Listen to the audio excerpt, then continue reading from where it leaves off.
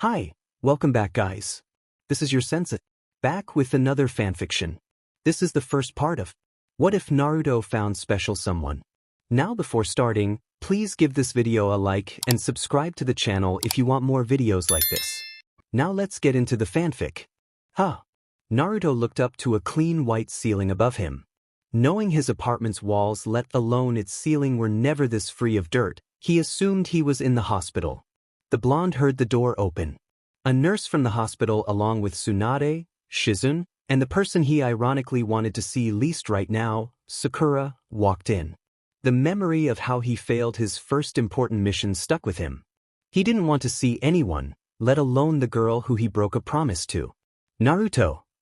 Normally her voice would cause his heart to jump a little. All it served to do now was to send fearful chill up his spine this time. It belonged to the girl whom he cherished and would do anything for. Not only because she was his teammate and friend, but because he'd had feelings for her ever since he first saw her at the academy. He turned away. Naruto, look at me. Her steady timbre cracked a bit. He looked up, expecting to see disappointment and anger in her beautiful emerald eyes. However, when he made eye contact with her, he was startled. All he could see was worry evident all over her face. The blonde's mouth involuntarily opened in surprise at this. His own common sense caught up with him soon after. The worry clearly wasn't for him. He pressed his lips together in a thin line and sighed. Gomen Sakura-chan. A pitiful apology was all the blonde could manage. By now Tsunade and Shizune realized that the two genin needed some time alone. So with much reluctance, mostly on Tsunade's part, they left the room. Baka! The words softly passed her lips. Naruto's head snapped up. You baka! He couldn't fight the conditioned response of putting his hands up in defense.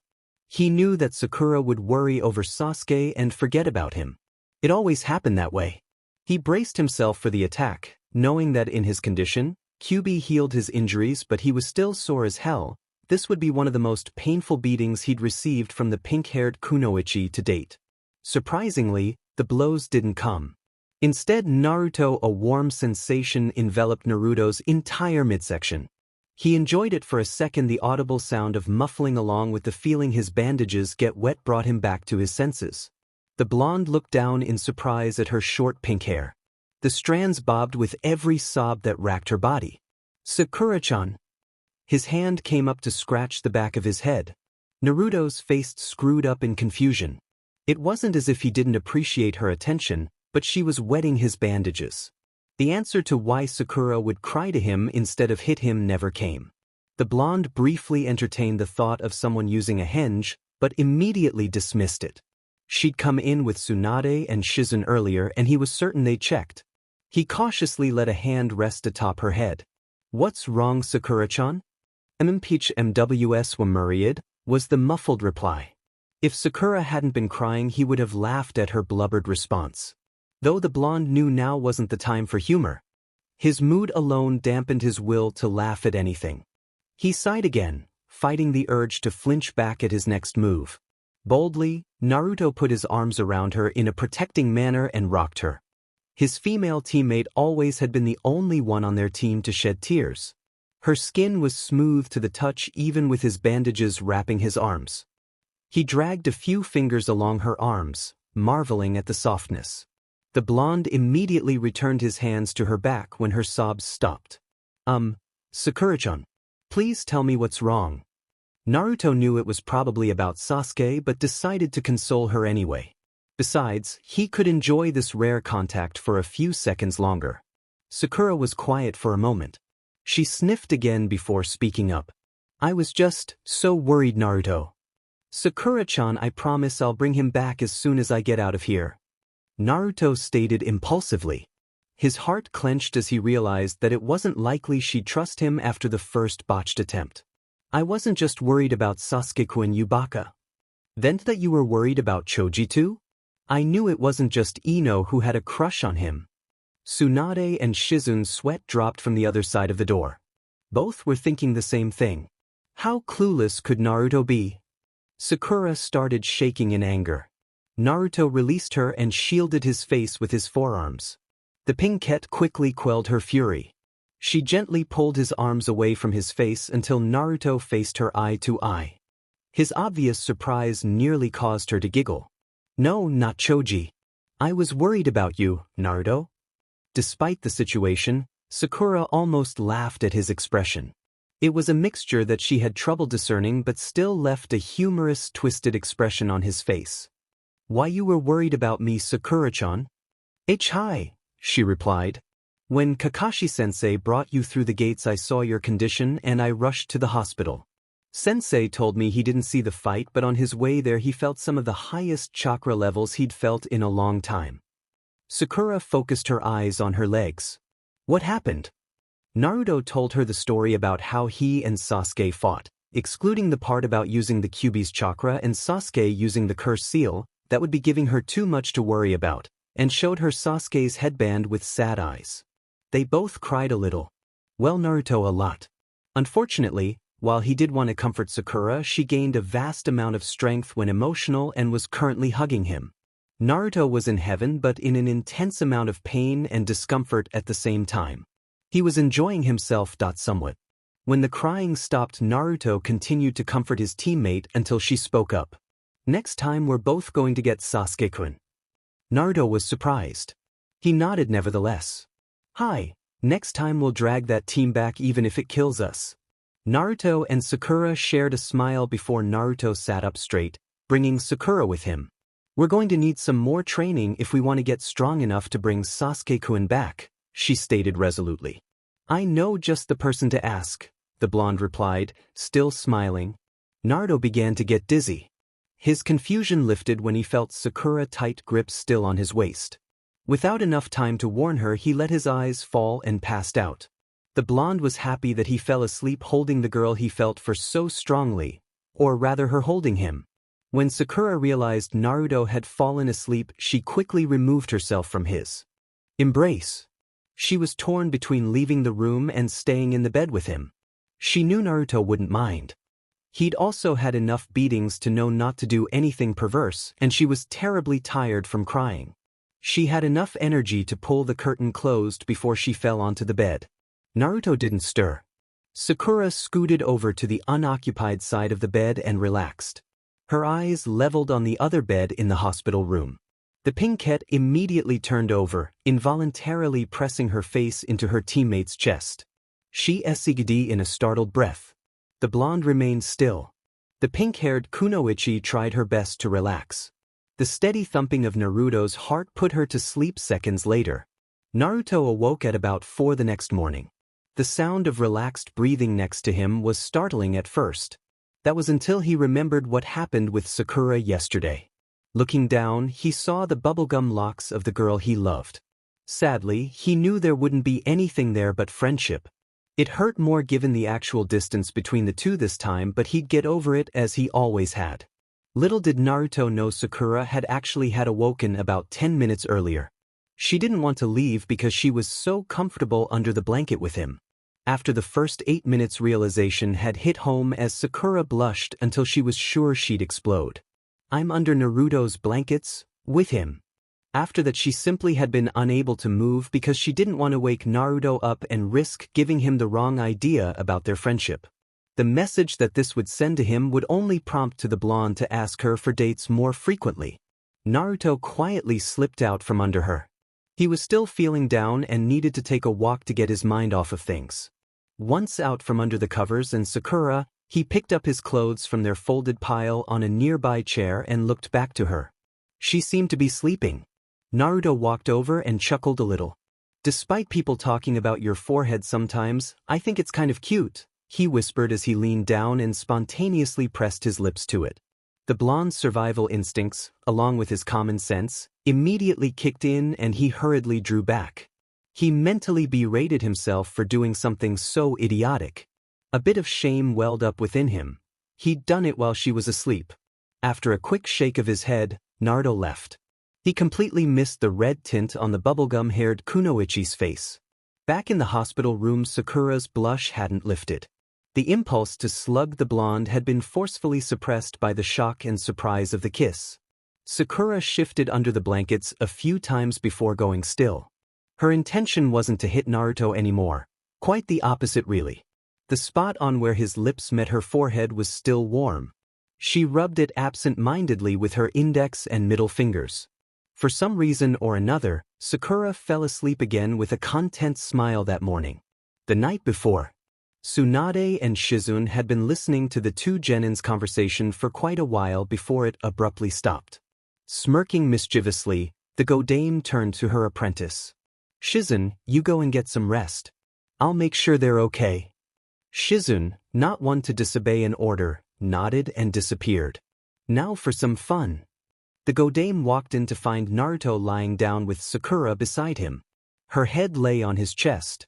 "Ah, that's so cute. We'll have to fix that." She quickly flew through a few hand signs to make sure the two would remain sleeping. Tsunade moved anything she could think of to make sure Naruto was caught in an embarrassing position when he and Sakura woke up. The brat was just too fun to mess with, and he deserved it for making her worry so much. The Godame rose slowly. "Good night, Naruto-kun. Have fun tomorrow," Tsunade whispered as she walked down the hallway.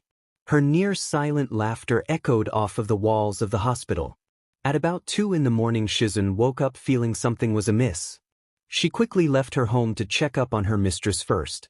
When she entered the office, she wasn't surprised to see Tsunade asleep with a smile on her face, but something was wrong. Tsunade never smiled while asleep unless she drank sake the night before. Shizune sniffed. The sight or smell of sake wasn't anywhere in the office. She decided to forget about it and go ask Naruto. As long as Tsunade was alright, there was no point in stressing over it. The blonde was the last one to be near her sensei last night, and she had nothing else to do, so she set off. When she reached the door, she opened it slowly, just in case the blonde was still asleep. When Shizune poked her head in, her face filled up like a heated thermometer. Sakura was spread-eagled on the bed with nothing but her bra and panties on, while Naruto's head was down between her legs, his hands on her birs. His hospital gown had disappeared, leaving him in nothing but his boxers. Shizune lifted her head up and looked again. This time her involuntary gasp caused Naruto to snuggle deeper into Sakura. The pinkette arched her hips and groaned. Careful not to make a sound, Shizune quietly closed the door, allowing the two to return to their business. She halted her first step, a contemplative expression crossing her features. There was no smell of SEC in the room, and Naruto-kun with Sakura-chan. How did that happen? Then she remembered the wicked glint in her mistress' eyes the night before and groaned. "Tsunade-sensei, you're such a pervert." Using the same sleeping jutsu as the Godame, Shizune put them in a position which she thought wouldn't get her adoptive brother in too much trouble. She set off with her own mischievous glint her eyes. When Tsunade awoke the next morning, she found she was lying on top of her desk with nothing but her underclothes on. That wasn't the worst of it. She was lying under Madogai. His head rested between her assets. An incredibly satisfied look was engraved on his face. "Shizune." On the other side of Konoha, Shizune turned as she heard her name being yelled and started giggling. The giggling soon turned into full-blown laughter. Those that did walk by wondered why an insane brunette-haired woman was cackling in the middle of the street.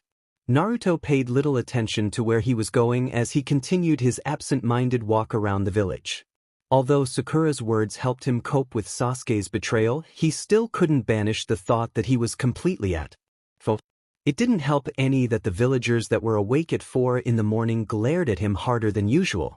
The blonde tore his eyes away from the ground to find he was atop the Hokage's monument. He stared wordlessly at the entire Leaf Village. It seemed like a peaceful and happy place. The soft breeze ruffled his hair. At the same time, a peculiar sound interrupted the silence. He ignored it and continued to watch the village. The clear sound of yipping interrupted the silence. He turned around and started to walk into the forest, curiosity piqued. He peered cautiously from behind a few trees. Upon closer inspection, it looked as if it were a dog urinating on a few trees. The whizzing sound rushing toward his position prompted the blonde to jump out of the way, narrowly avoiding the kunai that would have struck his shoulder. Unfortunately, Naruto hadn't been watching where he was going and was soon caught in the middle of the dog's firing range. He couldn't avoid the inevitable as he was splashed in the eyes. "Erg nasty." Naruto's scream wasn't only the result of a dog urinating in his eyes. It was the burning that came afterward that had the blonde running around the area. Kiba walked out of the bush seconds later. He fell on the floor laughing at the comical display of Naruto running headfirst into a tree. So Naruto was the one I saw in the brush. Meanwhile, Naruto was still in pain and was now rolling around on the ground. Surely Kami had decided to finally punish him for his years of endless pranks on the village. It was the only explanation for the bad luck he'd been having recently. The blonde's train of thought was interrupted by cold water being hurled into his face. He scowled at Kiba when his vision returned. "Naruto, what are you doing out here so early in the morning?" "I usually take Akamaru for his walk, and while we're here we work on training as long as he has to go." "I never see you here though," the Inuzuka explained. It took Naruto a minute to respond due to the fact he was still getting over having a dog pee in his eyes. He rubbed his eyes with the back of his hand. "I just came to think," the blonde explained. "About what?" Kiba asked. He already had an idea but didn't want to guess incorrectly and put his friend in a bad mood. "About Sasuke team and how I failed on the mission." Kiba scowled. "Naruto, you have to get it through your head it wasn't only your fault. We all went on the mission to get him back and we all failed. No one person deserves the blame." "I know, but that doesn't help me feel any better." "Well, why don't you go see if you can find any clues that will help find Sasuke?"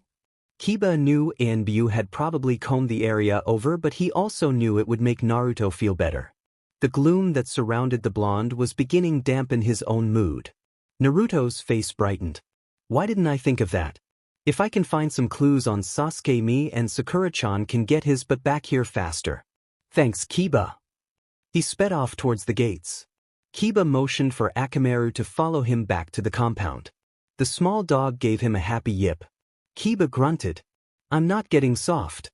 Naruto bounded across buildings toward the gates. He was halfway there when he stopped abruptly. "I can't just leave and not tell Sakura-chan or Bachan where I'm going." He turned around and went to the Hokage tower. He hoped to find Tsunade awake and sober. When he arrived, the receptionist glared at him, but he ignored it. "Is Tsunade-bachan busy?" It wasn't that Naruto cared, but whenever she was occupied her voice would raise such high octaves that he would be deafened for a few seconds. Hence, he needed to know if the earplugs in his back pocket were necessary for this visit. The receptionist turned a deep shade of crimson but didn't answer. Naruto took that as no and strode into the office with his hands behind his head, eyes closed. When he stood there for a good 10 seconds and no yelling occurred, he opened his eyes. It would be something he'd regret doing later. Naruto almost vomited at what was taking place on the Hokage's desk. On the desk was the woman who he thought of as a mother clad in her underclothes. Naruto closed his eyes, took a deep breath, then opened them and nearly vomited again. He hurried to find something to write on that wasn't anywhere near the desk. Why Tsunade would sleep nearly naked in her office eluded him. She'd never been so drunk as to attempt to get naked on her desk. When he finally found the paper and wrote the note, he tried to use chakra to stick it to the wall. This failed because couldn't concentrate on the task at hand. Thinking quickly, he stuck it in the mailbox below the slot in the door. Out of sheer curiosity or stupidity, Naruto turned back to make sure he wasn't seeing things. That was his second mistake. What Naruto had not noticed before was that there was a body on top of the godames. How he missed something so blatantly obvious he didn't know. The body was clearly a male's and it had muscles over its entire frame, some even bulging out of places he didn't know muscles could grow. It was obviously someone who trained their body to the limit. Then he noticed behind the desk something that would divulge the person's identity. Sitting next to the window was a green spandex suit, orange leggings, and next to that sat what looked like a Jounin's vest. Regretfully, Naruto looked up one more time because he had to make sure of the person's identity, not even paying attention to how close he was to the two bodies because of his examination of the clothes. The face was completely hidden by Tsunade's bust, but he could see the hair and that was all he needed. He was the only one with a bowl-shaped, shiny haircut and a Jounin's vest in all of Konoha. This time Naruto did vomit all over the nearest object to his face, the Hokage's chair. When he was finished, he ran out of the room with a surprising thought on his mind. I should ask Super Fuzzy Brows for some tips. Sakura groggily awoke and rolled over. The emptiness of the bed startled her at first, but then the memories of last night came back to her. Did Naruto really kiss me last night? She didn't know how she was going to face him today. She was positive he saw her blush. If he did, she probably couldn't even look at him. The urge to hit Naruto surfaced again. Sakura scowled. This is all his fault. Does he think it's all right to kiss me without my permission? The moment that ran through her head, the bubblegum-haired Kunoichi accidentally ripped the side of her sheets. Soon after, her common sense kicked in. It was she who climbed into his bed and stayed in his arms last night. Naruto hadn't taken advantage of her, albeit the kiss was pushing it a bit. His confession from last night surfaced to her conscious thoughts. She blushed. He said it's cute. Naruto. Sakura sighed mentally. You baka. Sakura was brought out of her thoughts when she heard her door opening. She gasped as Naruto stumbled in and fell onto the floor. His skin was an unhealthy tone of white. Its paleness nearly matched the walls of the room. Sakura-chan. Sakura's shock immobilized her for a moment. To her surprise, it was her other side that slapped her mentally and consequently woke her from her stupor. She jumped out of bed, tripped over the covers, and then turned the blonde over when she reached him. Her face scrunched up when an unpleasant smell emanated from his mouth. Sakura carried him back to the bed and mashed the help button until it stuck. A nurse clamored in a few seconds later. Seeing Naruto's face, she rushed to the side of the bed and performed a quick checkup. He seems to have thrown up whatever he had in his stomach. It wasn't much. I assume he didn't eat breakfast, which is why he feels so sick. She sighed. Why is he so pale then? Skurris. I couldn't find anything else wrong with his body other than his lack of food. It may have been shock coupled with hunger that knocked him out. He'll be fine. Naruto just needs food and rest, the nurse advised. Sakura sighed. The information that her teammate would be fine put her at ease. What kind of food do you have here in the hospital? Sakura and the nurse left before coming back with various foods ranging from hamburgers to dango. The nurse, whose name was Aine, tried to feed Naruto the dango, but he merely sniffed it and turned away. Sakura held an apple up to Naruto's mouth. He bit down on it, made a disgusted face, and then spit it back out. The piece hit Sakura in the face. Sakura held back her anger, but inner Sakura was fighting against her. That BS just spit in my face. Kick his butt. Sakura managed to convince her other half that but kicking would only put Naruto in worse condition, not teach him a lesson. After several more occurrences with many different foods, Aine and Sakura grew discouraged. They knew that if Naruto didn't eat anything, it would be unlikely that felt better anytime soon. Doesn't he eat anything? Aine inquired. Sakura paused. Her eyes widened an inch. The pinkette palmed her forehead and ran out the hospital room without a word to her companion. After Sakura left, Aine busied herself with staring at the boy in the bed. She was 26 and knew what happened during that awful tragedy years ago. She couldn't bring herself to hate the boy, however. He had, after all, indirectly saved the village that day and, even more impressively, directly a few weeks ago. About 15 minutes later, Aine heard footsteps and a wheel cart coming down the hallway. Assuming that they were bound for Naruto's room, since it was the only room at the end of the corridor, Naruto had been in the hospital so much he had a reserved room, she stood up. A familiar yet strange smell wafted its way under the door, but Aine couldn't place it. She knew she had smelled it before, but the food wouldn't come to mind. It was on the tip of her tongue. She was about to say it when a loud cry erupted from behind her. Ramen! Naruto was in the middle of a clearing in the forest. Normally that wouldn't be bad except for the fact that he was surrounded by ghosts. Big, black-colored ghosts with glowing eyes and stick-like red arms. That in itself wasn't the worst part. In the area there was a giant bowl of ramen with every flavor and type added in. It was the perfect ramen. Something was wrong though. Naruto couldn't smell the ramen at all. It gave off steam, but the ghosts wouldn't let him smell or taste it. Naruto impulsively released a scream charged at the ghosts, eager to get his ramen.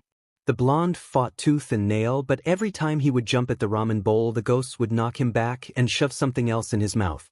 The first time it was dango, a sweet treat that he was not in the mood for. After that, one of the cocky ghosts laughed and shoved an apple in his mouth. He'd had enough. Kage Bunshin no Justu. 4 other Narutos appeared, and each took charge at the ghosts. At first, it seemed that the Bunshin were going to make it, but a huge blast of wind echoed throughout the clearing. All of the Bunshin dispersed and the real Naruto was thrown against a tree. "You will not lay your hands on that ramen." A voice boomed. Naruto, breathing, halted. Standing before him was the biggest ghost he'd ever seen. It was easily the size of the Hokage Tower. The other ghosts were insignificant compared to this one. Knowing he'd only have one shot at this, Naruto used a bit of his remaining chakra to summon a Bunshin. The ghosts just stared while Naruto gathered a ball of blue chakra in his hand. It started swirling and turning at unbelievable speeds. He looked up to see the big ghost backing up and took his chance. Rasengan. The small ball seemed to do nothing at first, but as it sunk deeper into the giant, it seemed to be skinning it up. Little by little, the biggest ghost disappeared, and the smaller ones all left with it. It took all he had just to stand up. He fell to the ground, knowing he wouldn't make it to his ramen. The weakness in his legs assured him of that. Unexpectedly, a bright light filled the forest, and with it came 2 angels. One had bubblegum tresses that went down to her shoulders. The other had crimson locks past her middle. It was then Naruto smelled the ramen. It was only faintly, but still enough for him to tell it was what he was seeking. He realized that the angels were bringing his treat over to him and prepared himself for the best sensation of his life. Suddenly, a brighter light filled the area, leaving him staring at a tiled ceiling. Naruto didn't care where he was because at that moment the only thing he cared about was the intense smell, his favorite food nearby. Ramen. Aine was stunned, shocked, and sickened by Naruto's manner of eating.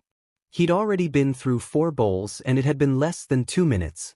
She'd wondered why Sakura brought 15 bowls of ramen with her, and now she knew. It was mind-boggling how much this child could stomach by himself. Aine stared down at the boy as he put down his last bowl. With a content sigh. His stomach seemed to be bulging out a little. He looked like a child who had gotten exactly what he wanted for Christmas. It was kind of cute the way he was laid out and caused her to giggle a little. Naruto's eyes settled on her. "Hey Ne-chan, what your name? I should know the name of the person who helped Sakura-chan and made me feel better." She smiled gently. "It's Aine. I assume you're Naruto?" "Hi. My reputation as a ninja must be bigger than I thought," Naruto stated with a smile. "Actually, I just know because you come here so often." Naruto deflated a little. "But I have heard stories about your success in the Land of Wave." She quickly added. Naruto smiled brighter than before, if that was possible. He recounted the tale exactly as it had happened aside from Sakura not doing anything. He'd placed her in a role where she protected Tsunade bravely and even fought off one of Zabuza's strikes with a kunai while he and Sasuke were immobilized. Though she should have, Sakura didn't deny anything that was said about her. She was smiling beside the nurse. Naruto took a deep breath after he was finished. "Aine, do you mind if I talk to Sakura-chan alone for a minute?" Aine looked to the pinkette and gave her a wink. Sakura threw a confused look the nurse's way. "Sure. I don't see why not. I have other things to take care of, so I'll see you 2 around." Aine turned to leave, but Naruto caught her arm before she could. His grip wasn't demanding, but Aine still felt a little fearful at the sudden change in his disposition. However, she saw she was wrong when she turned back to meet Naruto's wide smile. Sakura watched the exchange with interest. "What is it, Naruto?" Aine asked kindly. "Well, I was wondering that whenever I'm in the hospital, the nurses usually ignore me because they know about my condition." Aine nodded. Sakura was puzzled. "I wanted to know that since you seem nice and all, that could you take care of me whenever I get hurt and end up here?" Aine looked down at the boy with caring eyes. She didn't know what she was expecting, but it certainly hadn't been that. She ruffled his hair. "Of course I can. I'd be happy to take care of you whenever you manage to mess yourself up, Naruto." "Thanks, Aine-chan." Aine walked out feeling a little better about herself that day. It seemed the little ball of energy she just left brightened up her life, if only a little bit. She was a bit happier. That child in there was no demon. He was only a little boy with enough determination and energy to make anything he wanted a reality. Naruto met Sakura's eyes when the door closed. The pinkette had no explanation at the sudden rush of nervousness that entered her system. Why didn't have to do that? Sakura managed to say with a frown on. Do what? The blonde inquired confusedly. Pretend like I was a hero on that mission. I didn't do much at all. At worst it was probably Tsunade who protected me, Sakura accused. Do you regret it now? Sakura's frown didn't leave her face. Of course I do. If I had just been braver back then dash. Then that's all that matters, Naruto interrupted.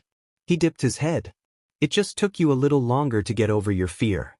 We both didn't think that we'd be up against someone like Zabuza on our first mission. I didn't even think Kakashi-sensei could beat him. Sakura opened her mouth but the blonde continued. You also protected us during the Chunin exams. There's no reason to say you were useless because that's not you anymore. You're stronger, Sakura-chan. The bubblegum-haired Kunoichi avoided his eyes. You really think so? Naruto nodded. Hi. Sakura shifted on her feet for a few seconds. Silently, she made her way to the edge of Naruto's bed and took a seat on it. She fiddled with her bangs until Naruto moved his legs to allow her more room. She allowed a smile to grace her features. Arigato, Naruto. You don't have to thank me, Sakura-chan. The bed has plenty enough room for you to sit down. Naruto's fox grin made its way onto his face. Sakura opened her mouth to explain that she was thanking him for making her feel better but decided against it. She shook her head and returned to playing with her hair until it was time for her to leave. Something told her that he already knew anyway. Sakura-chan, I have something to do until Bachan gives me a mission. The addressed Kunoichi stopped her fiddling. What are you going to do? Eat ramen all day? She joked. Naruto chuckled. No, I was gonna dash. Naruto stopped in mid-sentence.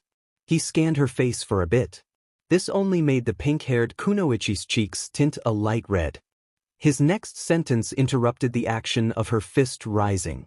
Sakura-chan, you look exactly like the angel in my dream. Sakura was at a loss for words. She stuttered out a few incoherent sentences before finally succeeding at a rather simple one. An angel? Hi. She was really beautiful. She had big wings and could fly. Naruto waved his hands for emphasis. The best part was at the end when she brought me ramen. Sakura stared at Naruto before giggling quietly to herself. This lasted for a few seconds until her laughter could no longer be held behind her hand. It echoed around the room. Naruto was having a dream about her being a beautiful angel and she was only bringing him ramen? That was the world's most unpredictable hyperactive ninja for you. Although, it was comforting to know she was only bringing him food and not doing anything else. Sakura did a mental head shake. The blonde tilted his head. Sakura-chan, why are you laughing at my dream? I liked it. It took Sakura a few seconds to answer. The image of her as an angel and offering Naruto ramen still hadn't left in her mind. That's not important. She evaded the question. So what are you going to do? Well, I thought I should follow the way our team took to retrieve the team a couple of days ago and look for any clues. Anything that'll help us find him faster and drag him back. Sakura paused. She was certain Naruto could see the happiness behind her eyes, but she didn't want him to end up hurt again. Even if Sasuke and the other Nin were long gone, there was still the threat of enemy ninja at the border of Fire Country. She shook her head. I don't want you to get hurt again. Naruto dropped his gaze to the blankets. I'll be fine, Sakura-chan. That's what I thought when you left the first time. Sakura asserted her point. Can't you just wait until Kakashi-sensei has free time? You can go with him. Naruto scowled. I think he's busy. No, Kakashi-sensei wants Sasuke team back as bad as we do, but he's got a lot of Jounin missions to do. You can come if you want to. He finished with a smile. Sakura shook her head sadly. I wish I could, but while I was getting your ramen, an Enbu stopped me. He told me I'd been summoned by Suasama at 12. I don't know what she would want with me. She hoped Tsunade didn't put her on a different team. She, Naruto and Sasuke, who she still considered part of their team, were like family. Naruto scratched the back of his head. That's all right. Well, I'm going to go look. I'll see you later, Sakura-chan. Naruto bolted out the hospital window before Sakura could object further. He was eager to get past the village gates. The blonde knew what Tsunade wanted to talk about with Sakura, and that was no big deal. However, he also knew the Godame would be none too happy about what he had left in her chair. With that thought in mind, Naruto doubled his speed towards the gates. Naruto trekked through the forest. He first came across where Choji had fought that big guy. All that seemed to be around was a giant hole in the earth. He took a closer look and found what appeared to be a broken glass case with crumbs of red, green, and yellow inside. I'd better take this back to the village and show Bachan. She might find it interesting. The blonde stowed it in one of his many jumpsuit pockets and moved on. About 10 minutes later, he slipped and fell. He barely managed to right himself in the air before he hit the ground, effectively landing on his feet. His bewildered gaze swept the forest. What the hell did I slip on? He looked down to find something white stuck to his shoes. Naruto scrutinized the bit of gunk. He rubbed it against the nearest tree branch in an effort to remove it from one of the few pairs of shoes he owned, but gained no positive result. What the hell is this stuff?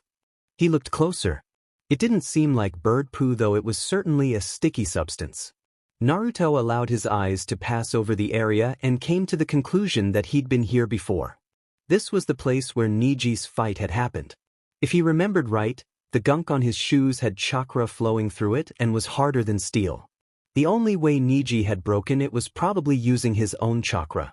So if I want to get this stuff off my shoe, then I have to cut it with chakra. The blonde mentally groaned.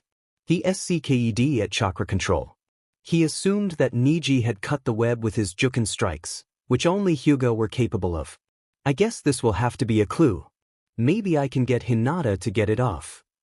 He continued through the forest. The trees shortened little by little as he jumped on. There were small slashes in some of them and large gashes in others. The blonde stopped, looked around, and then realized something. I'm completely lost. Naruto had been through the forest numerous times and almost always knew where he was going around Fire Country. However, the area he just jumped into had no trees, so he just landed on the ground. It was as if this section of the forest had been leveled completely. There were no landmarks or anything discerning that would tell him where to go further. Annoyed, the blonde turned around to head back to Konoha. He stopped in mid-pivot. Ooh, gotta pee. Naruto looked around, but there were no trees to go on. Normally this wouldn't be a problem since he could just pee on the ground. However, since there were no trees around, he would be spotted instantly if someone were to come across the clearing. The blonde debated with himself mentally. He scanned the area again. Everything seemed quiet and normal. Grass laid everywhere. A couple flowers and some bugs skittered along. Nothing was out of the ordinary. Quickly hoping nothing would happen, he turned around, pulled his pants down, and began to do his business. Had Naruto been paying closer attention, he would have seen the crimson turf sticking out from under one of the fallen trees. He would have heard the groan as the sleeping and injured figure awoke and opened its eyes for the first time in 4 days. He would have noticed the small, inaudible gasp as the first thing those brown eyes would see in 96 hours would be his prepubescent butt. What the F dash? Naruto's spine nearly leapt from his skeleton when the voice reached his ears. It wasn't so much the voice that scared him but the fact he was turned away from it, leaving the owner to stare at his bare butt. In the middle of his fright, he took a minute to think of who this person was. Her voice seemed familiar but not friendly familiar. A cold chill swept through the blonde. His knees started clacking together. This person was a she and she was staring at his butt while he just continued to urinate in front of her. What the hell, shithead? I thought Orochimaru-sama knew cruel ways to torture, but I see your dumbass village has their own sick ways to FNG get information from people. Did they really send you out here to flash your sage but thinking it would get me to FNG talk? Naruto took this offensively. In his own opinion, he had a very luscious but with nice shape and firmness. Did shinobi even have sage-buttes? Don't sage-buttes slow people down? That would only be a hindrance during a mission. Maybe there was some sort of sagiba jutsu? Jiraiya's age was at least the 50s and he knew many jutsu. Though that would mean in order to perform the jutsu he'd have to have.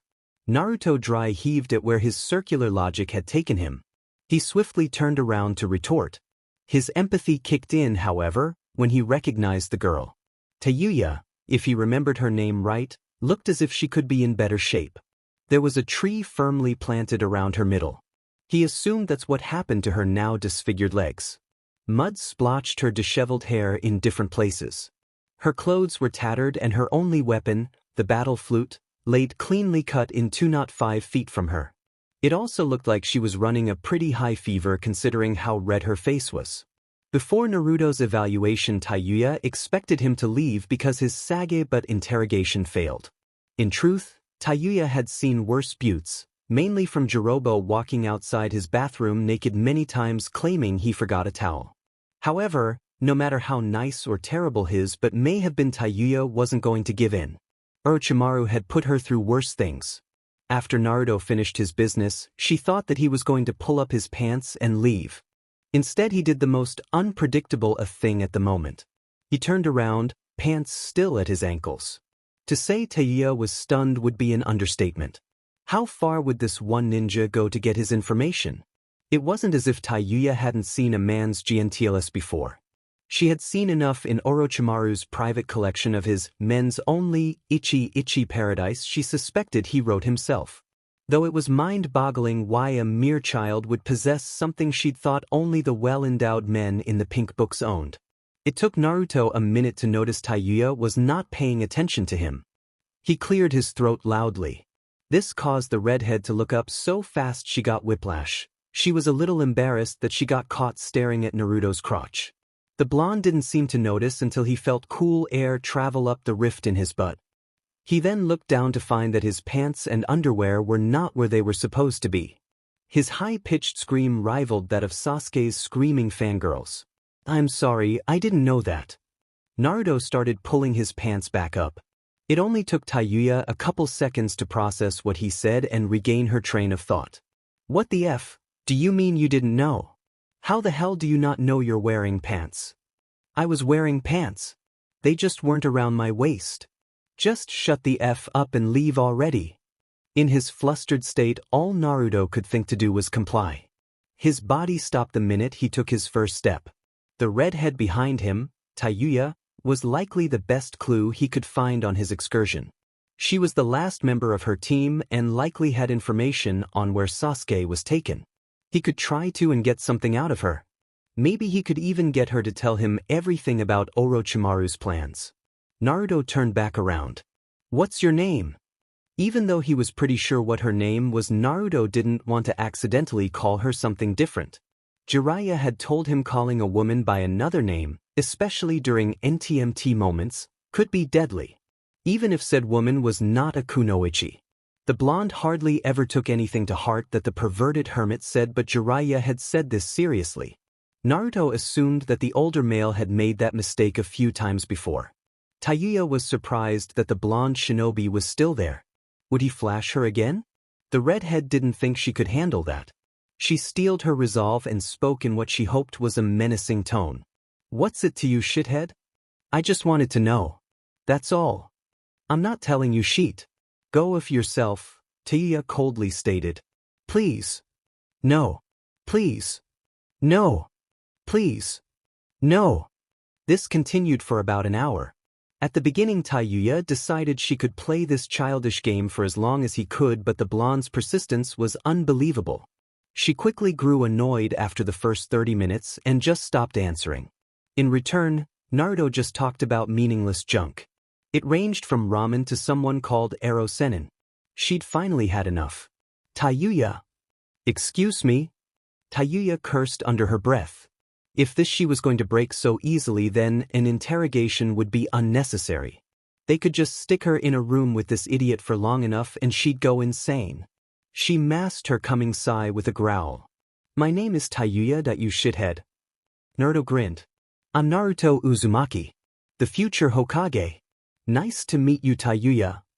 While Naruto had been busy introducing himself, Tayuya was mentally calculating her chances of getting of this alive. They weren't high. She was certain of that. The blonde could do anything to her that he wanted and she could only lie there helplessly. That realization stung Tayuya's ego and forced her to realize that in the worst of cases she would be used as a toy. She met his eyes with defiance, but her voice came out uncertain. "What do you want?" "I just want to know what Orochimaru wants to do with my friend." Naruto answered immediately. Your friend? Sasuke? Naruto replied. Tayuya had a pretty good guess of Orochimaru's plans with the Uchiha, but she resolved to be adamant about not telling him. Orochimaru trusted her and those other assholes that she was put together with, and she wouldn't betray that trust. Where the hell were her teammates anyway? Those BStas always did let shit like this happen to her. Naruto watched as she gazed around the clearing as if she were waiting for someone to help. He sighed. They're dead. Tayuya turned an angry and confused scowl his way. What the F? Do you mean dead? What are you talking about, shithead? Naruto's face was grim.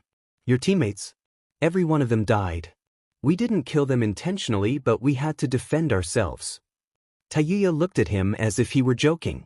When his face stayed serious, she simply huffed and attempted to turn away. Needless to say, the tree planted on her body didn't allow her much moving room. The most she could manage was a slight shifting motion.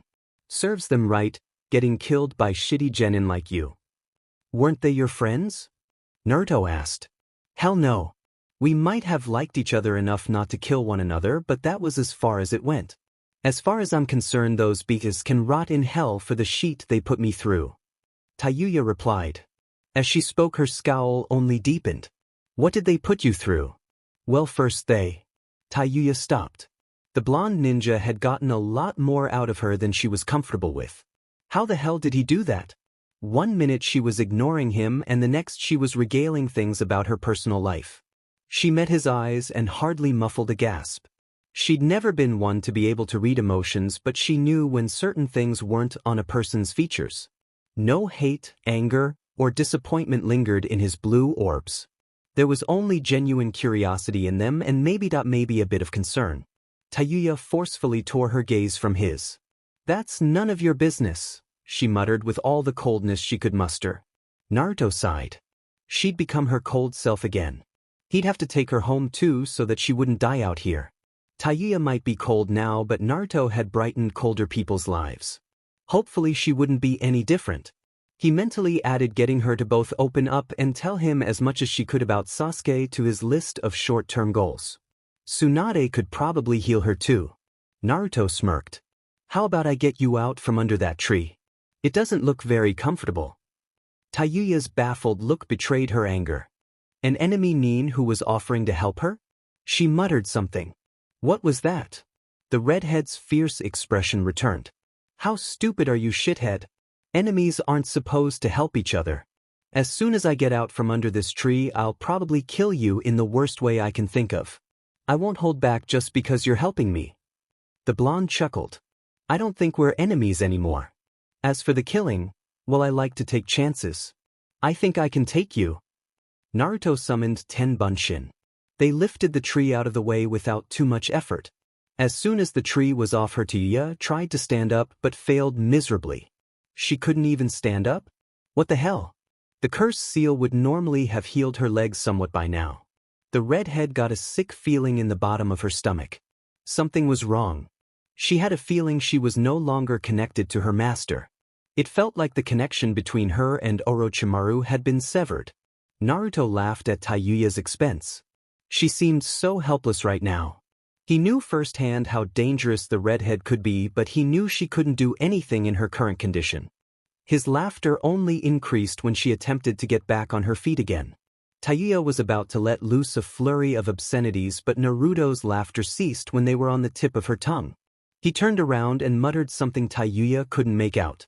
He was stuttering about something, and the only word she could make out was shirt. She looked down and gasped.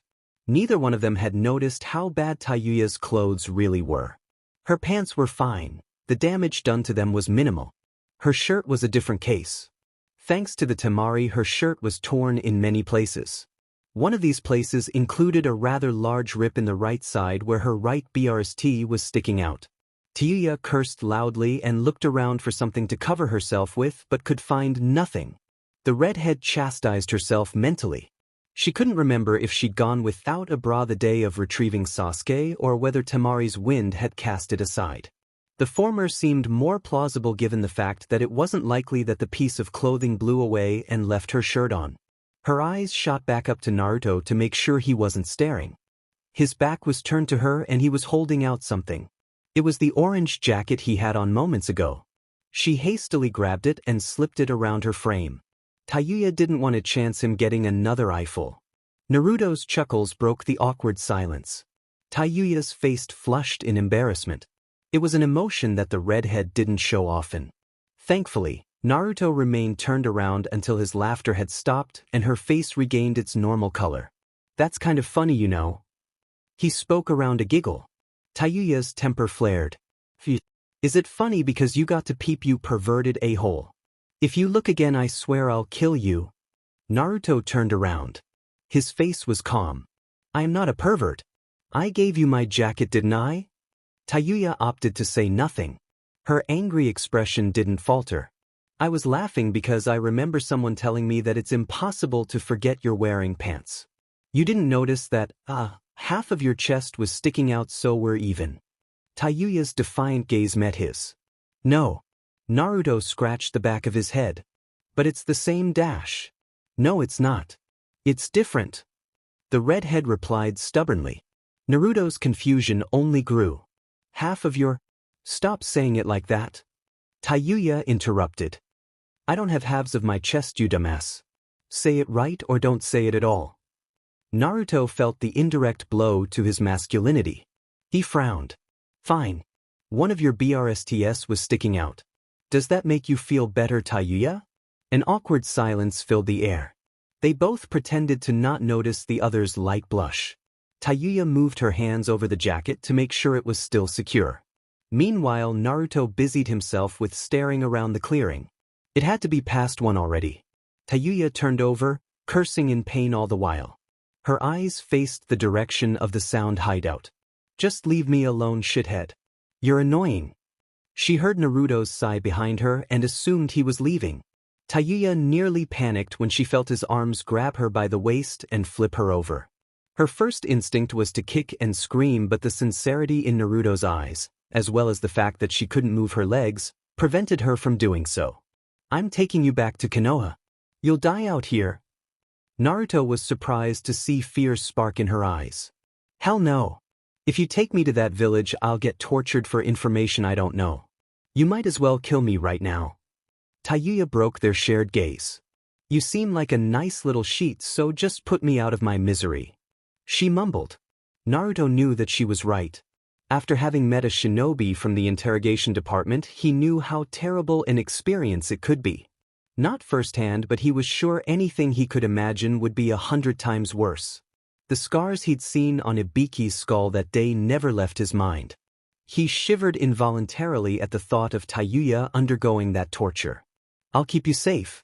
I can henge you so that no one will notice and give you a safe place to stay.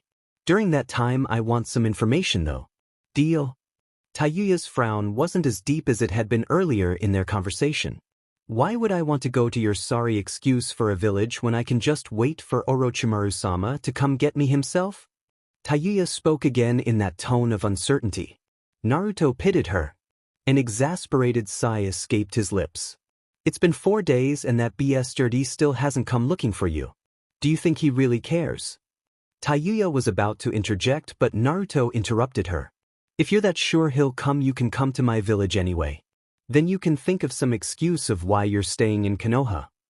She thought about it for a minute. When Orochimaru did come, she could just say she was undercover. As soon as her curse seal started working again, she could contact him and inform him about her whereabouts.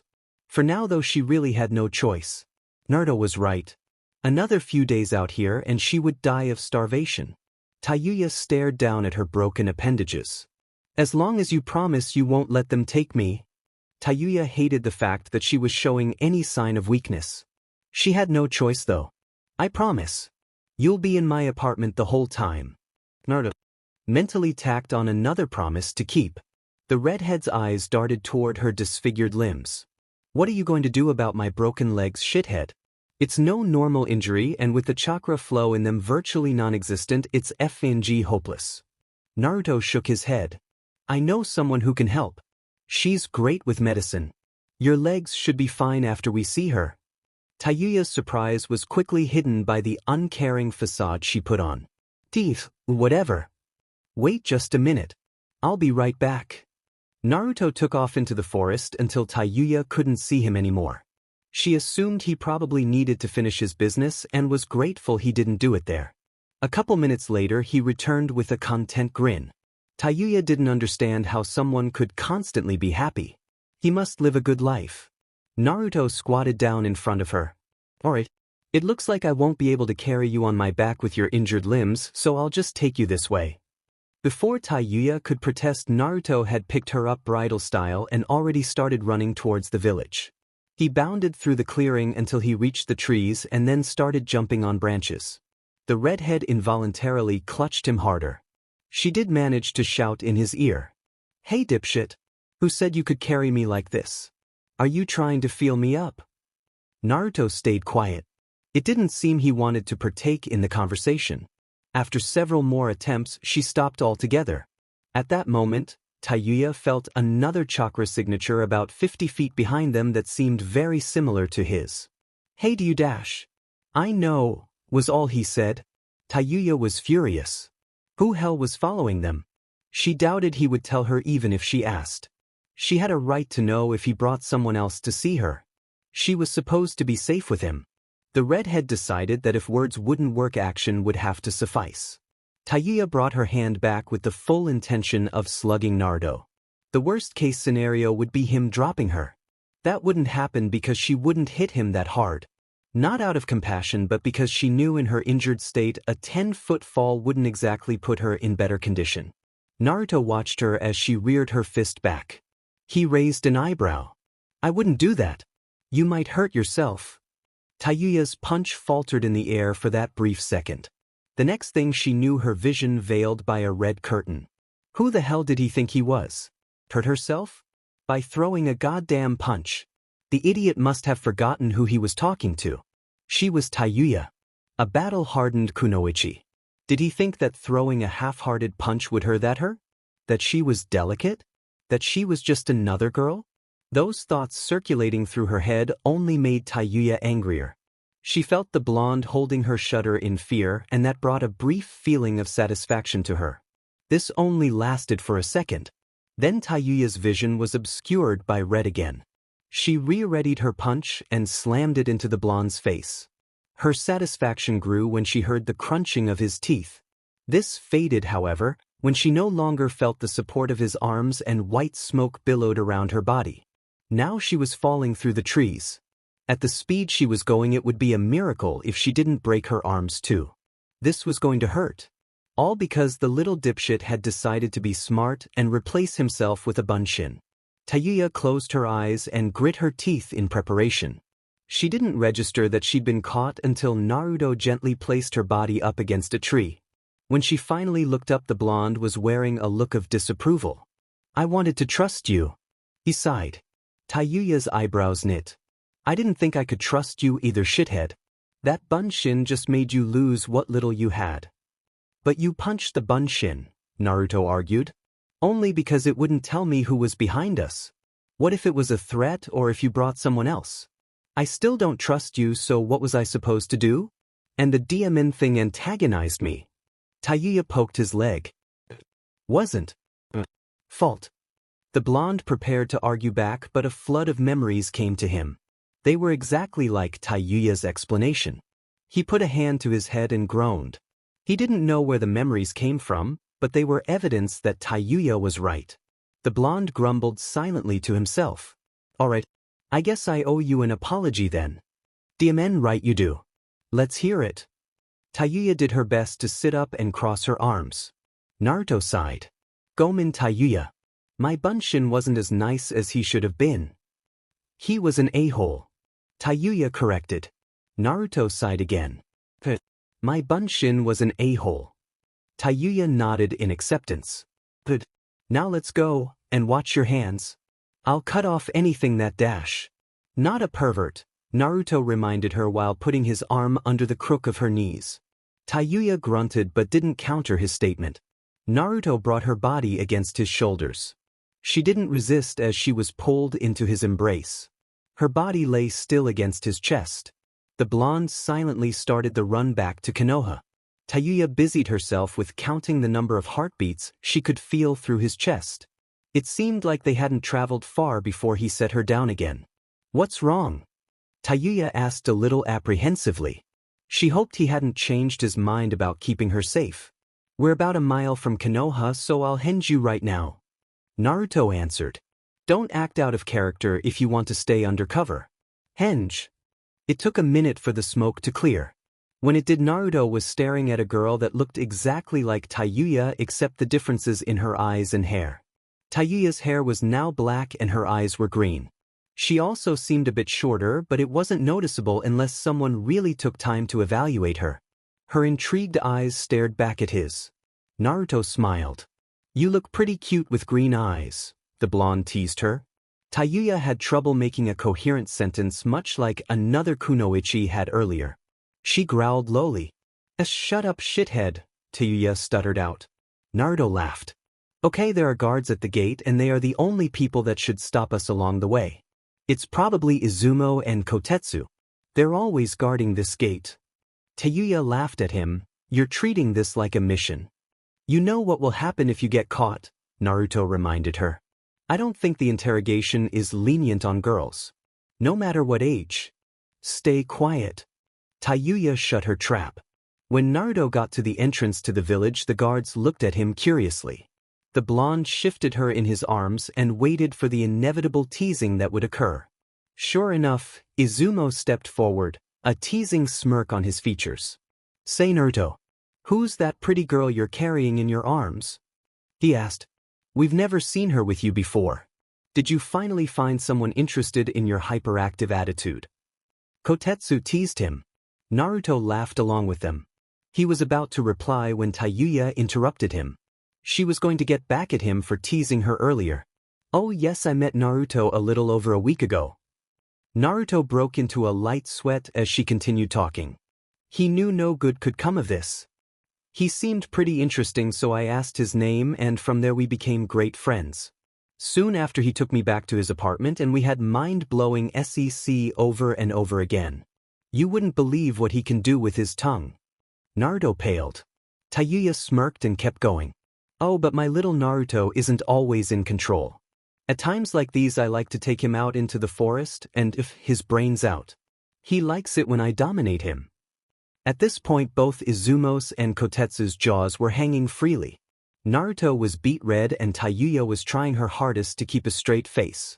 She'd heard many things growing up in the sound hideouts and was silently congratulating herself for remembering. She noticed the stunned guards were staring at her obviously disfigured legs. "Oh, you must be wondering about my legs. Sometimes Naruto-kun gets carried away and gets a little rough, but it's not like I don't like it," she said with the biggest smile she could muster. The guards were positively floored. Was she wearing the kid's jacket? What the hell did this kid do to get a girl like her? Did she have any friends? The first one was about to ask when Naruto interrupted him. "Excuse me," Naruto managed before running to his apartment. When they arrived, he sat Tayuya on the floor and looked for the key. The entire time he hadn't said a word to her. The only thing he had done was glare at her. Tayuya examined the apartment building while he was searching for the key. It didn't look like anyone could have a happy life here. Tayuya tore herself from that thought in favor of teasing Naruto. "What's wrong, shithead? I thought that was pretty funny." Naruto banged his head on the door. "Did you see the looks they were giving me? Kami knows they're going to tell Bachan and then I'll get the stuff beat out of me for no reason." "Your grandmother can kick your butt?" Tayuya asked, looking amused. "That's not the point. Anyway, let's just go inside and you can look around where you'll be staying for. Well, whenever you feel better." Naruto opened the door and picked Tayuya up bridal style again. When he got inside and closed the door, he set her down not so gently on the ragged couch in the living room. The redhead released a short yelp of pain. F-.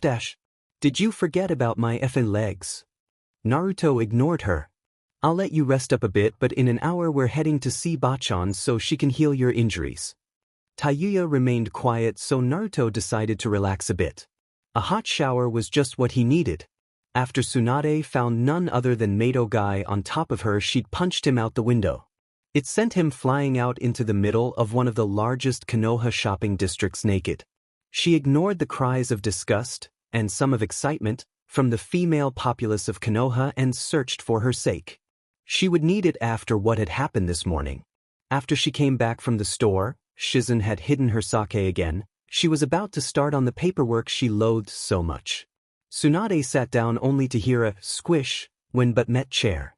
Thinking about it, her office had smelled weird that morning. She just brushed it off as the smell of guy without his clothes on. The man did sweat a lot. Looking down, she noticed her favorite pants were ruined because she just sat in vomit. Only one person came to mind that would be stupid enough to vomit in the Hokage's chair, and he was going to get the butt-kicking of the century. It was then she noticed a note sticking out of her mailbox and went to pick it up. She already knew who it was from, and he'd better hope it explained why there was thrown-up ramen in her chair. Bachan, what were you thinking? It's disrespectful enough to have done that on top of the Hokage's desk, but to have done it with super fuzzy brows? Do you not get any in your old age? I thought Ero Sennin was interested in you. It would have been better than super fuzzy brows. On second thought, seeing two old Sannin sleeping together this morning would probably have killed me. I was wondering if you could do me a favor, Bachan. Could you train Sakura-chan? She has no one to train with since Kakashi-sensei is always on missions and all the other jounin are busy with their teams.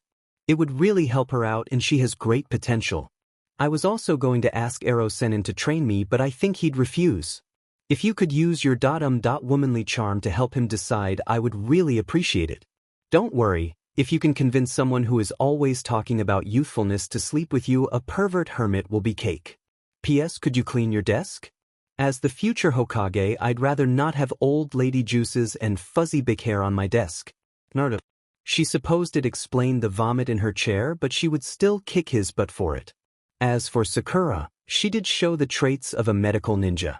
Maybe with hard work she could eventually surpass Shizune.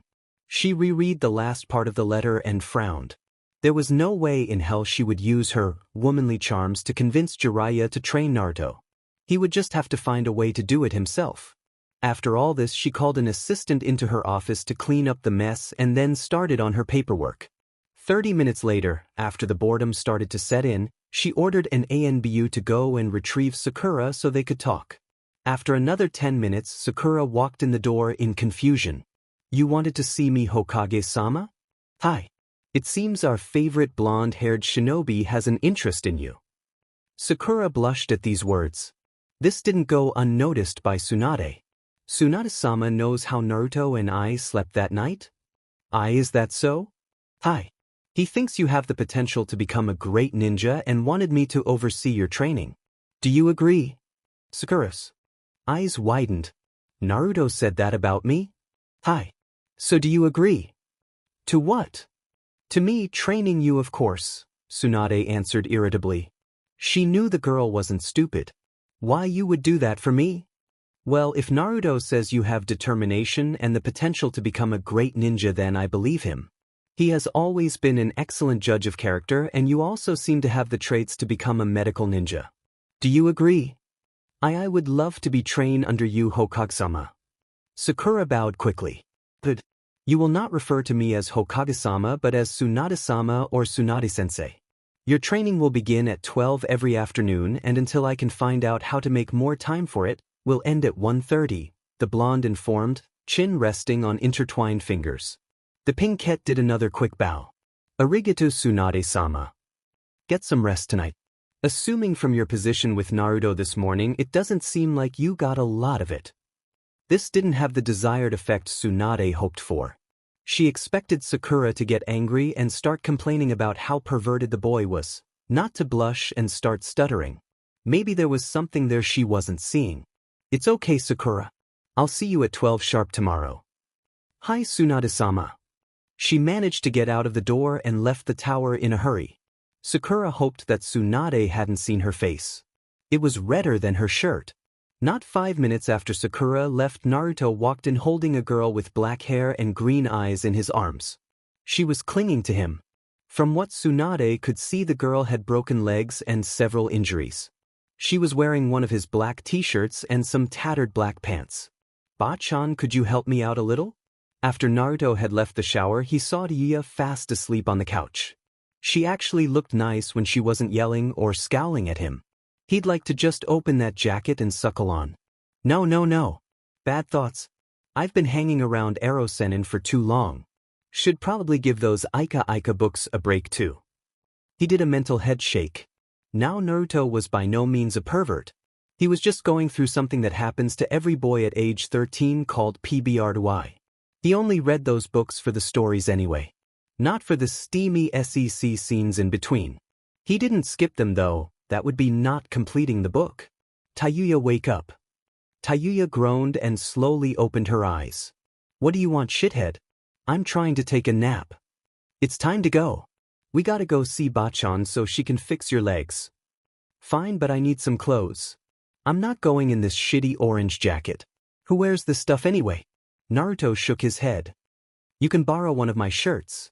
I'll be right back. The blonde left to rummage through his closet. All he found were several orange jackets and some black shirts. It would be a little big for Tayuya, but it would keep her covered. Here. Naruto threw it to her. Naruto waited a minute. Tayuya just looked at him like he was stupid. She knit her eyebrows. Well, you gonna turn around, shithead? You're not getting another peek, the redhead asserted. The blonde flushed scarlet. Jigomen. I forgot. Naruto turned around. Tayuya sighed at his idiocy. The redhead was quick in removing both of her tops and putting on the oversized one. She didn't want the blonde to see her exposed again. Okay, let's go, shithead. I doubt this beach can fix my legs, but it's worth a try. Alright then, let's go. Naruto picked her up and jumped out the window, running full speed toward the Hokage tower. If it had been any other person to call the woman he thought of as a mother a beach, he would have used Rasengan on their buttes. However, in the short time Naruto had known her, he assumed it was the only way she knew how to communicate after having to live by Orochimaru most of her life. You didn't generally pick up good grammar from an evil egomaniac and his thugs. When they arrived, Naruto was careful to walk a bit more gently up the stairs. A flash of pink turning a nearby corner immediately caught his eye. He was about to follow when Tayuya interrupted. Your Bachan lives in a pretty nice place here. Where the hell are we? The Hokage Tower, Naruto answered. Tayuya's blood went cold. The Hokage? The blonde started walking again. Hi. Was the little sheet actually going to turn her in after he had gone through the trouble of sneaking her into the village? It didn't seem like he was going to at first. Tayuya shook her head sadly. She should be surprised. Throughout her life it wasn't like anyone showed her any kindness aside from Orochimaru, and she couldn't even contact him. The little fighting spirit, she had disappeared in that instant. She was in the center of an enemy village and there just wasn't any chance in getting away. She knew that. Still, for some reason Naruto's betrayal hurt her more than she would have thought. The partial trust she'd given him had been shattered. Naruto noticed her crestfallen look. Tayuya, are you okay? The anger that entered her system quickly died. Tayuya turned away. I knew you were going to turn me in.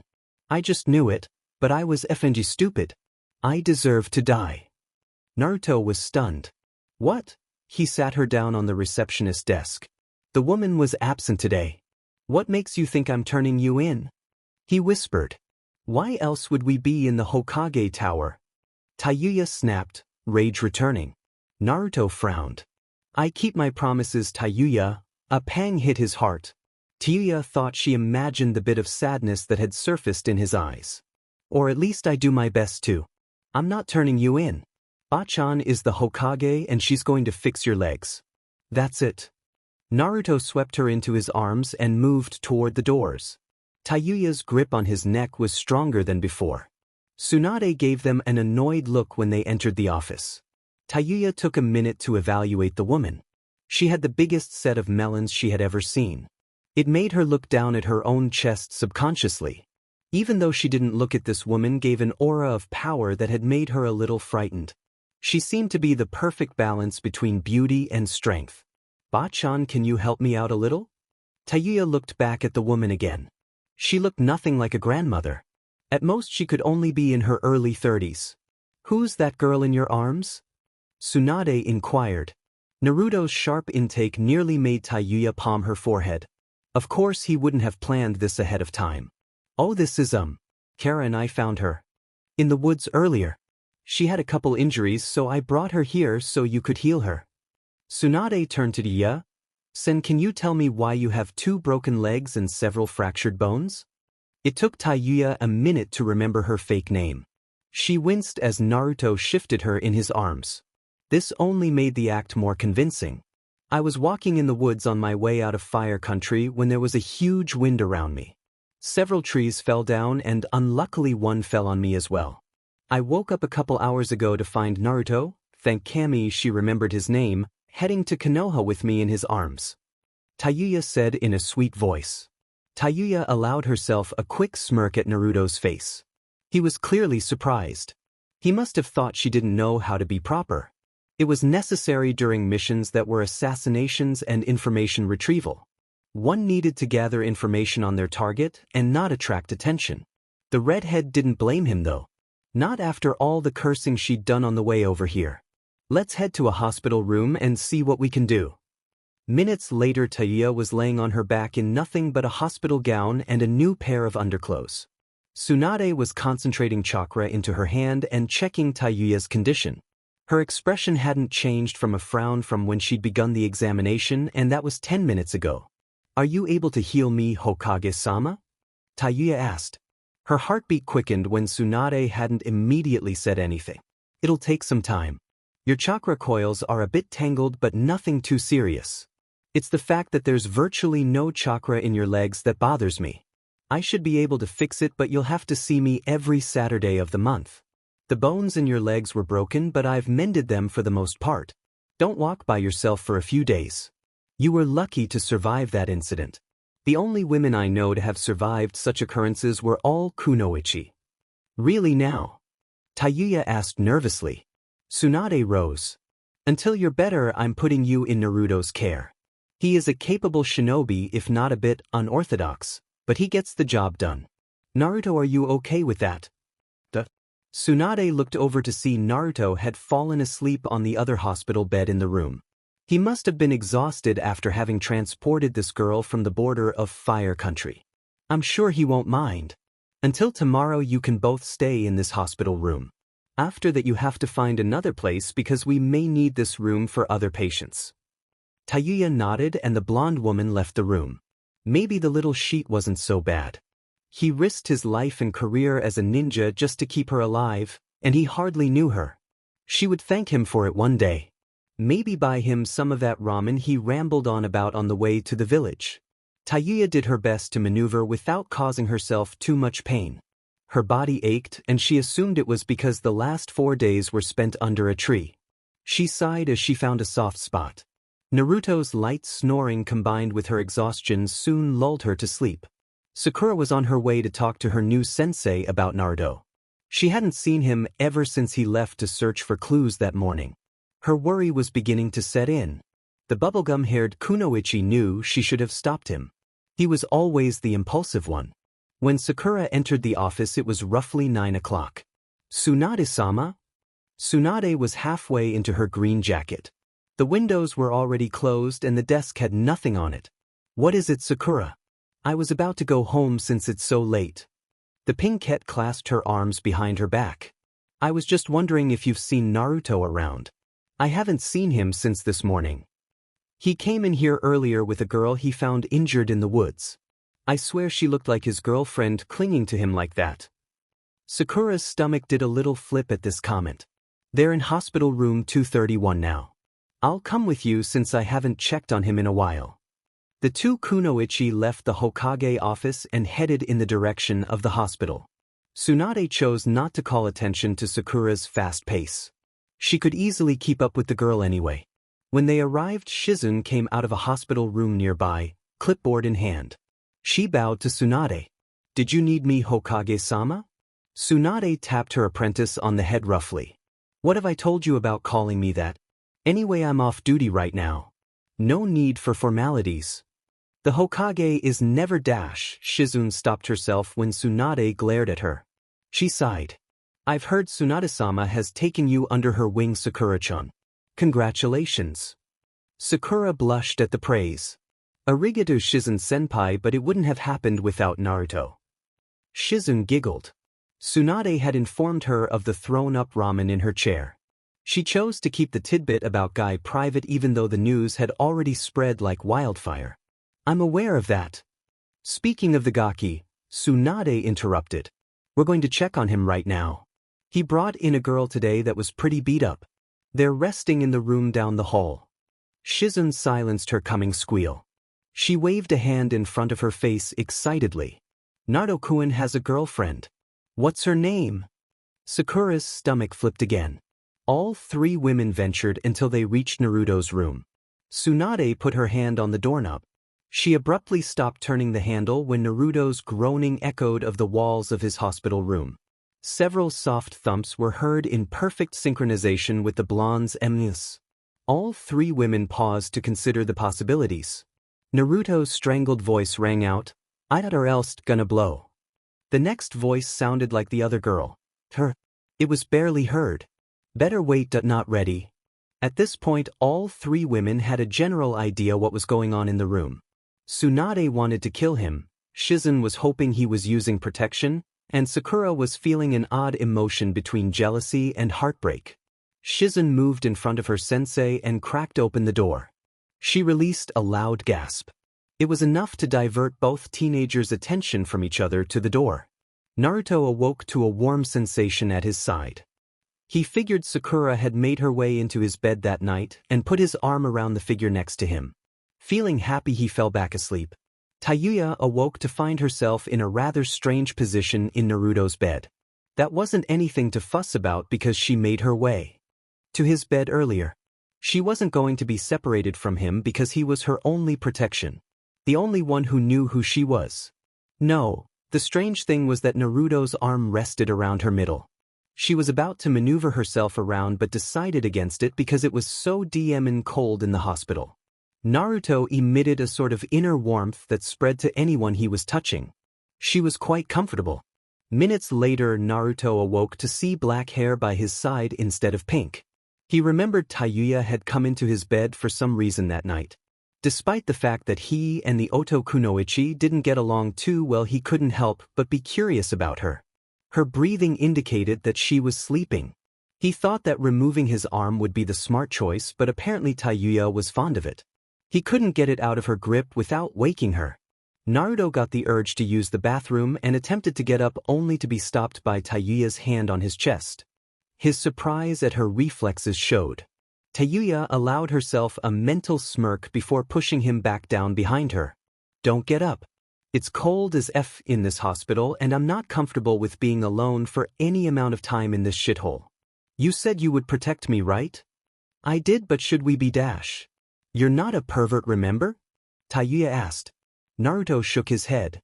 "Then I don't care. I still don't completely trust you, but I'm not trying to freeze to death in this place."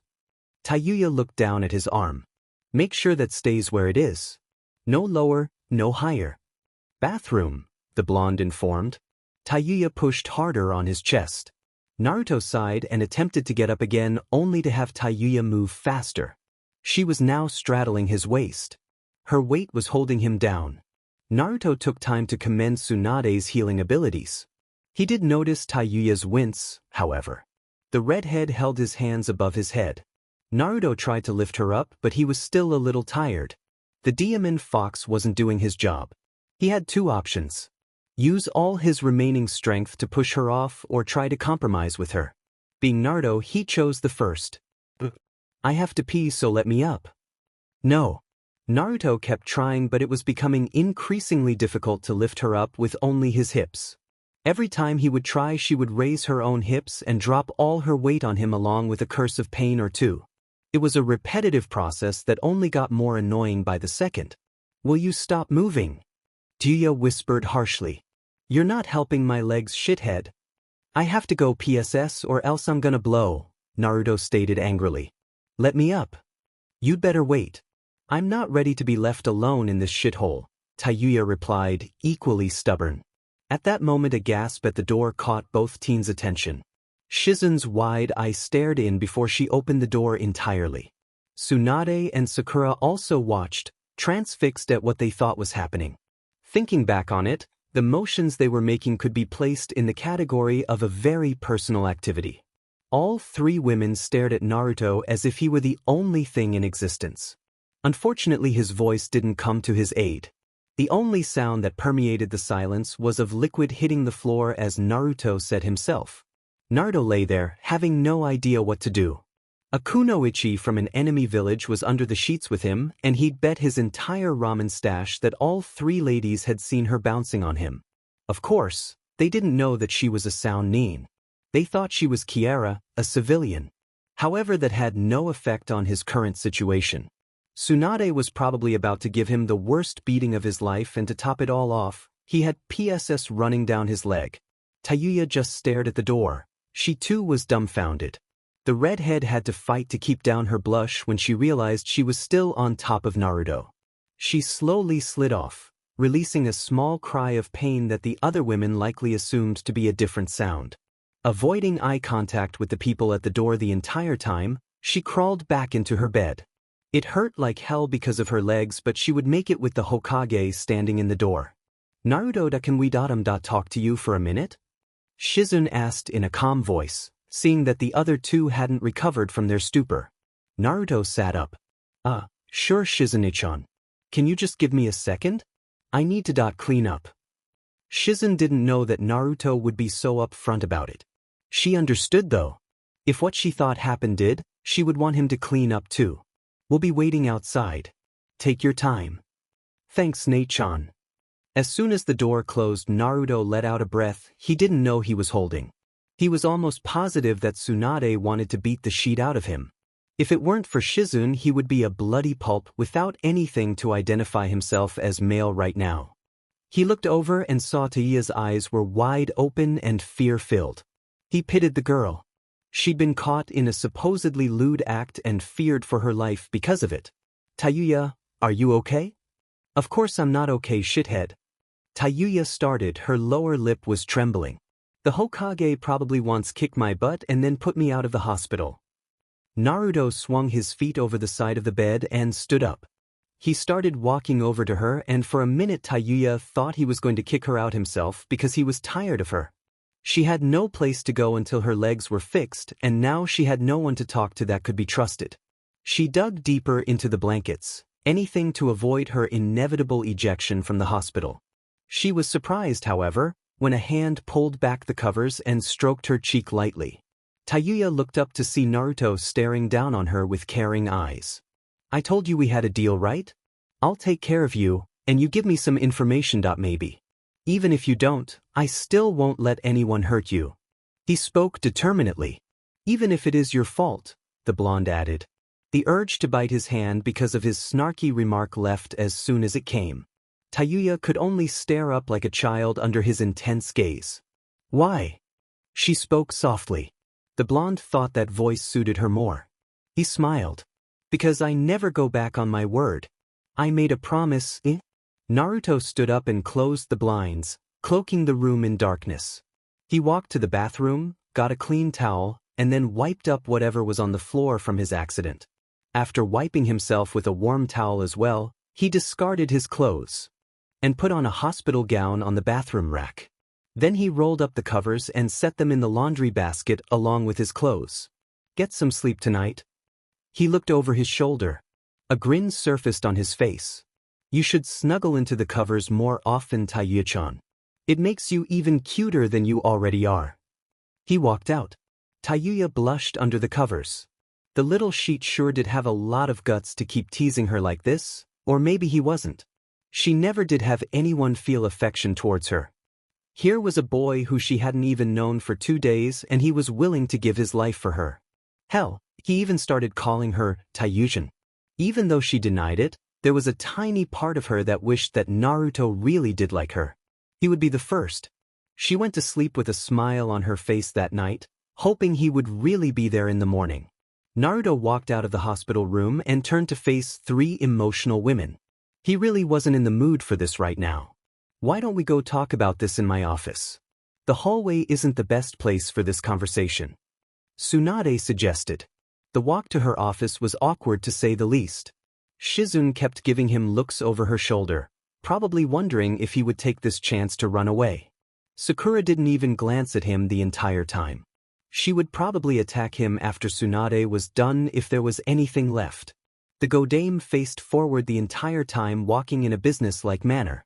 When they finally made it to the office, Tsunade sat down in her chair with Sakura and Shizune on either side of her. "Tsunade-bachan, about what you saw. I was just dash. Save it, Gaki." She interrupted. "I don't really want to know what went on in there. All I want to know was if it was CNSNS. That's all the Hokage should be concerned about." Naruto raised an eyebrow. "Consensu. She means if you and, Kiara had C and I if you had her permission," Shizune stated, blushing. Despite her medical prowess, having to explain this to the boy she thought of as a younger brother still embarrassed her. "What? No, that's not what happened. We didn't do that." All three women narrowed their eyes at him. The next 45 minutes were spent with Naruto explaining what had happened, along with why they heard what they did. Tsunade nodded silently the entire time while her apprentice let out a sigh of relief when he'd completely explained himself. All three women had the decency to blush after thinking such thoughts about Naruto. "That's what happened, we didn't do anything," he huffed. Sakura felt a little happier knowing that he didn't do anything with Kiara. Though she'd never felt such a feeling about Naruto. Was it because he constantly fawned over her and now there seemed to be another girl in his life? Maybe it was because he kissed her last night. Albeit it was just a kiss on the forehead, but a kiss was a kiss. Sakura snapped from her reverie when her new sensei spoke again. "All right, brat. You're off the hook, but I'm watching you," Tsunade warned with an evil parental glare in her eye. "Hi, Naruto. Be careful, take this." Shizune handed him a handwritten scroll describing a new jutsu. Naruto's excitement rose for all of 2 seconds until he'd read the contents. He closed it immediately and moved it back into her hands. "Shizune, I don't need this. I already told you I wasn't going to do that. I said just in case, now take it." Shizune bored holes into him with her eyes. Naruto gulped and took scroll. He'd never thought the Hokage's apprentice could be so forceful. "I won't have you making a mistake because you were careless." Naruto crossed his arms. "Can I go back to my room now? It's almost 11 and I need to get some sleep so I can train tomorrow." "Fine," Tsunade said. "Sakura, you accompany him back to his room. Make sure he gets in his own bed." "Hi, Tsunade-sama. Let's go, Naruto." Naruto and Sakura left. They started walking down the long back to his hospital room. Both were eerily silent the whole time. That was until Sakura decided to bring up what was on her mind. "Naruto, can I ask you something?" "What is it, Sakura-chan?" "I was wondering where is Kiara going to stay when she gets out? I heard Tsunade say she couldn't stay in the hospital because she isn't a villager in the Leaf, so where will she stay?" "Oh, that's easy. She's going to be staying with me until she gets better," Naruto said enthusiastically. Sakura tripped and almost fell flat on her face. Naruto caught her in his arms with surprising speed, saving her from possibly breaking her nose. She turned in his arms and looked into his blue eyes. He looked so much more handsome when he was serious. "Are you okay, Sakura-chan?" Sakura brought her partially opened hand to her lips. The crook of her right index finger rested cutely against them. "Ichai, I'm fine. I guess I'm just clumsy, huh?" They both shared a laugh before Sakura became aware she was still in his arms. She blushed heavily and cleared her throat. Naruto got the message and helped her to her feet, his arms encircling her waist the entire time. Neither of them had noticed they'd already arrived at his room. "Well, good night, Sakura-tan." "Good night, Naruto." Naruto opened the door and walked in. He looked out to see Sakura standing there waiting for something. He sighed and went to his sheetless bed to lie down. She really did wait for me to get in my own bed, he thought. Satisfied, Sakura was about to leave when she realized there would be hardly any more time to spend with Naruto now that he had to take care of that girl. He would be around her most of the time. She hadn't really spent that much time with him in the past anyway. Though with Sasuke gone, she had nothing to do with most of her free time and she had to make sure he didn't kill himself. She ignored her own thinking and addressed Naruto. "Naruto, how would you like to go to Ichiraku with me tomorrow?" His grin was visible even in the dark hospital room. That sounds great, Sakura-chan. Like a date. Sakura swallowed. Her fist curled at her side. No Naruto as friends. Oh. He sounded a little disappointed. Well then I'll bring Tayu Teminkan along so she can enjoy the fabulousness that is Ichiraka ramen. Sakura was about to protest, but then she remembered they were just going as friends. It also sounded as if he was about to call that Kiara girl something else for a moment, but she dismissed it. The girl didn't have a different name, and if she did, he would tell her. Naruto didn't keep things from her. They were close friends and teammates. Alright Naruto, I'll see you tomorrow at 2. Yash. We'll be there. After Sakura closed the door, Naruto put everything he could into sleeping so that tomorrow would come sooner. He was exhausted after carrying Tayuya from Fire Country border and figured that he'd be alright in the morning. Even so, sleep didn't come easy that night for him. It wasn't because the bed had no blanket. He was used to sleeping without a blanket at his apartment. The hospital was just cold beyond reason. Even the windows were closed and he was still freezing his butt off. Naruto tossed and turned for 30 minutes until he heard shifting in the bed next to his. Hey shithead, if you're cold you can come sleep over here. Naruto flipped over. Huh. I said you can come sleep over here or freeze until you falls off. It's your choice. Tayuya spoke again, body turned away from him. Naruto's cheeks heated a little. I wish I could, but if Bachan sees us in the same bed again she would think we dash. And why would you give a flying F what she thinks? As long as you and I know what happened, why should it matter what anyone else thinks? The redhead pressed. Naruto contemplated this for a moment. If Tsunade found Tayuya and him next to each other in the morning, there would be trouble. They could just explain that it was cold and he had no clean blankets. So what if she did think that they had, see? It wasn't as if they did, and he couldn't be pegged as a pervert if Tayuya explained the situation. That would also lift all pressures of sleeping beside each other from then on, because he was sure Tayuya didn't want to be alone in an enemy village. Satisfied with his logic, Naruto nodded. Alright, on one condition though. Tayuya faced him. Her eyes peeked out from the top of the blanket. What's that, shithead? If Tsunade-bachan finds us in the morning you explain what happened, and none of that I fed his brains out stuff. If you're going to say we had CEC, then at least make it less perverted. Tayuya paused. She shrugged and turned again, neither agreeing to his terms nor indicating she even heard him. Naruto waited, halfway out the bed and feet on the floor. His face drooped. Tayuya-chan. Tayuya shuffled a bit. Hi. Whatever you say, shithead. Naruto assumed she hadn't paid attention, but he didn't feel like bothering her anymore tonight. She was actually being nice to him and he didn't want to ruin it. None of this thinking caused his bed to grow any warmer either.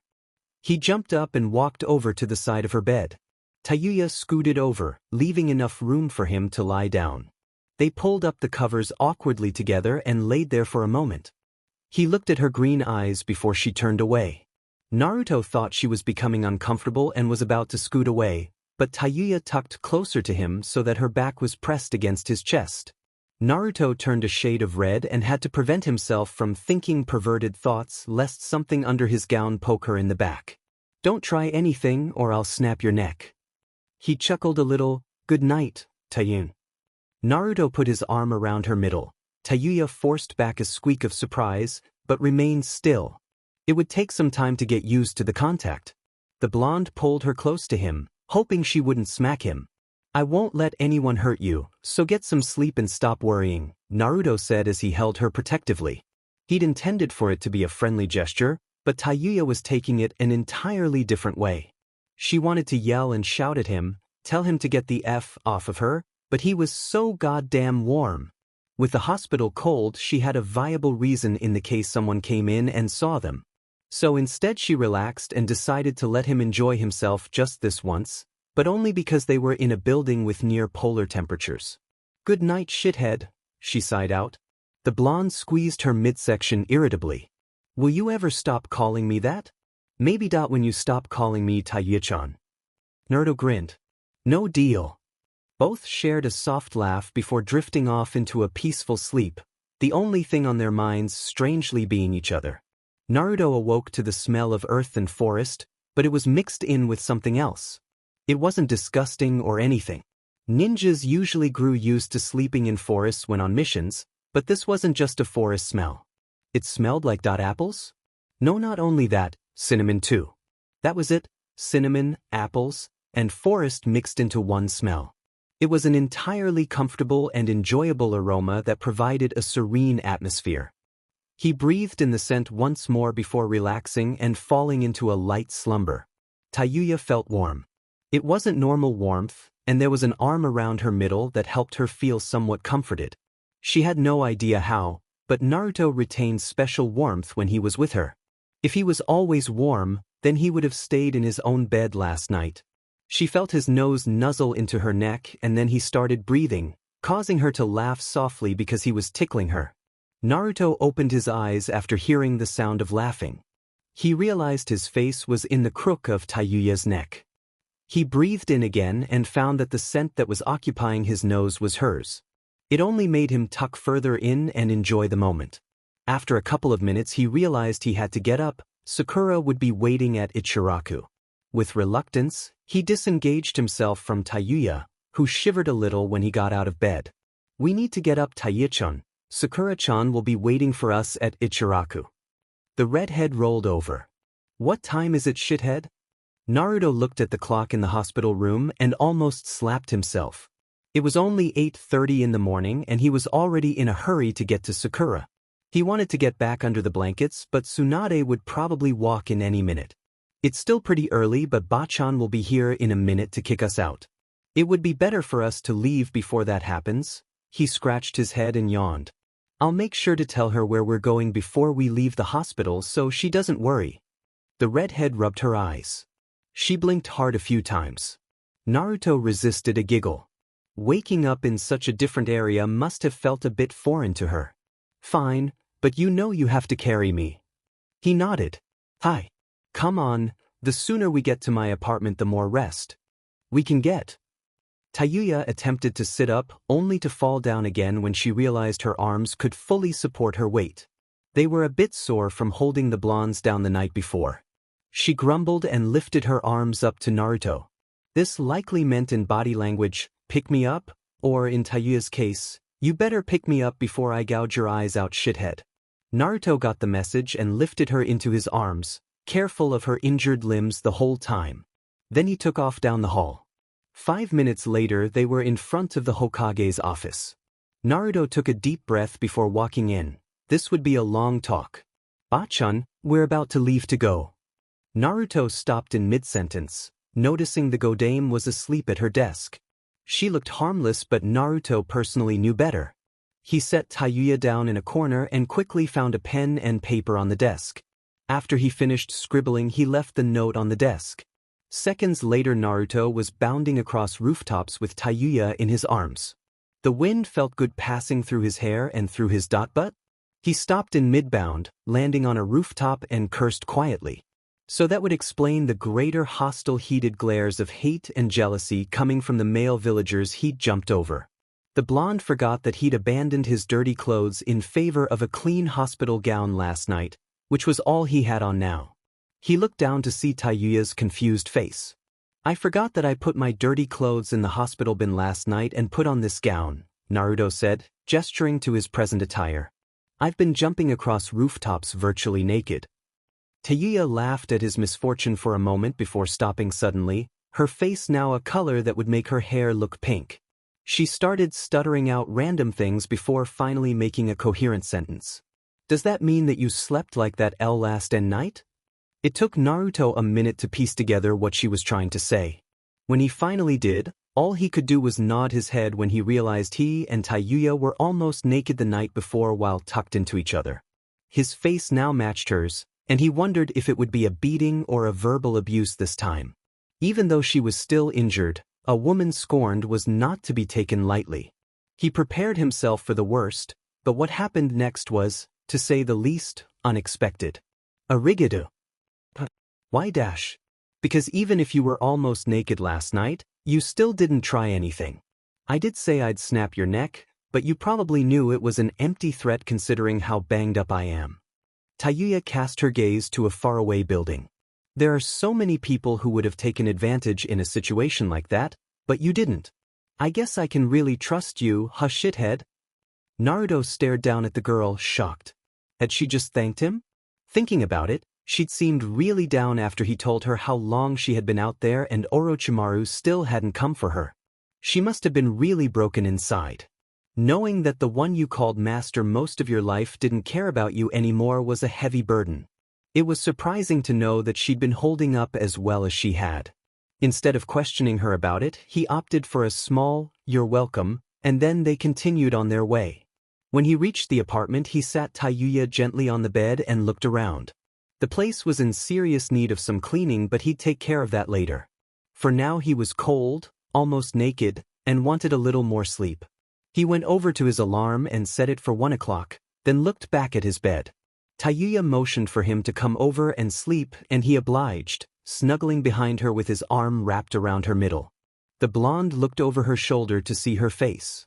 "You sure you're okay with this?" The Oto Kunoichi knit her eyebrows. She poked him lightly with her elbow. "Stop worrying about other people so much, shithead, it'll be the death of you." Naruto sighed contently. He tucked deeper into the bed and was asleep in seconds. It took Tayuya a little longer, but it wasn't because she was feeling awkward. It was because she was thinking about the boy sleeping behind her and how he had managed to get this close to her in only a day. Maybe it was because he ignored her language and tried to see the real her. The fact that he had the ball to stand up to her didn't hurt either.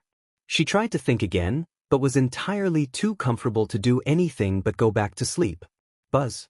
Buzz. Buzz. A heavy fist slammed down on the metallic device, shattering it and sending pieces all around the room. Sakura Haruno got up and attempted to check the time, only to realize she'd broken the alarm clock once again. "I've got to learn to be less aggressive when I wake up." She got dressed and went downstairs to find her father making breakfast alongside her mother. Growing up, Sakura had always been taught to never take into account the assumption that because she was a girl she was weaker than most boys. Her parents always did things together, so she wouldn't think that there were separate rules for shinobi and kunoichi. She had once slept over Ino's house and come downstairs the next morning to find her mother cooking and her father reading an issue of Konoha Daily, and thought it was the strangest thing. When she mentioned it to Ino's mother, she said she always did the cooking, but she would ask her husband about it. From then on, whenever she visited the Yamanaka household, Ino's parents did things together. She still thought it was funny to see Ino's father, Inoichi Yamanaka, in a pink apron. When she looked at the clock in the living room, it read 10 in the morning. She had plenty of time to make it to Ichiraku Ramen after her training with Tsunade-sensei. Maybe she would pick up a gift for Naruto after training for saving her from that fall yesterday, though she had no idea what he liked. It wasn't like she could teach him any new jutsu, and his kenjutsu was about average level, so he probably didn't want any new kunai or shuriken to use. There was absolutely nothing to get him. The only thing he liked was ramen. Maybe she could give him that date he asked for. That was the only thing she could think of besides ramen. Oh, that's right. Sakura plodded at the dining table, nervously prodding her food all the while. The only problem was that Kiara girl. It was his mission to take care of her. Sakura had nothing against the girl personally, but when she saw Naruto with her last night, she felt an inexplicable hatred toward her. The problem was she would be in the way of Naruto's gift, so Sakura had to find a way around that. She could just get someone to watch the girl while she and Naruto went out. She decided to go ahead with her plan and go to Ichiraku early. She would need the time to buy his gift. She would also talk to Tsunade about getting someone to watch over Kiara for tomorrow. Buzz. Buzz. Buzz. Naruto reached over and turned off his alarm clock. Tayuya awoke soon after, grumbling at being woken up again. The blonde wrapped his arm back around her. "You really like to sleep, don't you?" She turned an irritated eye his way. "No, I just don't like waking up every fing hour on the hour." "Well, we need to get up. It's almost 1 and Sakura-chan won't be happy if we're late." "I don't give a sheet," the redhead forced through a yawn. "I'm still sleepy." "Have you considered the fact that you're sleepy because you haven't eaten anything except that nasty but hospital food yesterday?" Tayuya's eye didn't leave his face. It crinkled in amusement. "Did you just cuss at me, shithead? I must be rubbing off on you." Naruto thought about it. The blonde didn't try to deny it.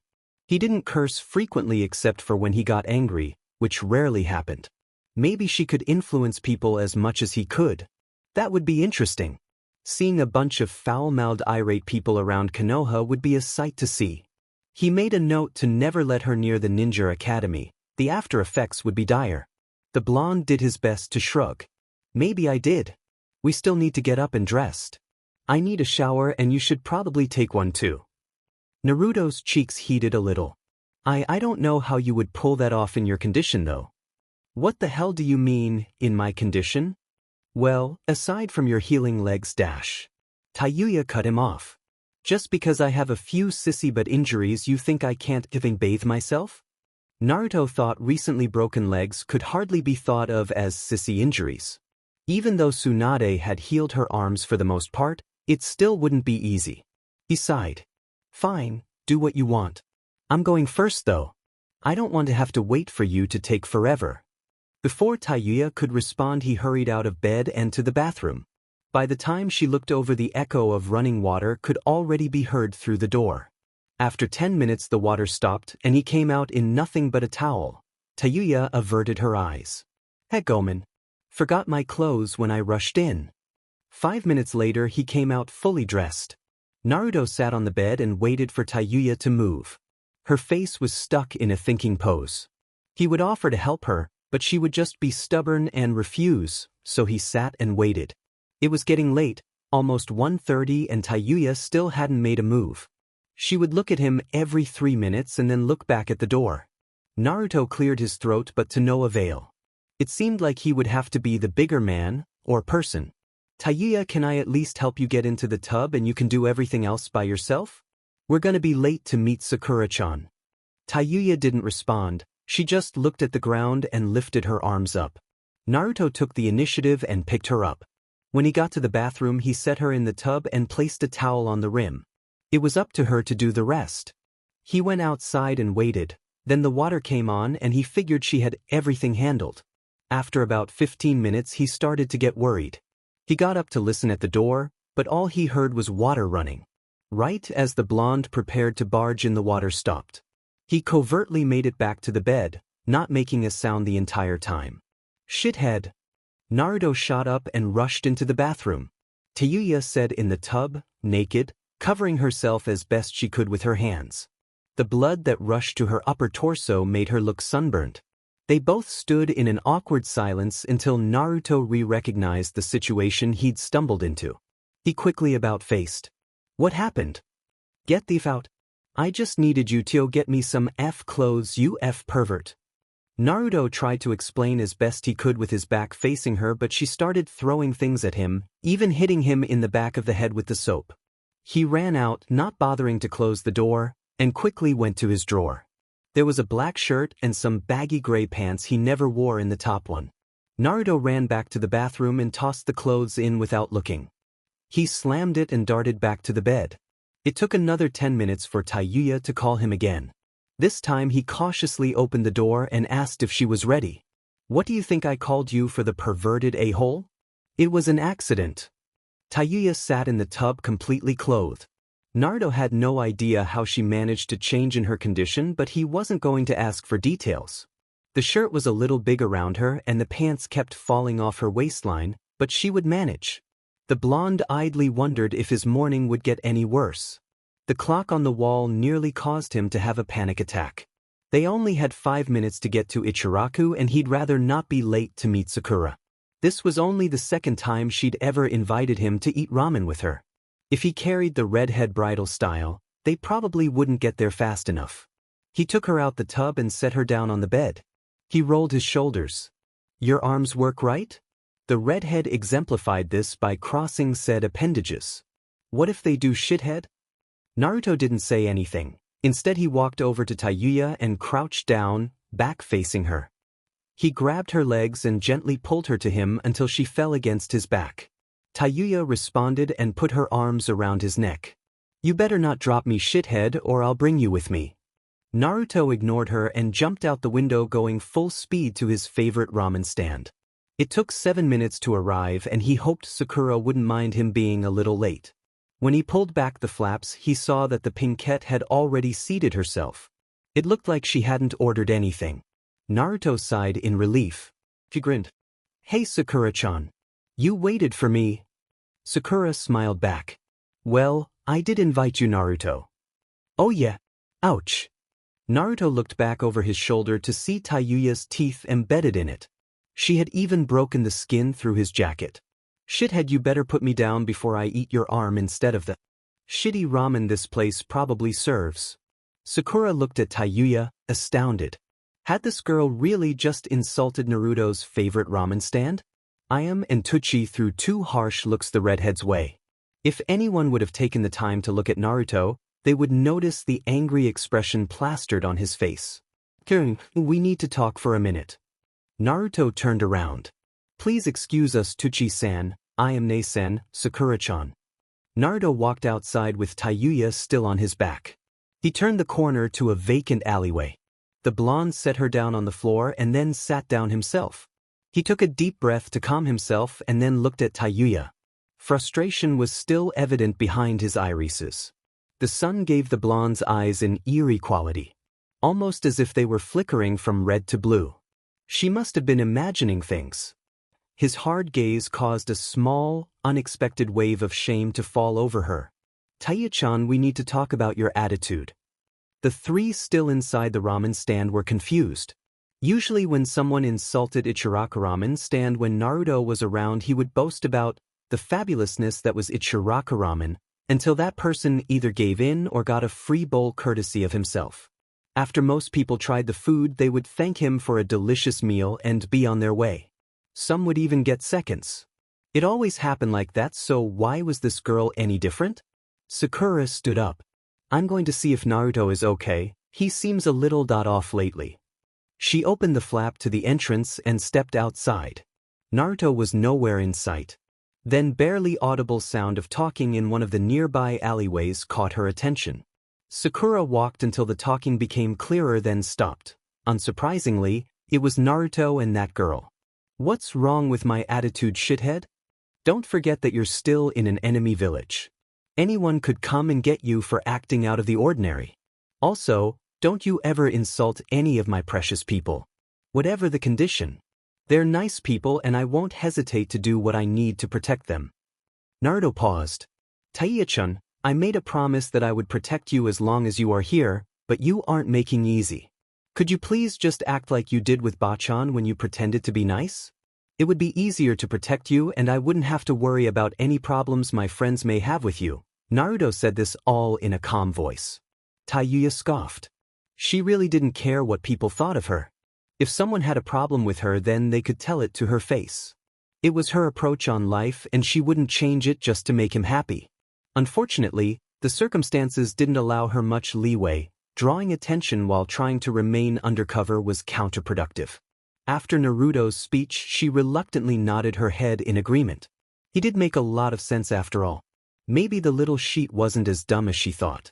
The redhead smiled sweetly. A chill swept through the blonde. "All right, Naruto-kun, I'll be good." How the hell does she do that? At least she had listened to him. He'd half expected her to start yelling at him and draw attention to herself. It seemed that he would be in for quite the number of surprises from the Oto Kunoichi. Naruto rose quickly. "All right, let's go back inside. Sakura-chan's probably waiting for us." Tayuya nodded and he picked her up. It was at this time that Sakura ran back to the stand. She didn't want Naruto to catch her eavesdropping. When they walked in, the girl put on the exact cavity-giving smile that she'd wore for Naruto a few minutes before. Tsuchi's and Aine's furious expressions cracked instantly. "I'm sorry about that, Tsuchi-san," Tayuya spoke, fingers twiddling in a nervous manner. "I seem to be having a bad day and it was wrong of me to take it out on your stand." "Well, that's okay, young lady," Tsuchi said, completely fooled. "How about I give you a free bowl to help make your day better?" "That would be great, Tsuchi-san. I'll have miso, please." "Tsuchi-san, how about you give me a free bowl too?" Naruto asked. The older Ichiraku shook his head. "Naruto, I only gave dash." Tsuchi stopped and directed his attention at Tayuya. "Gomen, young lady. I didn't catch your name." "Kiara," the redhead replied sweetly. I only gave Kara-san a free bowl because she was having a bad day, but you seemed in high spirits when you came in earlier. Naruto sighed. If only the ramen stand owner had really known how badly his day had been. He would have received free ramen for life. He and Sakura placed their orders.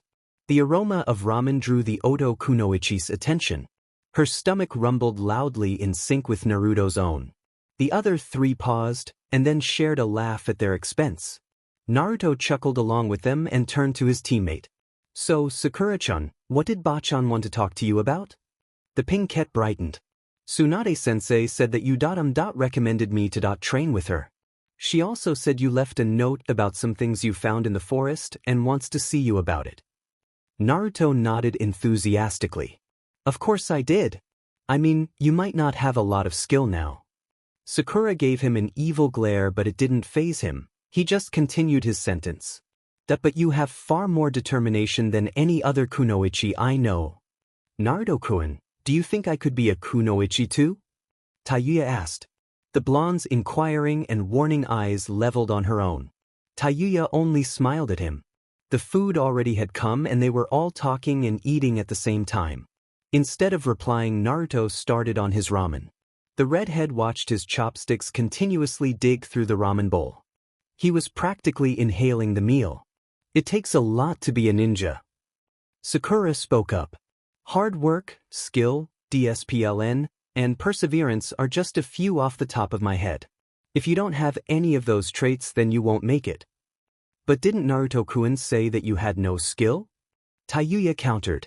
If you don't have the skill to be a ninja, why are you one, Sakura-san? Sakura was taken aback for a moment. Well, I do have skill. I just need to hone it so I can be a better ninja. There was something about this girl. Why did she go by a fake name and why was Naruto going along with it? Tayuya, that's what she heard Naruto say. There was something about her that Sakura just didn't like. Why did you want to be a ninja when you had no skill though? Tayuya's voice was calm and relaxed, but Sakura was quickly losing her temper. It was at this time that Naruto noticed what the conversation around him was about. He had just finished his fifth bowl, but it seemed that the girls hadn't even eaten halfway through theirs. After hearing Tayuya insult Sakura, he tried to bang his head on the counter. What he failed to realize was that Tsuchi had just brought him his sixth bowl, which was hot, and he had face planted into it. Naruto's yells about his burning face drew everyone's attention. This effectively diffused the situation between the two females. Both of them had started laughing when he'd started running around the stand with hot ramen on his face. When the laughter died down a few minutes later, both Sakura and Tayuya picked up their napkins and started drying Naruto's face with it. Tayuya was getting the majority of his face, but then Sakura suddenly pushed over and got more. It turned into a battle between the two as they wiped Naruto's face faster and faster, completely ignoring his cries because he was getting cloth burns. When Naruto finally pushed them away, he already had several red streaks on each cheek. Sakura-chan, I think it's time we leave, I'm kinda full, he lied. He just wanted to get them away from each other. They all left the stand, Tayuya on Naruto's back, and said their goodbyes to Tsuchi and Ayam. Sakura started to walk Naruto home. She still had to give him his surprise. On the way they stayed relatively quiet. The only topic that came up every now and again was Sasuke between Naruto and Sakura. Tayuya would cough almost every time they said his name. Sakura was sure that it was intentional but didn't say anything. When they finally got back to the front door of Naruto's, and for the moment Tayuya's, apartment, Sakura resolved to give Naruto his present. They stopped at the bottom of his stairs. The pink-cat put her hands behind her back. Naruto, I wanted to say thanks for to getting me a great sensei and believing in me. He grinned. No problem, Sakura-chan. We're teammates and friends, so don't worry about it. All you have to do for me is become a better ninja. That will make me happy. She looked at the ground. Still, I wanted to thank you, which is why I got you this. Sakura pulled out a white envelope with what seemed to be a colorful piece of paper inside. He slowly opened it and peeked through its opening. What Naruto saw brought waterfall tears to his eyes. Inside was a coupon for all-you-can-eat ramen at Ichiraku Ramen for 1 week. He could keep going back for more the entire day. These cost a fortune. He could buy one, but it would all but bankrupt him. Naruto turned the coupon over in his hands a few times. Sakura, how did you get one of these? This would cost too much to get unless you did like 3 B rank missions. I've been saving up from all our missions. I think you deserve it, Naruto. Think of it as a thank you present from me. Naruto wanted to hug her, but that would be awkward with Tayuya on his back. Instead he opted for a small smile and Sakura returned it. Just as he turned to go up the stairs, a hand on his arm stopped him. The pink-haired Kunoichi had skillfully maneuvered around Tayuya to grab him. Sakura toyed with her hair. Though her eyes were on the ground, the blonde temporarily caught sight of a light blush before her hair hit it. Naruto, I forgot to tell you there's a part 2 to your gift. Part 2? Well, we could go on that date you always wanted, Sakura offered. She'd have laughed at the irony of the situation had Naruto not had on one of the biggest smiles she'd ever seen him wear. But only if you take me somewhere nice. She added quickly. No, Ichiraku. Naruto's smile faltered a little, but it was hardly noticeable. His face changed to a slightly somber look seconds later. He shook his head. Sakura's eyes fell a bit. I have to watch Kara-chan, he stated solidly. She's still injured, and as much as I want that date with you, I promised I'd keep her safe. Tayuya brightened a little at this. Sakura's light blush returned. Oh, that's no problem. I already asked in Shizune-senpai and she said she'd keep an eye on her. Naruto's smile returned. Really? Is that okay with you, Kurtan? Tayuya merely grunted in response. She knew he would probably go anyway. Naruto pumped his fist, nearly losing his balance. Yash, I'll be there to pick you up at, 7, okay? For our date. Our date. It feels good saying that. Sakura giggled. I'll see you at 7, Naruto. She turned to leave. Naruto's inquiring eyes watched her still back. Without warning, Sakura ran over to the blonde and attempted to kiss him on the cheek, only to have Tayuya move to the same side to block her. Sakura glared hotly before turning to the other cheek, which Tayuya promptly blocked again. Naruto had no idea what was going on. He thought they were finally getting along and were playing a game, so he just went along with it. When Sakura started getting closer, Tayuya took a hold of Naruto's chin with one hand and moved him yet again. Every time she would get close, Tayuya would move Naruto's face so she would miss and get air. Thinking tactfully, Sakura tried to confuse Tayuya by faking her out. This had its intended result as her lips finally met his. Naruto didn't know what was happening. One minute they were playing a game and the next Sakura's soft lips collided with his own. They both just stood there, Tayuya gaping from behind, until they separated. Naruto started stuttering out random things thinking it was fault, and Sakura did the same. They stared at each other, one in fear and the other in surprise, before giggling together softly. I'll see you tomorrow for our date, Sakura-chan. Good night, Naruto-kun. Naruto's heart leapt. The pink-cat instantly brought a hand to her closed mouth. Both were surprised at what she just called him. Sakura had never called him anything but just regular Naruto. Maybe she really was over Sasuke. Good night, Sakura-chan, he said with a smile. Sakura started running to her home. She didn't stop until she arrived, heart beating wildly the entire way. The pink-cat darted up her stairs and into her room, setting both locks before she collapsed on the bed, heart still racing. She had a date with Naruto tomorrow. Naruto Uzumaki of all people. Her frenzied mind stopped on the thought of her first kiss being with her blonde teammate instead of the Avenger she'd admired for so long. Caressing her lips softly, Sakura couldn't help but turn over into her pillow to let out an excited squeal. Even though she was surprised at her own eagerness, she couldn't help but think of the preparations she'd need. Sakura hoped he'd dress up too. After the accidental kiss with Sakura, Naruto stood rooted to the ground. Tayuya would have told him to move his lazy butt, but she too was in a stupor. After about 5 minutes, Naruto moved inside, supporting Tayuya by her thighs because she had lost her grip. He set her down on the bed and moved to the bathroom to look in the mirror. Naruto put his fingers on his lips. He could still feel the warmth of Sakura's on them. A sudden surge of excitement hit the blonde. Before he realized it, he was dancing around his small bathroom. He was going on a date with Sakura tomorrow. It was hardly believable. When he got back to bed, Tayuya was taking up most of it. When he tried to climb in, she shifted so he had no room to get in. This was a little strange. She'd never had a problem with him sleeping beside her before. Naruto rationalized he could just sleep on the couch though. He didn't mind. Although he was still worried about Tayuya. She had her face hidden beneath the blankets so she couldn't be seen. Naruto prodded her with his index finger. "Tayu-chan, are you dash?" Tayuya whipped her head up. Naruto released a surprised gasp at her face.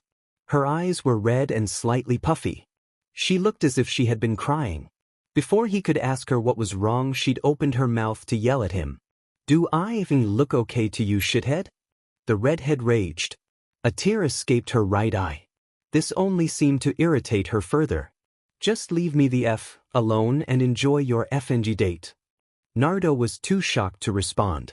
He moved over to the couch and tried to sleep, but he couldn't. The excitement of his date tomorrow was part of what kept him up, but he also couldn't stop thinking about Tayuya and her reaction to it. Did she and Sakura have a problem with each other? Naruto had no more time to think about it because as that last thought came across his mind, sleep overtook him. The audible sound of grunting and the bed shaking of the bed resounded around the small single bedroom of Naruto's apartment. It sounded like someone was in pain. The air was filled with the smell of his apartment, but that wasn't unusual at all. Last morning he had awakened to something different. Apple cinnamon, if he recalled correctly. It was Tayuya's smell, and its absence caused the hair on the back of his neck to rise. He tried to tighten his grip around her, only to realize she wasn't there. Naruto bolted up, eyes scanning around the apartment. It all seemed normal from his position on the couch. That was until he noticed the rolling figure in his bed. He rushed across the room through the blanket to the ground. Tayuya's body lay curled up in a fetal position. Her hair was changing from red to black and her eyes brown to green. The mark on her neck blazed an angry red, but it had yet to spread to another part of her body. The redhead's forehead shined with a fresh sheen of sweat. She was burning up and her face was quickly losing color. He gingerly sat her up. The blonde suddenly wished he'd asked Tsunade to teach him some medical ninjutsu. He felt helpless. What bothered him the most was that the curse mark shouldn't have even been visible because of the henge. Maybe the mark was reacting badly to it because he had used his chakra to do it? In that case, he'd need to drop it and see what the reaction would be. Naruto quickly made the correct sign, releasing the illusion. Tayuya's henge instantly vanished. Her hair turned crimson again and her eyes went back to the normal brown color. Her temperature gradually dropped until it was at a level where Naruto was sure she would be fine if he left her for a minute. He went to the bathroom and wet a rag, then put it on her forehead. She still looked a little pale, so he decided to sleep next to her for the night. She would probably wake up in the morning and slug him though. Naruto took the rag off her head and threw it back in the bathroom. He slid in behind her, being as quiet as possible so as not to wake her up. The clock on the wall read 5 a.m., so he still had plenty of time to sleep before his date with Sakura today. Tayuya shifted a little and backed into Naruto's chest. He wondered if she did this on instinct. Maybe she just wanted to be close to him because he was some form of security to her. Naruto put his arm around her middle, which caused her to tense up, but then she emitted a soft sigh of content. He would look at her curse seal again tomorrow. He hoped it was only his chakra it was reacting negatively to and not chakra in general. If it was, then there would be a serious problem with her having a ninja career. There was no one he knew that he could ask about the seal that had any prior knowledge of it except Tsunade or Jiraiya. The Godame had been around long enough to know most things, and the next time he saw the toad Sannin he would ask him too. Naruto felt Tayuya shift and look down. Her face was now in his chest and she was breathing softly. She looked like an angel when she was asleep. He wished she could always be like that. Sadly, that would never happen. While Tayuya could be nice at times, it would be rare when those times came along. Naruto didn't really mind though. There was something about the red-haired kunoichi that made him at ease. She didn't have a demon in her, but he was sure the life she had was anything but pleasant. That was probably the cause of her rough exterior. They were alike in some ways, yet vastly different in others. Naruto was brought back to reality when he felt breathing on his face. He looked at Tayuya, surprised to see that somehow she had tilted her face so that their heads were almost level. Her lips were merely inches from his, and suddenly the thought of kissing her seemed like it was the most natural thing to do. He closed his eyes and prepared to meet her lips when he stopped for two reasons. The first was the breathing on his face had ceased, making him open his eyes and hope Tayuya had not awoken. The second was that fact that although he wanted to kiss her, he had a date with Sakura today. Didn't he want to be with Sakura and not Tayuya? The thought went through his mind many times, but he couldn't come up with an answer. Naruto was tired, so he'd put it off until the morning. He turned his face upward, causing Tayuya to become level with his chest again, and finally fell asleep. Buzz. Buzz. Buzz. Tanim. Sakura Haruno hastily got up, not even bothering to stop the new alarm clock. She had a date with Naruto today and needed to get ready early. She stumbled sleepily to the bathroom and went through the normal morning routine of brushing teeth, showering, and getting dressed. The pink-haired Kunoichi started going through her room to find something for her date tonight. Even after going through all her drawers and her closet, Sakura still hadn't found an outfit. There were old dresses, skirts, and other things, but nothing that would do for her first date. She decided to ask Ino for something. Normally she would go out and buy her own clothes, but Naruto's present had left her with little money.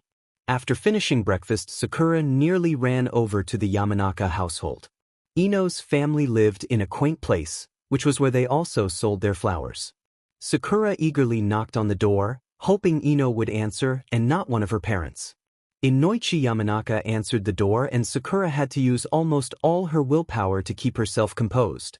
Inoichi was a relatively serious man, but when someone that's serious dons pink apron that reads, "Kiss the cook," it's extremely hard not to laugh. "Ohayo, Mr. Yamanaka. Is Ino here?" "Ohayo, Sakura."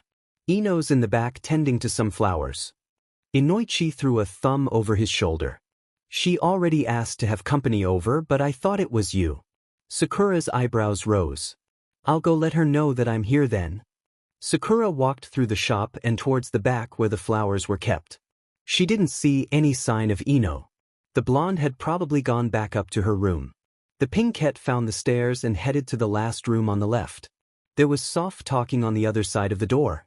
Sakura could make out Ino's voice, but the other was too soft to hear. "Well, how hard would it be to tell him how you feel?"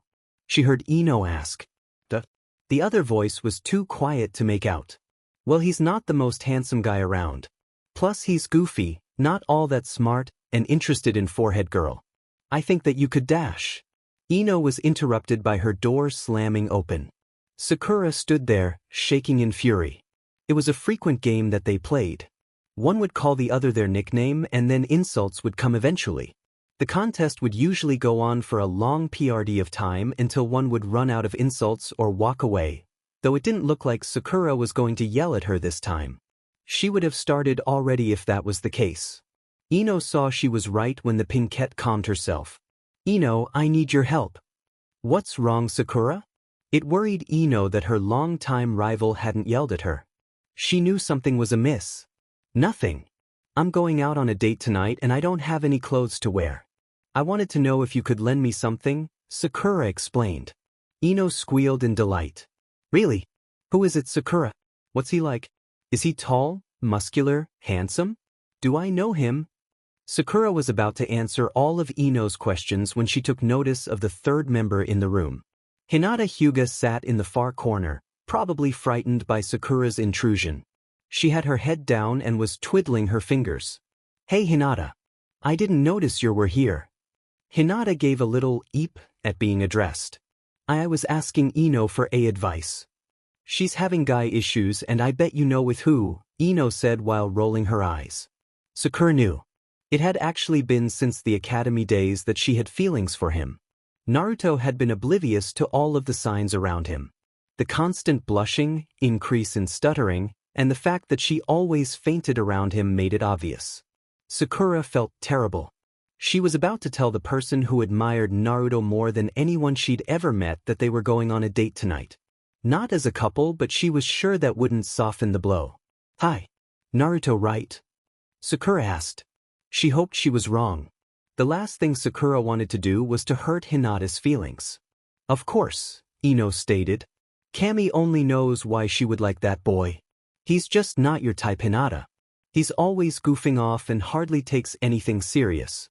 I'll admit I have some respect for him after he beat both Niji and Kiba in the Chunin exams. He isn't ugly, but he's way too immature for you. There's nothing wrong with Naruto-kun. Ino's and Hinata's jaws dropped. It wasn't unusual for Hinata to defend Naruto when others talked about him. Ino had been expecting that much. What she and Hinata had not expected was for Sakura to yell out the same sentence as Hinata at the same time. Now both stood, mouth agape, wondering when hell froze over. Sakura had never called Naruto anything but his original name, but they were sure that she just called him Naruto-kun. Sakura was stunned too. She couldn't say anything to retract her statement, or rather her declaration. Now that they knew Ino would ask her too many questions and Hinata would most likely start crying. Sakura cursed silently to herself. She just had to start calling him Naruto-kun. Seeing that both girls had not removed their jaws from the floor, she decided to talk first. Ino, I have a date tonight. She paused for a second. With Naruto. So I would appreciate it if Out could lend me a dress and some heels for the occasion. Sakura looked over to Hinata. Gomen, Hinata. I didn't mean to hurt your feelings, but I'm not sorry that I might have feelings for Naruto-kun too. I asked him out on a date yesterday. I'm not saying this to hurt you, but if you had acted sooner maybe you would be with him tonight instead of me. He did tell me once that he thought you were cute but you would never notice him. Sakura lied about the last part. She had to think of something quickly to help Hinata cope. It worked as intended. Hinata now wore a sad smile. She didn't cry but got up and excused herself. Ino still looked at her in shock. Sakura sighed. It would be some time before she returned to her normal self. Then the questions would come. After about 10 minutes, Ino shook her head vigorously. So, how long have you guys been going out? You know what? We're not a couple. We just have a date tonight, Sakura sighed out. But if the date goes well, do you want to be a couple? The blonde pressed. The pinkette nibbled her bottom lip. I don't know. I'll figure that out when the time comes. Okay, well. Ino felt awkward. How about I get you that dress? What color do you want? The rest of Sakura's time at the Yamanaka house was spent trying on various dresses. There were many quips and arguments, but they finally settled on a black strapless dress and matching black heels. Ino offered to do her hair later and Sakura gratefully accepted. It would be her last stop before heading back home where Naruto would be picking her up. Sakura started back home. It was nearly 12 and she needed to get ready for training today with Tsunade. When that was done, she would head back to Ino's. After showering and getting her hair finished at the Yamanaka's, she would head home where Naruto would be waiting for her. By then Shizune would have picked up that Kiara or Tayuya girl, whatever her name was. Sakura had the whole day planned out and if all went right, they would have a perfect date tonight. 11 a.m. Oof. Naruto fell to the ground, clutching his gut. He looked up to see a very annoyed, very set-off Tayuya in his bed. She did have good reason to kick him out of bed, but did she have to punch him in the stomach too? That seemed like it was going a little overboard. The redhead moved over to glare at him. The redness in her eyes hadn't faded. What the hell did you think you were doing, you perverted a-hole? I ask for one night by myself and you come in anyway? Keep your demon distance. Naruto rarely got angry unless provoked until he couldn't take it anymore. Now was one of those times. He felt like he was going to explode. It wasn't his fault she'd been sick last night and he'd been worried. Well, maybe it was his fault she was sick, but she didn't have to be so unforgiving about it. All he had done for Tayuya was nice things. He had never lost his temper. She could at least acknowledge what he had done for her, but all she did was insult him. Naruto got up, never showing his face to the redhead, and started sorting through his drawers. He undressed while Tayuya turned her head, throwing his pajamas in and retrieving his usual orange outfit. When he was done, he went to the bathroom and splashed some water on his face to calm himself. Tayuya lay on the bed with a sour look on her face. Her mood hadn't changed at all from last night. She didn't even know why she was angry. There were so many conflicting emotions within her she didn't understand. Before she came to Konoha, she'd never felt regret, happiness, sadness, or whatever the feeling was that she experienced last night when that were asked him on a date. She was taught to destroy her emotions because they could get you killed in battle. It wasn't getting any easier to suppress the new feelings that the blonde had awoken inside of her. She felt like apologizing but at the same time hated the idea and convinced herself it was his fault. Tayuya really didn't know what to do. When Naruto looked down at her, she broke the gaze immediately, not willing to make eye contact. He walked over to the bed and sat down, but Tayuya still refused to look at him. Naruto sighed and got up. He needed a walk to calm his nerves. When he was halfway to the door when he felt something hit his back. Tayuya had thrown a pillow at him. "Where do you think you're going, shithead?" "Out," was his simple reply. "And where the hell is that? I thought you said you would protect me and all that shit. Are you going out to meet that where already? I thought it was dash." Tayuya never finished her sentence. The moment she'd called Sakura where, Naruto snapped. He moved too fast to be seen by normal vision and was instantly in front of her. She looked up to meet his eyes and almost said herself. They were blood-red slits that seemed to be looking inside her. Those eyes held so much hatred and malice. She would run away if her legs weren't nearly broken. "Tayuya-chan." Naruto's voice had a low, demonic pitch. He looked down at the girl to see she was scooting away from him little by little in a pitiful attempt to get away. In his peripheral he noticed his hands had changed.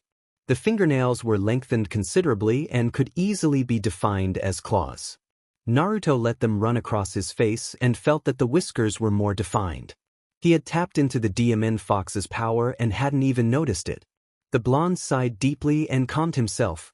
It took a couple deep breaths, but when he'd come to his senses the changes began to diminish. His fingernails gradually shortened and his eyes reverted back to sky blue. "Tayuya-chan, I dash. What the hell are you?" Tayuya asked in a terrified voice. Naruto lost all hope that she would remain ignorant about monster within him with that last sentence. He'd sealed his own fate. She would probably hate him, but he had to at least tell her some of the truth now that she'd seen the changes he underwent just moments ago. He knew Tayuya was a strong ninja, but not many people could take what Naruto had sealed within him well. She already seemed scared, so there wasn't really any way he could make it worse. Either way he had to tell her something. "Tayuya-chan." She let out a breath of relief to hear his voice return to normal. "We're really not that different." "What the F? Do you mean we're not that different, shithead?" The redhead's heart still beat wildly against her ribcage. "After what I just saw, you tell me I'm like whatever the hell that was?" Naruto lifted the bottom of his shirt up to about chest level and Tayuya averted her eyes. "Tayuya, you need to see this." The serious tone he used as well as the fact that he hadn't added the chan suffix to her name made her turn her head. Tayuya gasped at what was marked on the boy's abdominal muscles. On his stomach was the most intricate seal she had ever seen. It made her seal look like an academy student drew on her neck. Why the hell would he need a seal that complex? Why didn't he use it? If he had used that in a battle with her, she would have been dead in less than 3 minutes. Tayuya knew enough about seals to know how one would look if it was just big and really simple, but this was by far the strangest thing she had ever seen. "This seal holds back a tremendous amount of power locked inside me. You're probably thinking that if I used this I could do anything, right?" Tayuya dumbly nodded her head. "Well, using it comes at a price. The first things are the side effects that you already saw when it changed my body. The second is that even though this power has almost unlimited chakra, it's evil. If I use it too much there might be a chance that I could hurt one of my precious people, and I can't let that happen. It's also not my power. I like to use my own strength to get things done, not others." Tayuya was shocked at the seriousness of the blonde. He really didn't look like he was lying. If the change from earlier wasn't proof enough. "Comes out most of the time when I get really angry, but I try to stay happy all the time despite what happens in my life," Naruto explained. "What do you mean by, despite what happens in your life?" Tayuya asked. Her fear forgotten and her curiosity piqued. She really had no reason to fear the boy, he was just like her. They were both responsible for power that they didn't properly own, and had to bear the burden that came along with it. She felt her burden was lighter though. Whenever she used the curse mark she only lost mobility for a short time. Naruto had to deal with the possibility of being overtaken by an evil power on a daily basis. "You haven't noticed that the villagers seem a little tense around me?" the blonde asked. Thinking back on it, On the rare occasion she had been outside with Naruto, she had never seen any villager smile, wave, or even talk to him. Most of the time they stared at the boy with hardly contained malice or sensed such a little wave of killing intent that Tayuya had yet to acknowledge it. She'd even seen women hide their children when he walked by. The redhead had assumed it was because he acted out by doing something like playing pranks and people didn't want their children to be influenced by him. Not because he was feared and hated. So they hate you because of some shit that out of your FING control? Tayuya seethed. He nodded. Hi. They just fear that I might harm their loved ones because of what I am. Then why do you give a shit about them? She closed the distance between them and ran a hand along his abdomen. Naruto shivered because of her cool digits. If they treat you like dirt because of that mark, then FING leave the shithole. Why stay if you know they don't accept you and most likely never will? Naruto removed her hand. He chuckled. Because it's my dream. Your dream. To be Hokage. Then everyone will acknowledge and accept me, he explained. That still doesn't explain why you let people treat you like shit. If I did otherwise, do you think it would be any easier to become Hokage? It was a question with an obvious answer. I know that, shithead. If you were to even glare back at those people, they would probably shit themselves twice over and force you out of the village, but that doesn't mean you can't mess with them. Naruto craned his neck. Mess with them? Hi. That shit happened to me on a daily FING basis. People threw shit at me, called me names, and even dash. Tayuya stopped. Was she about to tell Naruto about her past? What were you saying? Tayuya pushed herself a few inches away. That's not important. Anyway, I'll tell you what to do so you can vent a little and stay in this sorry shithole you call a village.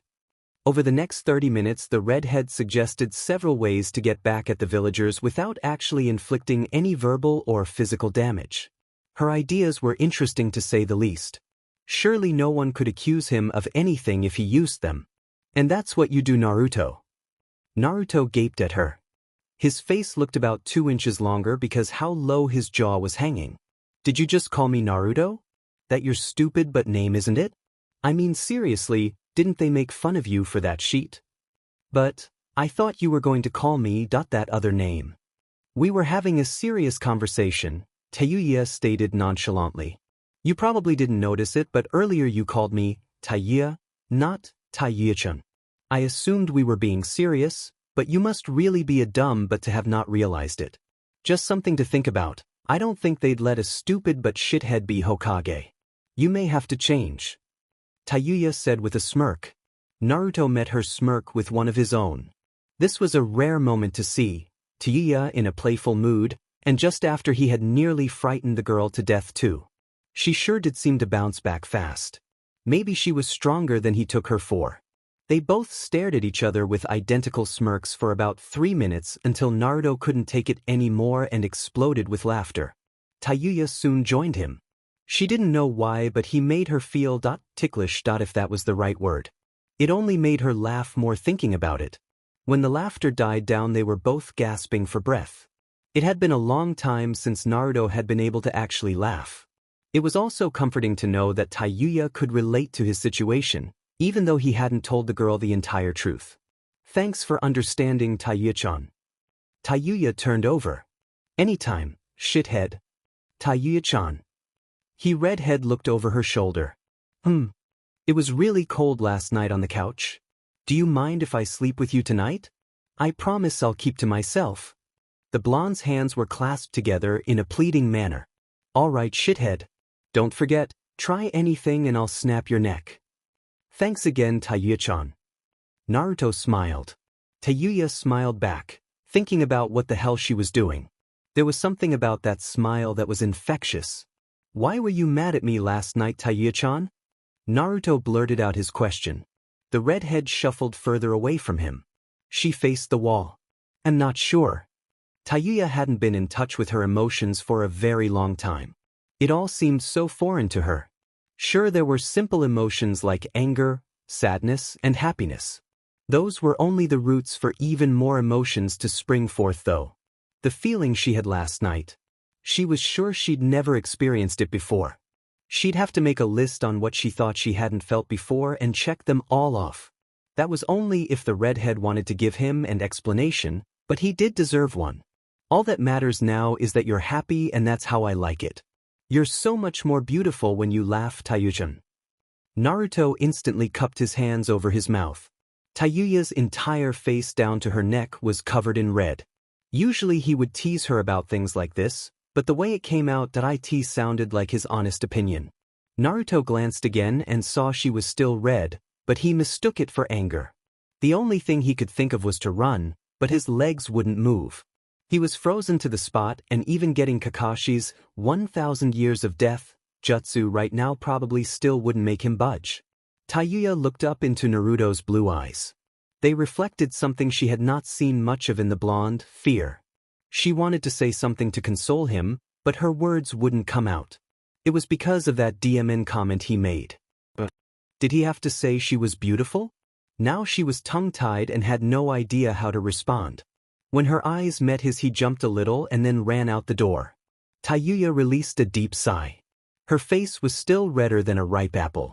No one had ever called her beautiful, most likely because she would kill them for the attempted flattery. The little sheet just kept surprising her though. Nothing he ever did was ordinary. It was always entertaining when he was around. What would he say when he got back? There were so many questions in her head that she couldn't think properly. She'd just deal with the matter when he returned. Tayuya was always the procrastinator. 11:20. Naruto dreaded where he was going. It would be the only place Shizune would be at this time of day, but that would mean he would have to see Tsunade too. It wasn't that seeing the woman he thought of as a mother and older sister was unpleasant, she was just grumpy in the morning.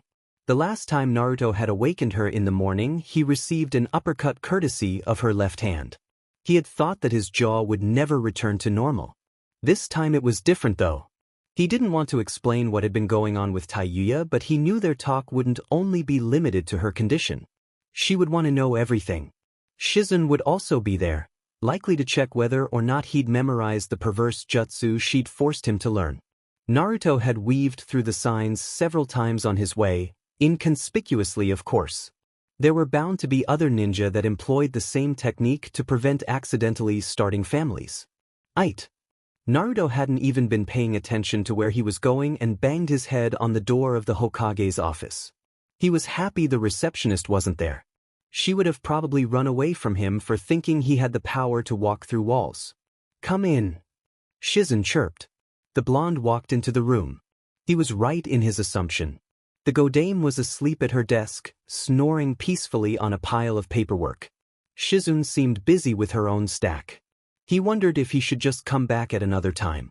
"Ohayo, Naruto-kun. Tsunade-sama wanted to see you. Why don't you wake her up?" "No way," he exclaimed. "Remember the last time I woke her up? I'm not doing it again." "Well, I'm not doing it," Shizune whispered. "The last time I woke her up I was thrown out the window." "Well, at least she didn't almost make you go through life without a jaw." "What?" "Never mind. I'm not doing it." The argument continued like this for a short period of time. Every time Shizune attempted to make an argument, Naruto would counter with something that surprisingly made sense. They were like siblings bickering over something childish and insignificant.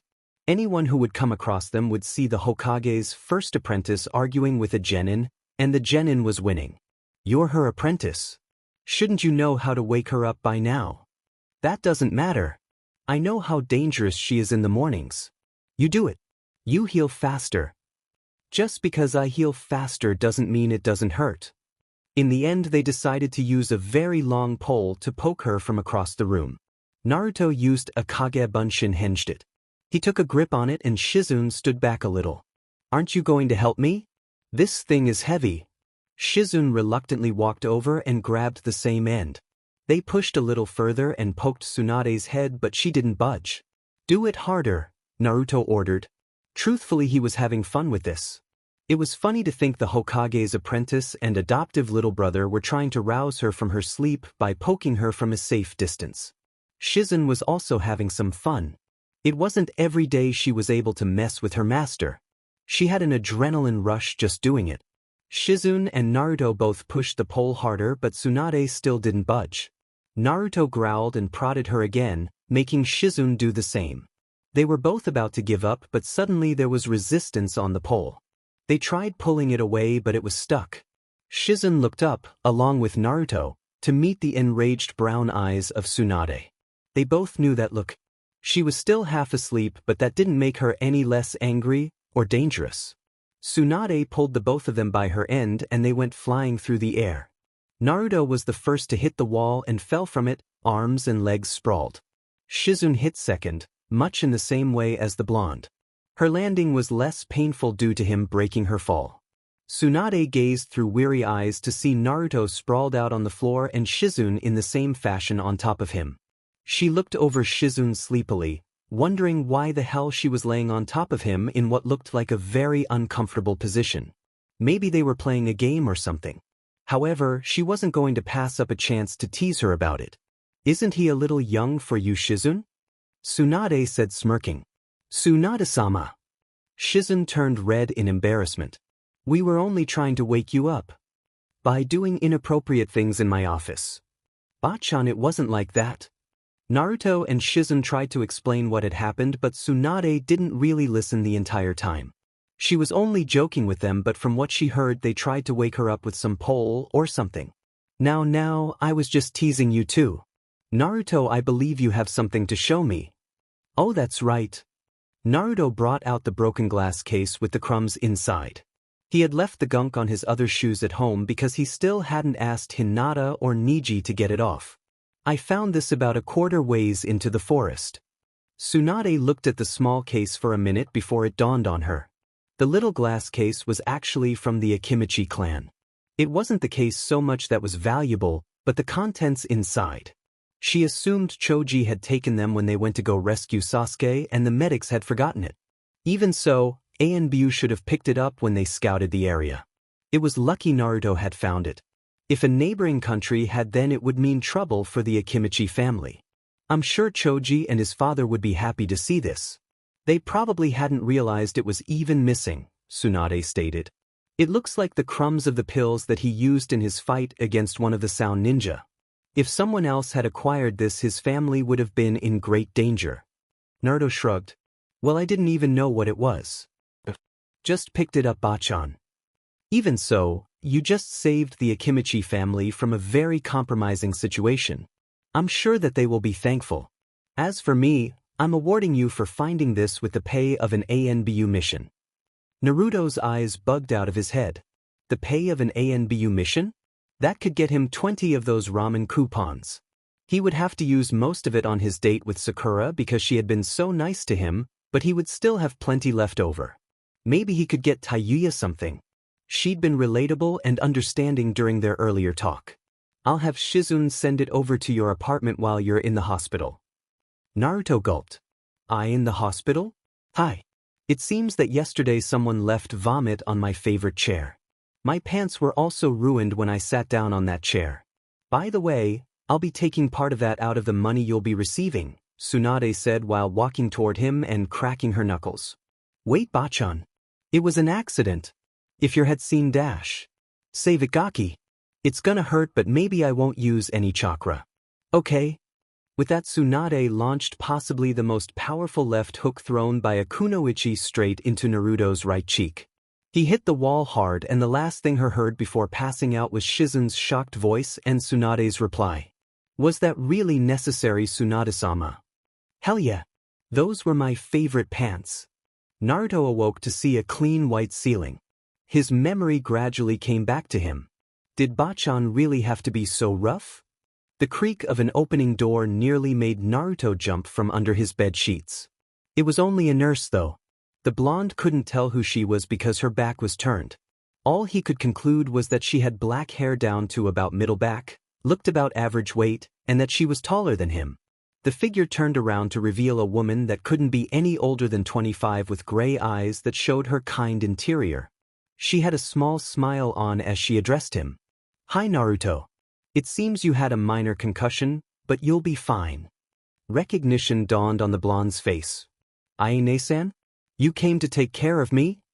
"Of course, Naruto, didn't I say I would?" Aine ruffled his hair. "Nei-chan, you're one of my precious people now. If you need anything, you can tell me." Aine giggled. I'll keep that in mind, Naruto, but shouldn't you be getting ready? For what, Ne-chan? Well, I overheard Sakura-san telling Tsunatsuma that she had a date with you tonight. It's almost 4 now, so you'd better hurry if you want to get ready early. Naruto sprung out of bed and looked at the clock. Sure enough, it was almost 4 in the afternoon. He still needed to pick up something to wear. For him, that was a problem. He had no idea how to pick out clothes. Would Sakura want something formal or just casual wear? The blonde was near panicking. He'd never even thought about the events actually leading up to the date. I'll never get all that down before 7. Naruto. Aine was confused by his sudden outburst. I have to get clothes and find a restaurant and get ready and take a shower and dang. Aine stopped him by putting her hand over his mouth. The nurse sighed. Naruto, I get off in 10 minutes. If you wait, I can make sure your date with Sakura-san goes well. Just stop talking so much. You're starting to give me a headache. Thanks, Ne-chan. You're the best. 10 minutes later, Naruto and Aine were weaving through Konoha searching for a clothing store. There weren't many establishments in Konoha that sold anything other than ninja attire. However, there were a few civilian shopping districts that carried other things. When they found one, they returned to Naruto's apartment to pick up the money that Shizune had hopefully dropped off. Maybe he would take Tayuya along as well. 2 people's opinion was better than 1. When they reached Naruto's apartment, they stood at the door while he searched for the key. He pushed open the door and looked around. Tayuya was awake and on his bed counting a generous amount of money. Naruto was relieved that she had her henge back in place. She could at least still do simple jutsu. Kirin, how was your day? Fine, shithead, Tayuya spoke, eyes focused on the money in her hands. The bimbo's assistant came by earlier and dropped off all this. It was a beach getting up to open that door for her. I'm getting feeling back in my legs, but it still effing hurts when I stand on them for more than a few seconds. The redhead put it all in a neatly arranged stack. You got a hell of a lot of money here. When I asked her where it came from, she said you completed some ANBU mission. Guess you're stronger than I took you for, shithead. Tear-chan. Tayuya looked up, black bangs falling over her eyes. The redhead drew in a sharp breath. She hadn't noticed the other person in the doorway. Aine stood with a disapproving look on her face. She had probably just heard Tayuya call the Hokage a bimbo, which not many of the people in the leaf would take well. Tayuya had also called Naruto his nickname a few times, which also didn't sit well. Aine. I'm not having a very good day, Tayuya said nicely. Is that so? Aine asked, still looking at her with disbelief. Yeah, cramps? Tayuya tried. Oh. Aine had to admit she too got a little grumpy around at that time. Well, I understand that it happens to all of us. Naruto would have broken the awkward silence if he had any idea how. It was a conversation he by far had no right to breach or offer any words to. They must have forgotten he was in the room. He shuddered. The thought of Tayuya in a bad mood because of that reason, especially when she already wasn't in a good most of the time, sent chills up his spine. That would be a day he'd rather avoid her altogether. So, what are you here for, Naruto-kun? Tayuya's candy-coated voice resurfaced. Naruto snapped out of his trance. Oh, well, I need to go buy some clothes and Shizune-chan dropped the money off here. Did you want to come too, Kiara-chan? It's almost 5, so we have to hurry. I'd love to, Naruto-kun. Can you help me get ready, Tayuya asked while looking at Aine. Aine. Could you help me get ready then, Aine-san? Aine nodded her head and Naruto walked outside. His surprise that Tayuya would let an unknown villager help her showed as he exited. The blonde assumed she felt she could handle the average civilian now, should they decide to turn hostile. He smiled at the thought of her getting better. When they reappeared moments later, Aine was carrying the redhead, clearly upset. Tayuya didn't meet his eyes. She was wearing Naruto's black pants and black shirt again. Aine gave the blonde a disapproving frown. Naruto, we're going to need some of the money you received from your mission. The blonde scratched his head. Why? Aine looked over to Tayuya. The redhead pleaded silently, but that wouldn't work. As a nurse and a woman, it wasn't anything to be embarrassed about. Aine needed to give him a reason why they would need his money. Naruto would probably give it to them anyway, but then he would just ask later. Are you aware that Kiara-san hasn't had anything to wear but your clothes for the last 2 days that she's been staying in Konoha? Yes. He shrugged. Well yeah. I just let her borrow some of mine. There are some things that you don't have that she needs, Naruto, she lectured. You don't have any bras or panties in your drawers, do you? Of course not. Well, that's why we need to get by Kiara-san these things. They are necessities for women after all. Fine, just take however much you want. Can we just go get my clothes now? I'm in a hurry. His bouncing clearly gave that away. Okay, let's go. After we get your things, I'll go see Shizune and tell her that Kiara-san will be staying with me for the rest of the day. Tayuya brightened a little at this. She didn't know the bimbo's assistant very well, and this girl seemed okay. She hadn't made it on her kill because they're annoying list yet, so spending a day with her wouldn't be that bad, hopefully. If not, she could handle herself, and if worst came to worst, she had a backup plan. Naruto took Tayuya from Aine and they set off toward the civilian shopping district. Along the way, several heated glares were directed at all three of them. Aine and Tayuya weren't spared because it was clear that they were with Naruto. Tayuya had been subtlety flipping off whoever glared at her so that Aine wouldn't notice. Those that glared at her just turned their heads in shock. Not many people in the district were vulgar. When she had flipped one woman off with a child, the child had done the same gesture to his mother, thinking it was some form of greeting. Tayuya and Naruto had laughed at that. When one particular man sent Naruto an "I want to kill you" glare, Naruto responded by sending him the one of his foxy smiles, which caused a wet spot to appear in front of the man's pants. They had both been rolling after that one. The entire time Aine was aware of the villagers' hatred towards them, but she didn't let the other two know it. She also knew of what they had both been doing but didn't intervene. Naruto probably needed to let off some steam anyway. When they finally arrived at the clothes shop, both girls laughed at Naruto's reaction. He was utterly bewildered about what to pick out or wear. There were some pretty nice clothes here, so they wouldn't have to go anywhere else for Naruto's cloths, but Tayuya and Aine would have to go get women clothes elsewhere. Aine picked out a couple of outfits for Naruto's date tonight and told him to go to the dressing room. He walked out moments later in an all-orange tuxedo with a white vest. Tayuya gave Aine a questioning look, but Aine just shrugged her shoulders. I didn't pick that out. Naruto, I said no choosing your own clothes. But Nachan, you can never go wrong with orange. The blonde declared. Go change. If you wear that, you date will go awful. Upon hearing about his date, Naruto quickly rushed back into the dressing room. It took a couple of tries, but they finally settled on some black slacks with a white collared shirt and a black jacket. Yes, it was original, but it would do for tonight. He also picked out some nice black dress shoes to wear. Alright Naruto, you get home and get dressed. It's 6:30 and Sakura-san will probably be expecting you at exactly 7. Girls don't like to be kept waiting. Naruto nodded in understanding. Tayuya whispered something in his ear that the blonde once again gave a nod of approval for before he departed.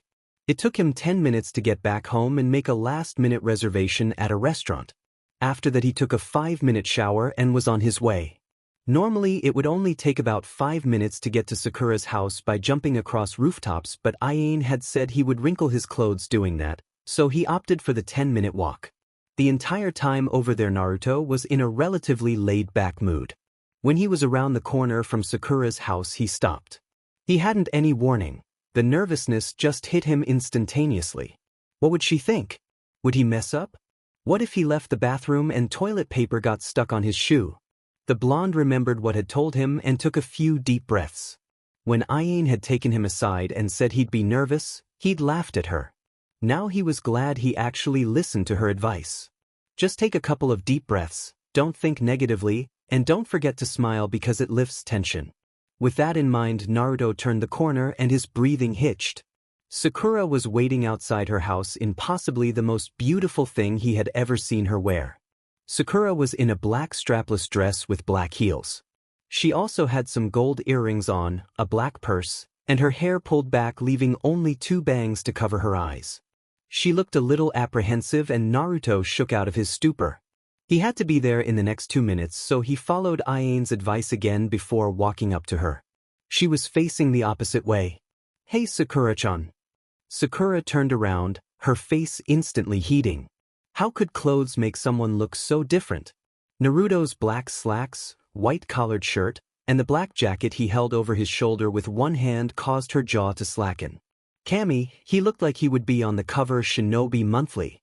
Sakura had to prevent herself from drooling. So this is what Naruto looked like without orange. Hi Naruto. Naruto cleared his throat. He pushed his usual cheery demeanor to the forefront of his mind to prevent gawking at his date. Let's go. I made reservations and we have about 30 minutes to get there. Reservations? That's right, Naruto said while offering her his arm. Sakura stared at him in wonderment. Did the clothes change his personality too? Since when did Naruto make reservations for anything? She'd assumed they would go for some cheap sushi and dango. Naruto just kept on surprising her. Wondered where they were going. She linked elbows with the blonde, the soft texture of his shirt sending goosebumps through her arm. Despite the bit of anxiety between the two because of the atmosphere, they managed to hold a decent conversation. During the walk they talked about random things such as the weather, their lives, and other ninja around the leaf. Sakura laughed at Naruto when she told him of Ino's reaction to them going out on a date tonight. He vehemently stated that the blonde kunoichi was just jealous. When they arrived at the restaurant, Sakura marveled at its expertise. The restaurant, called the Golden Leaf, was said to be one of the highest-class eateries in the village. How could Naruto afford all this? She didn't want him to be spending what little money he had on her. Naruto, are you sure about this? What do you mean, Sakura-chan? Well, this place looks really expensive. I don't want you spending all of your money on me. The blonde grinned. Don't worry about it, Sakura-chan. I completed an ANBU-ranked mission earlier today and Bachan paid me a good amount of money. I wanted to take you out somewhere nice, but I promise I won't spoil you, okay? Sakura stood there. His words still hadn't got through to her. He'd completed an ANBU-ranked mission, chose to use the reward on a dinner with her?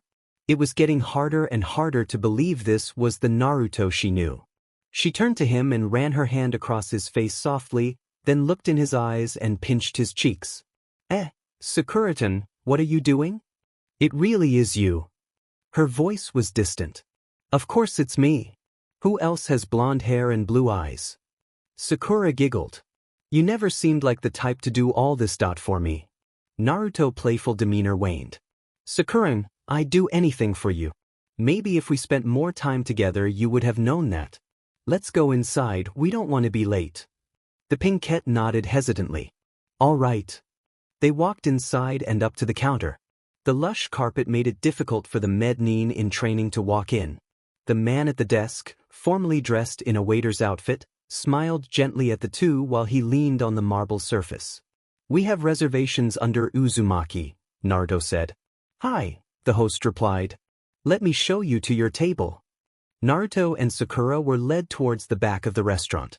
He was glad he asked Aine about the restaurants in town that actually acknowledged him for him, and not the fox inside.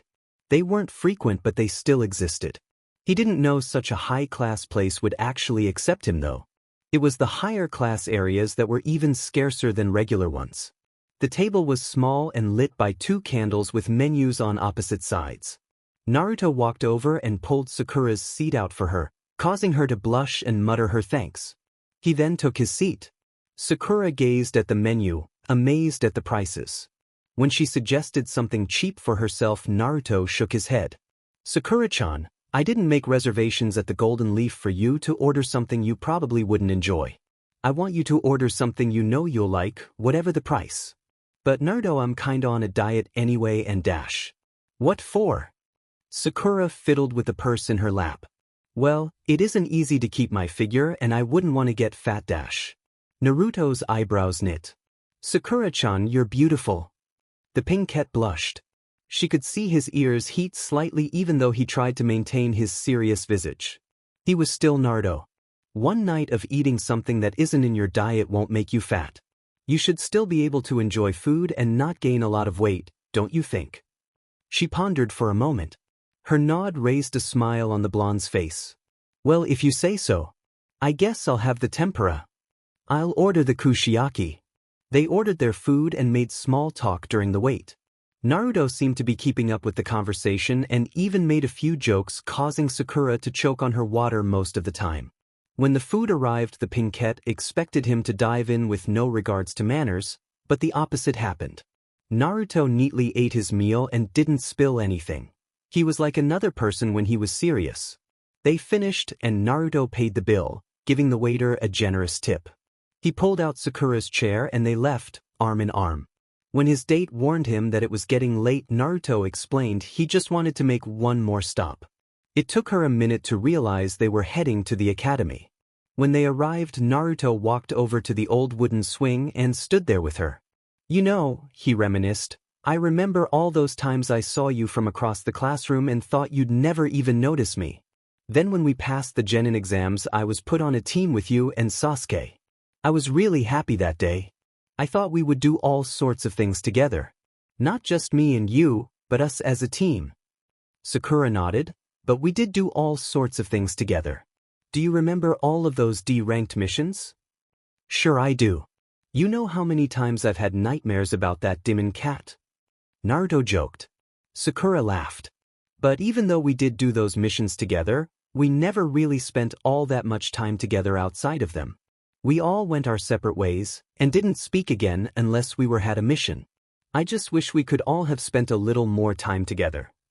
Sakura gripped his arm gently. "When we get Sasuke-kun back, we can spend all the time together that we want." The blonde gently put his hand over hers. "Hi, I know. That's why we need to get stronger, so we can bring our friend back." Naruto walked over and sat on the swing. He started swinging back and forth, laughing like the child he used to be and in some ways still was. He stopped and motioned for Sakura to come over. Sakura waited for him to get up, but the blonde boldly pulled her into his lap. She gasped and turned red. "What's wrong, Sakura-chan? Never shared a swing before?" Naruto teased her. She met his eyes. She watched a heavy lump move down his throat. Sakura smiled gently. "Baka." They sat there for a long time. Sakura with her legs in his lap sideways, her body leaning on his chest. Secretly she wished this would never end. This was her first date and she was sure it would be the best she ever had. Naruto was also having a good time, but he remembered Sakura's warning about the time. He didn't know if she had a curfew, but if she did, he didn't want to be responsible for getting her home late. Probably had training with Tsunade tomorrow too, and it wouldn't do her any good if she was tired. He squeezed her lightly. "Sakura-chan, it's getting late. I should get you home." Sakura nodded and got up. A cool breeze blew by, causing her to shiver and cling onto the blonde. Naruto put his jacket over her and she smiled gratefully. Without warning, he picked her up bridal style, jumped onto the nearest rooftop. He started running across the buildings as fast as he could, laughing like a maniac. Sakura soon joined in. She was having the time of her life, simply being carried across Konoha in the dead of night. She'd never thought doing something so mundane could be such fun. The best and likely most humorous part was that it was with Naruto, someone she'd associated a first date with a disaster. When Naruto could see Sakura's house, he started to slow down. They'd probably woken up half of Konoha on the way over here. He set her down in front of the house and looked at her for a moment. His teammate looked so bundled up in his jacket, he wouldn't say anything if she wanted to hold on to it. When she chose to return it, and he would ask her on a second date. He watched her for a moment. She really did look tired. Hopefully it wouldn't hinder her training tomorrow. "Well, good night, Sakura-chan." "Good night, Naruto-kun." There it was again, the second time she had called him that. Naruto grinned broadly. She smiled back. This time it was intentional. It had been a great date after all. Naruto turned around and put his hands behind his head. He would sleep well tonight. The sensation he had in the pit of his stomach now could only be described as satisfaction. It was the greatest feeling to know she had finally acknowledged him as someone she could date. "I'll see you on our next date then, Sakura-chan," he said as he started to walk away. "Wait. Sakura-chan, it's getting late and you have Sakura interrupted him with her lips. It seemed he'd spoke too soon about the previous sensation being the best he'd ever experienced. It felt like there were little sparks shooting up his spine, and this was just Sakura kissing him. She put his arms around his neck, and in reaction Naruto put his around her waist. He could scarcely believe this was actually happening. It didn't matter, because even if it wasn't, Naruto was going to enjoy himself. He used his hands to squeeze her sides, causing Sakura to gasp softly. Not one to turn down an opportunity, Naruto slid his tongue into Sakura's mouth and started massaging her with his. When Sakura first caught up to Naruto, she planned on giving him a chaste kiss on the lips and leaving for the night. However, she got caught up in the moment, and now Naruto's hands were on her waist and he was kissing her. She was even more surprised when he slid his tongue in her mouth and actually knew what he was doing. Her eyes opened for only a second to assure herself that the person she currently held a lip lock with was the blonde genin before closing again and becoming lost in the moment. Sakura's thoughts were interrupted when Naruto nibbled on her tongue. The unexpected spark of, well, something the pinkette wasn't very well associated with caused a mixture between a and a gasp to emit from her enveloped mouth. The embarrassment she'd normally feel because of such an action never came. The stifling warmth that flowed through her body prevented it from doing so. Suddenly Naruto pulled back, an extremely happy look on his face. It took Sakura a minute to remember she had to breathe, after which she took in a generous amount of air. The blonde had just literally taken her breath away. He held their embrace until he'd received his fill and then gently pushed the pink-haired kunoichi away. "I think we should stop here, Sakura-chan. You have training tomorrow, and if Bachan finds out I kept you up late, I'll be in trouble." Sakura nodded. She felt like she couldn't speak. "Good night, Sakura-chan." Sakura's voice still refused to come to her. She nodded again as Naruto opened the front door of the Haruno home. He smiled at her before jumping away into the night. Once his form could no longer be seen, Sakura ran into her room and closed the door. She went into her bathroom and looked in the mirror. A thoroughly flustered kunoichi stared back at her. Though a little unnerved by what Naruto had done to her, she couldn't help the smile that surfaced on her features. So that really did happen. He really did kiss me. She went back into her bedroom to lie on her bed. Sleep wouldn't come easy tonight. Her mind focused all of its function on her blonde teammate. His kissing ability shocked her, yet left her wishing he'd ask her on another date so she could experience it again. Her mutinous body hadn't allowed her any functions during the time they'd been connected. The pinkette had no opinion of that new feeling of vulnerability. Surely she liked the blonde now, she could freely admit that. However, the feeling that her body would permit him to do whatever he wished sent both a feeling of weakness and a foreign ache across her heart. Her constant thinking soon put the pinkette in an even more tired state than she already was. Sakura fell asleep in Naruto's jacket, him still being the only thing on her mind. When Naruto arrived back home, Tayuya was already asleep. He had the taste of cherries in his mouth and figured it was probably from Sakura. For once he was actually happy he had read those Ika books. Without them he probably wouldn't have had any idea what to do when Sakura kissed him. Though he'd never practiced, he was told he was a fast learner. He knew some women didn't like to kiss with their tongue, but he decided to try anyway and see if he got lucky. If Sakura hadn't liked it, he wouldn't have had a possibility of a second date. The bunshin he'd had followed Tayuya around saluted from its position on the floor. The redhead liked Aine enough to trust the woman on some level, but still felt more comfortable ordering, the blonde to keep watch on her. The blonde nodded back and it dispersed. The poof sound caused Tayuya to roll in her sleep. Naruto chuckled. He changed into his pajamas and crawled into bed. Tayuya backed into him like always.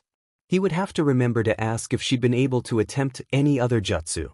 That thought in mind, Naruto put his arm around Tayuya's waist and was asleep in seconds. Buzz. Buzz. Buzz. Sakura's alarm blared as usual at 10 in the morning. Her room smelled like kushiyaki with a faint scent of ramen. The dress from the night before, now wrinkled, clung tightly to her frame. Ino wouldn't be happy about its appearance. There was another article of clothing she was wearing that she wasn't very familiar with. The smell of ramen and last night's food were coming from it, not the room.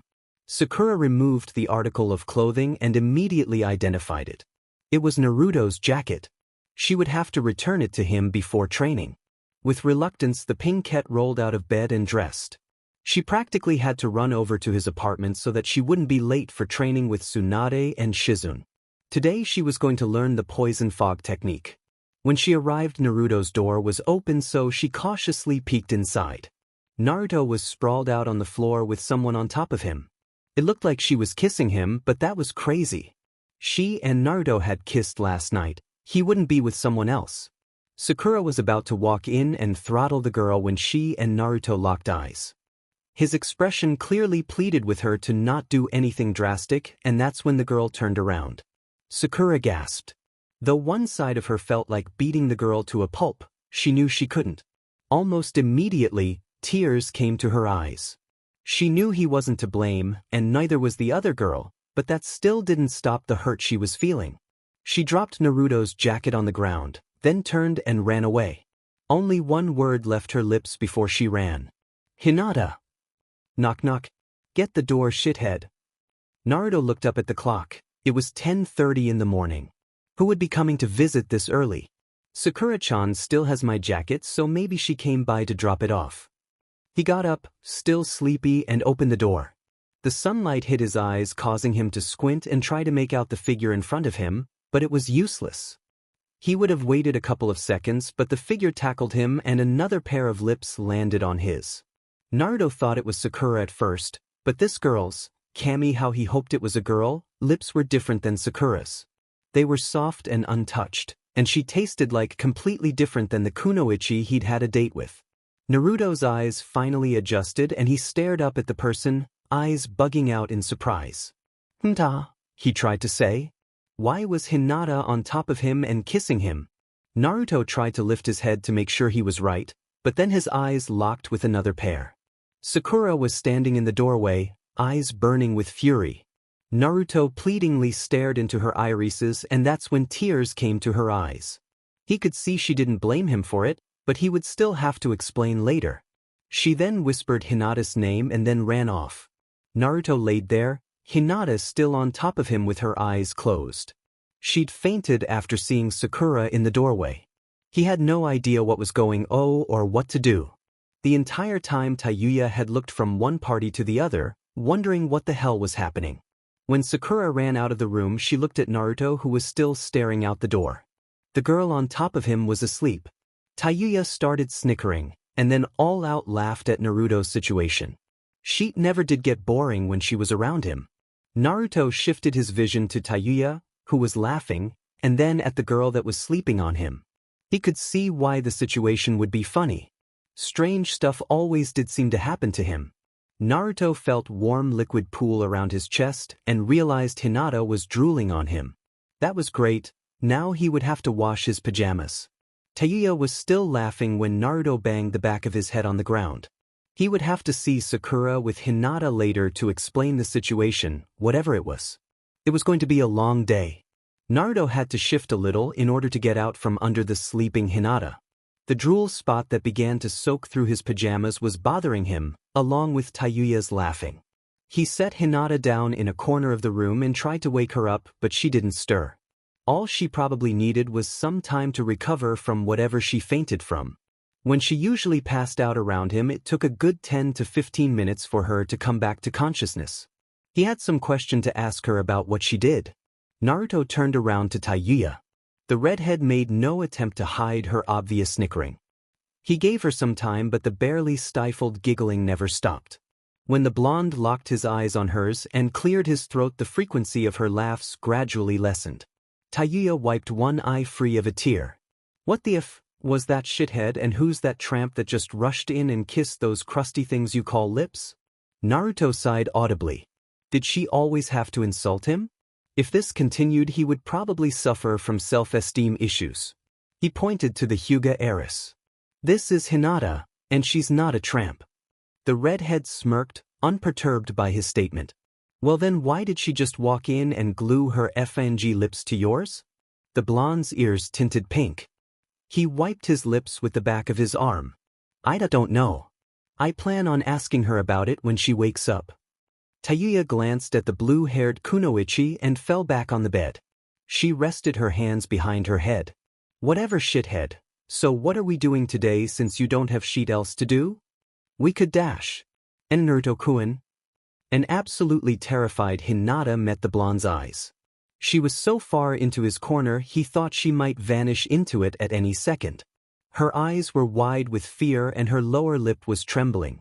When he met her eyes, she made a futile attempt to tuck further into her jacket. He never understood why she wore it when it wasn't cold outside. The memory of her earlier actions had to have come back to her. Hinata had never shown any interest in him as far as he could remember. When he was around her, she always stuttered and fainted. She'd never approached him in an outgoing manner or shown anything that was even similar to affection towards him. Naruto had chalked up her tendency to be nervous around him to fear. Maybe she knew of the fox and was scared of him for it? Though that still wouldn't explain why she kissed him. "Hinata, I need to ask you something." Hinata immediately found interest in a nearby ramen noodle. She knew Naruto was going to ask her about the kiss she gave him earlier. After hearing about how he used to like her from Sakura, she decided to go and talk to him about it. She hadn't planned on anything physical happening. No, far from it. At his door 5 minutes earlier, she'd planned on telling him her feelings. He would be alone because it was so early in the morning. It was the ideal time. However, when he had opened his door, all of her resolve broke. Even in pajamas, he was still the boy she loved. It didn't help that his shirt was open in the middle, showing his exposed chest.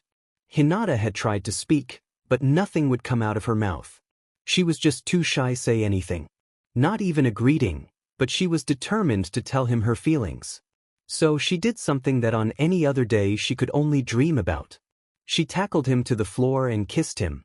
Hinata nearly died when she felt him taste her lips, but then he stopped. She had opened her eyes to see his startled blue ones, but they weren't looking at her.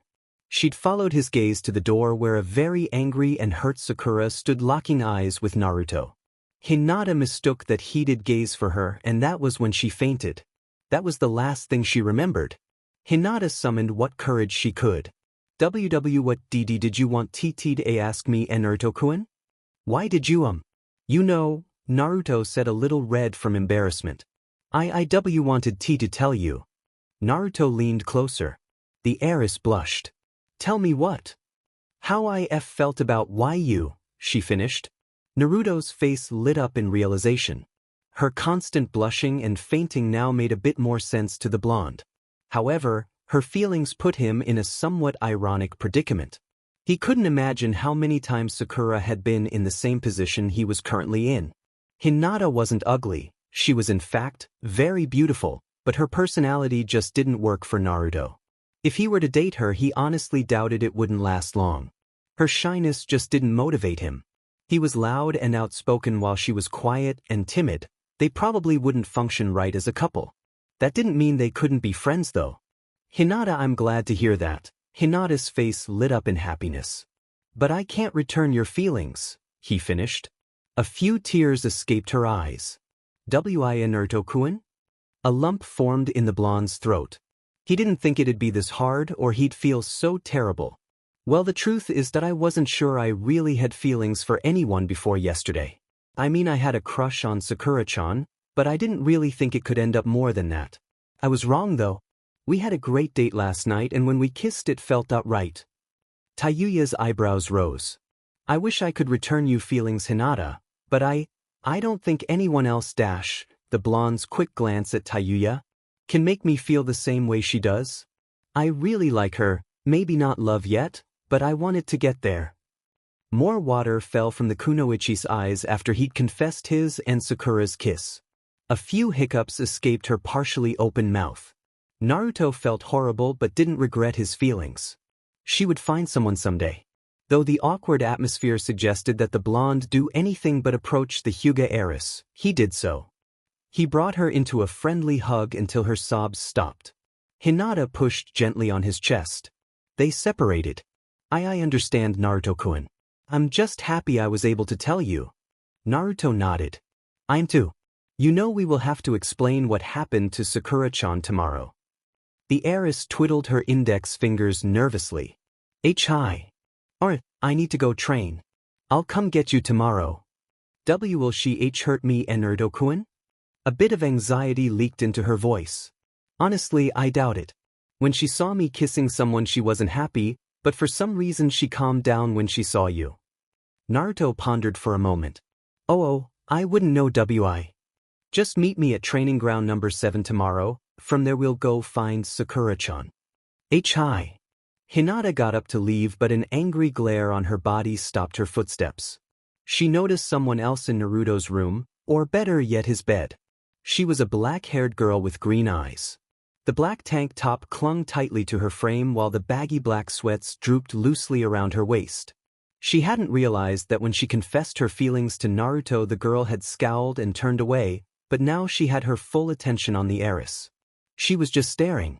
Hinata began to grow uneasy. What did this girl have to do with her, and why was she in Naruto's bed? Was she involved with him? Naruto followed Hinata's gaze to where Tayuya was sitting with a look of malice upon her face.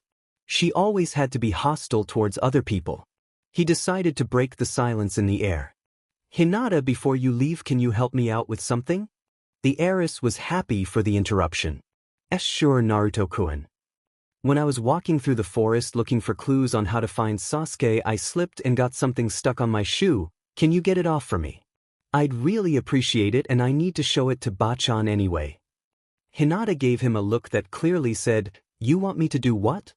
I can't get it off myself." He exclaimed. "It's from this spider guy Niji fought, and it can only be cut with chakra. Please?" "I would ask Niji, but I haven't seen him, and you're the only one who is talented enough to do this. Please." "Why, you think I can do it?" "Of course. Remember how you fought during the Chunin exams? If you can kick butt like that, I know this will be no problem for you." Hinata blushed under his praise and nodded her head.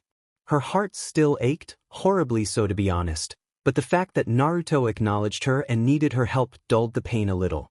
He hadn't brushed her feelings aside as if they were nothing and didn't hesitate to make her feel better after. Though it was unrequited love, a strange sense of satisfaction fell over the Hyuga heiress. Meanwhile, the blonde walked over to his closet and took the shoe with the gunk still on it out. Hinata looked at it for a minute, and then activated her bloodline. Byakugan. Sure enough, there was enough chakra in that substance to make it harder than steel. She would have to put everything into a Juken strike to remove it. Hinata wasn't as talented as her cousin, but she could pull it off, especially for Naruto-kun.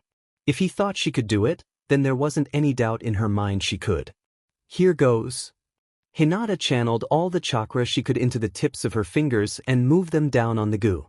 It made a soft ripping sound before coming off, leaving the underside of the shoe clean of the stuff. The goo fell into a bag Naruto was holding, which he promptly shut and tied. Naruto pumped his fist. "Yada! I knew you could do it, Hinata." "Arigato, Naruto-kun." "For what?" "I didn't do anything. You did all the work, Hinata." Hinata put her head down so that he wouldn't see the blush that was rising in her face. She got up to excuse herself, but then she felt that angry look bore into her back again. She wasn't going to ask any questions earlier because it was Naruto's business, and she was too shy to anyway.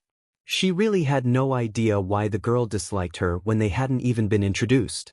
It was possible that was she jealous that Naruto had paid attention to her and praised her. To Hinata, everyone liked the blonde. The heiress' halted step prompted the blonde to glance at a thoroughly frustrated Tayuya. Everything seemed to fall apart whenever two girls and he were thrown into the mix. Why the redhead disliked Hinata he didn't know. She hadn't even known her long enough. There was obvious discomfort on Hinata's part. She didn't look like she knew what to do in this situation. Most other girls would have glared back until fighting ensued, but not the Hyuga heiress, and Naruto was grateful for that. "Kion, please go back to sleep and I'll be there in a minute." Tayuya would have normally answered with a "F you shithead," but she still had to remain undercover, and blowing you cover in front of someone who was in one of the village's largest clans was not smart. She huffed and turned away, clearly set off. Naruto knew he would hear it after Hinata left. He wasn't in the mood to listen to her rant, but it was unavoidable. Hinata gave him a questioning look. Did he just call her Tahan? She opened her mouth to ask, but Naruto interrupted her. "Hinata, this is Kira-chan and she's staying with me until she feels better. I found her in the woods and she was pretty beat up, so I brought her to Tsunade-bachan. She put Kiara in my care until her injuries heal." He explained. "So why you're just watching over her? There's nothing going on between you two?" Naruto gaped at her. Why did people keep thinking that? Just because she sleeps in his apartment in the same room in the same bed doesn't mean anything. He was just trying to keep her comfortable and that was it. The fact that he spooned her every night was for her benefit alone.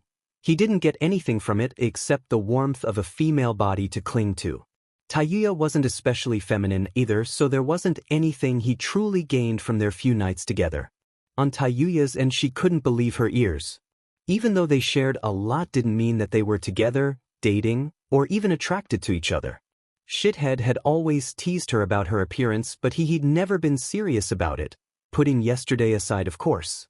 She still hadn't recognized the emotion she'd felt when the Pinkware asked him out, or the new feeling she had when he called her beautiful yesterday. It made her feel airy, sort of giddy in a sense. Tayuya had never felt that way and it scared her. A battle-hard kunoichi shouldn't feel what she was feeling. She wanted to ask someone about it, but there was no one else she could trust. She was brought back by Naruto's words. Why would you say that?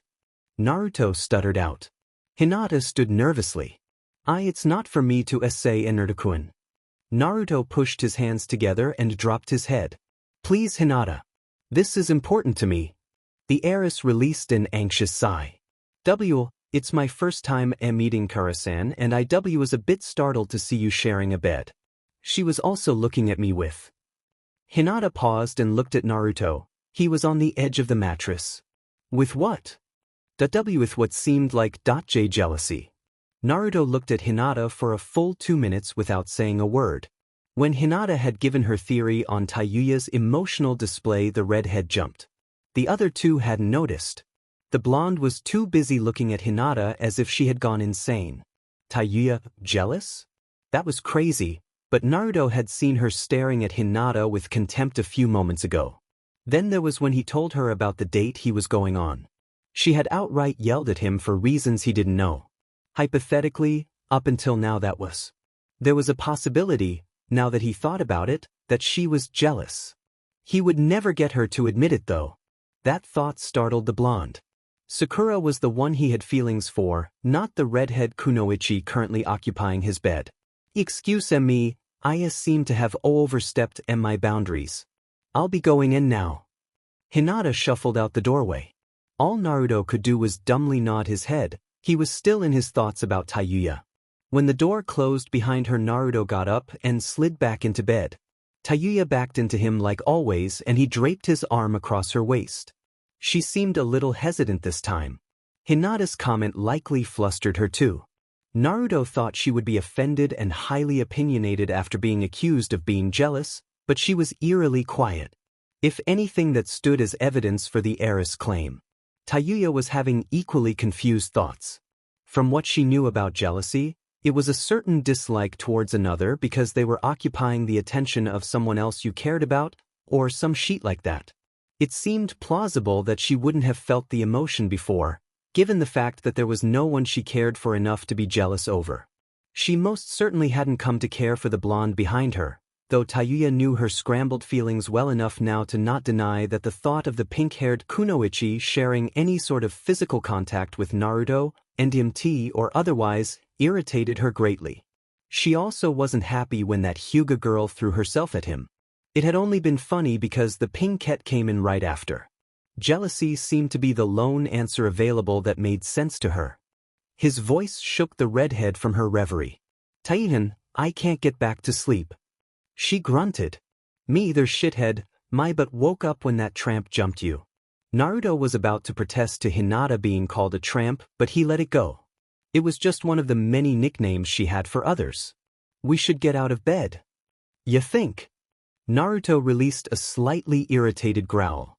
He attempted to scoot back only to have Tayuya imitate him, knocking them both out of bed and pulling their bodies to the ground.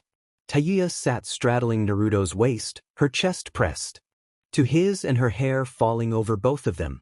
They stood staring into each other's eyes, Tayuya lost in the endless blue sea of his and Naruto staring into her lovable chocolate orbs. She'd released her hinge when Hinata left. Their faces were so close that if any movements were to be made, their lips would surely meet. Naruto had never seen Tayuya with her hair really down. He'd loved Sakura's long hair, but the redhead's texture was slightly different. It smelled of apples. She must have shampooed. Its intoxicating scent challenged him to take a deeper inhale, but the chance of breaking their close contact stilled him in his tracks. The blonde reasoned that Aine helped the redhead with her hair during his date. His gaze drifted downward. Her almond-shaped eyes stared at him in confusion. Longing, loneliness, and a startling sense of want emanated from her stunning irises. Her soft, supple lips were mere inches from his. Tayuya's relaxed breathing on his face was so tempting. The only thing keeping him in check was his fear of her reaction. Tayuya sat atop him, weightlessly drifting in the ocean of his deep blue eyes. She tried to force herself to look away, a futile effort. Their closeness suddenly dawned on the redhead. Her palms moistened and her breathing became heavier. Traits of nervousness, her memory idly informed her. She could only associate this with the times Orochimaru threatened her life and of her first few missions for the snake Sannin. Naruto had caused something similar to surface by simply staring at her. His face became illuminated by the sun filtering through the blinds at that moment. Tayuya hardly resisted the urge to gasp. She had never looked at the blonde, meaning really looked at him. His hair was unique in itself. She hadn't seen many other people who had its tinge. The birthmarks on his cheeks were similar to the whiskers of a cat. They're kind of cute. Tayuya would have to withdraw her earlier comment about his lips. She'd never seen lips that looked as soft as his. Around the sound base, all the males didn't care for appearances and their lips were no exception, but his were flawless. Lastly were the eyes she was so absorbed in. They were the purest of blue, she could get lost in them forever. Tayuya's sharp intake when Naruto's hand came up to caress her cheeks softly caused them to both pause for a split second. He continued to slide, whispering those words once again. "You really are beautiful, Tayu-chan." Shut up, shithead, Tayuya stuttered, closing her eyes and breaking their contact. The redhead could swear her body was floating with a strange, calming contentment. It was like nothing could bring her down. Whenever she was with the blonde, he always seemed to bring new things out of her. She was starting to enjoy it. Maybe being back in touch with her emotions wouldn't be so bad. Tayuya found herself just wanting to enjoy this simple touch that seemed to elicit so many things inside her. She stopped thinking when he started stroking her hair, raking his fingers through it softly. "But you are Tayu-chan. Your hair is so nice and soft. Your eyes are the most wonderful shade of brown I've ever seen. Your smell is so unique. When I woke up in the morning yesterday and it wasn't there, I panicked. I don't know why, but I think." Tayuya placed an unsteady finger his lips. "I thought we were going to do something today, shithead." Naruto smiled. She was trying to change the subject and was failing miserably. He would go along with it because he didn't know his own feelings yet. A sudden wave of guilt washed over him as Sakura came to his mind. If Tayuya hadn't stopped him, he probably would have said something he might have regretted later. He also didn't want to rush her into complicating their relationship. If her face was any reflection for her true feelings, then the girl's mind undoubtedly lay in a frenzied state. It just didn't seem right for him to want to be with both Tayuya and Sakura, though nothing seemed wrong about it. Naruto attributed this to never seeing or hearing of any person being in two relationships. The blonde knew he liked Sakura. He'd been attracted to her ever since the academy. She was maturing and was in the making of becoming a great ninja. After receiving training from Tsunade, she was sure to become strong. She had everything he wanted in a girl: brains, beauty, and her rear, this he kept to himself, wasn't all that small either. She was constantly teased about her lack in strength, but Naruto personally knew better. Whenever Sakura was angry with him, she punched him hard enough to send him a couple feet into the ground. If she could harness that strength, she would be among the most feared kunoichi. It was that want to protect her but at the same time make her stronger that made Sakura so appealing to him. Then came Tayuya. She was loud, brash, and vulgar. She wasn't exactly what Naruto would call his type, but somehow she'd wormed her way into his heart. He did pity her because of her current situation, but that wasn't the reason for his probable feelings. She was strong, courageous, and didn't give a damn about what anyone said. She cared little for others' opinions. It wasn't easy, but he'd gained her trust. She wasn't similar in any way to the kunoichi he'd grown up with. Tayuya had probably had a hard time coming up since she had to deal with a similar burden to his. He had never met anyone aside from Gaara that could share his thoughts and pain on the issue, and Gaara wasn't female. Her understanding and similar situation made her somewhat sympathetic to Naruto's condition, and not many people could feel the same way. Her body was aged more than Sakura's with more curves, and she had a rough type of personality that made the blonde both curious and drawn to her. Alright, first we have to go by the Hokage tower so I can drop off this stuff. Then I have a surprise for you. He stood up, pulling her along with him. A surprise? You have to wait to find out. Go get dressed so we can go. Truthfully, Naruto hadn't planned anything to do today, so why not spend it with her? Sakura would be unapproachable as of now, so he decided to let her calm down. Explanations would come tomorrow. He had never really been around Tayuya for too long a time, and he wanted to get to know her a little more. Maybe he could buy her something. What the girl liked eluded him though. Hopefully, if he took her around he could find out. He already had an idea of what she didn't like, the people Konoha. So far the only person she had mildly gotten along with was Aine. Tayuya stumbled out of the bathroom and fell on the bed. She had some feeling in her legs, but they were nowhere near healed. It would probably be a week before she could walk again. She sat herself up and looked at Naruto, who seemed to be in deep thought. He turned his head and smiled at her. She decided like that smile, it gave her a tingly feeling. The redhead prepared herself to be carried. I'm ready, shithead. Yush. Let's go. The blonde smirked when she didn't wince after being gathered into his arms. Naruto bounded across the rooftops towards the Hokage tower. He looked down at her. She had on a pair of black pants and a white tank top that exposed a decent amount of cleavage. He had to use a good amount of his willpower not to stare, but he did steal a couple of glances out the corner of his eye. When they finally arrived, the blonde put Tayuya on his back and opened the door to the tower. He reached the Hokage's door 5 minutes later, and the receptionist glared once again. Tayuya flipped her off and Naruto surprisingly did the same. It made them both laugh as they walked into Tsunade's office. Shizune was the only one present inside the office aside from the young shinobi who had his back turned to them.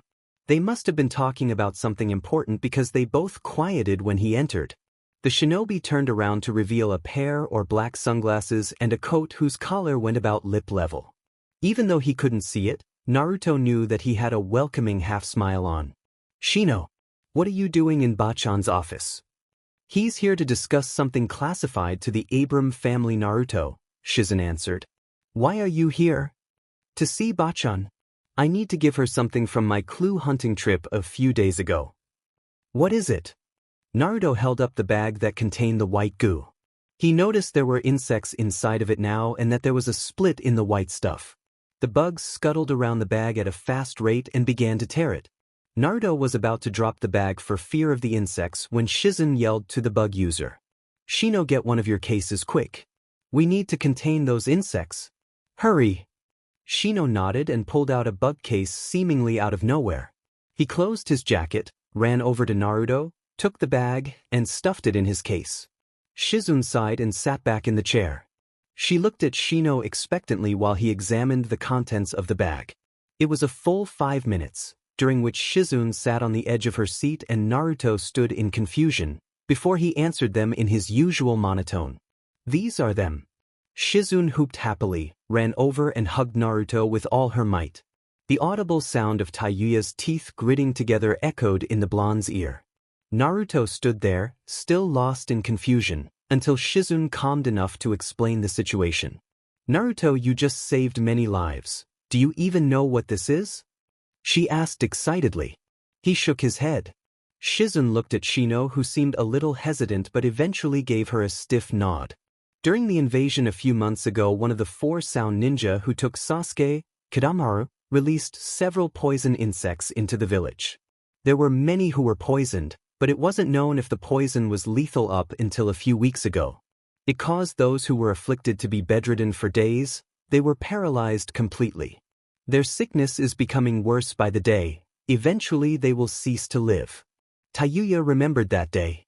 On the way to assist Orochimaru, Kiba claimed he wanted to have some fun and let loose almost 100 poisoned insects inside the village. She disagreed with it, but he said they were Orochimaru's orders. But didn't they take his body after Neji beat him?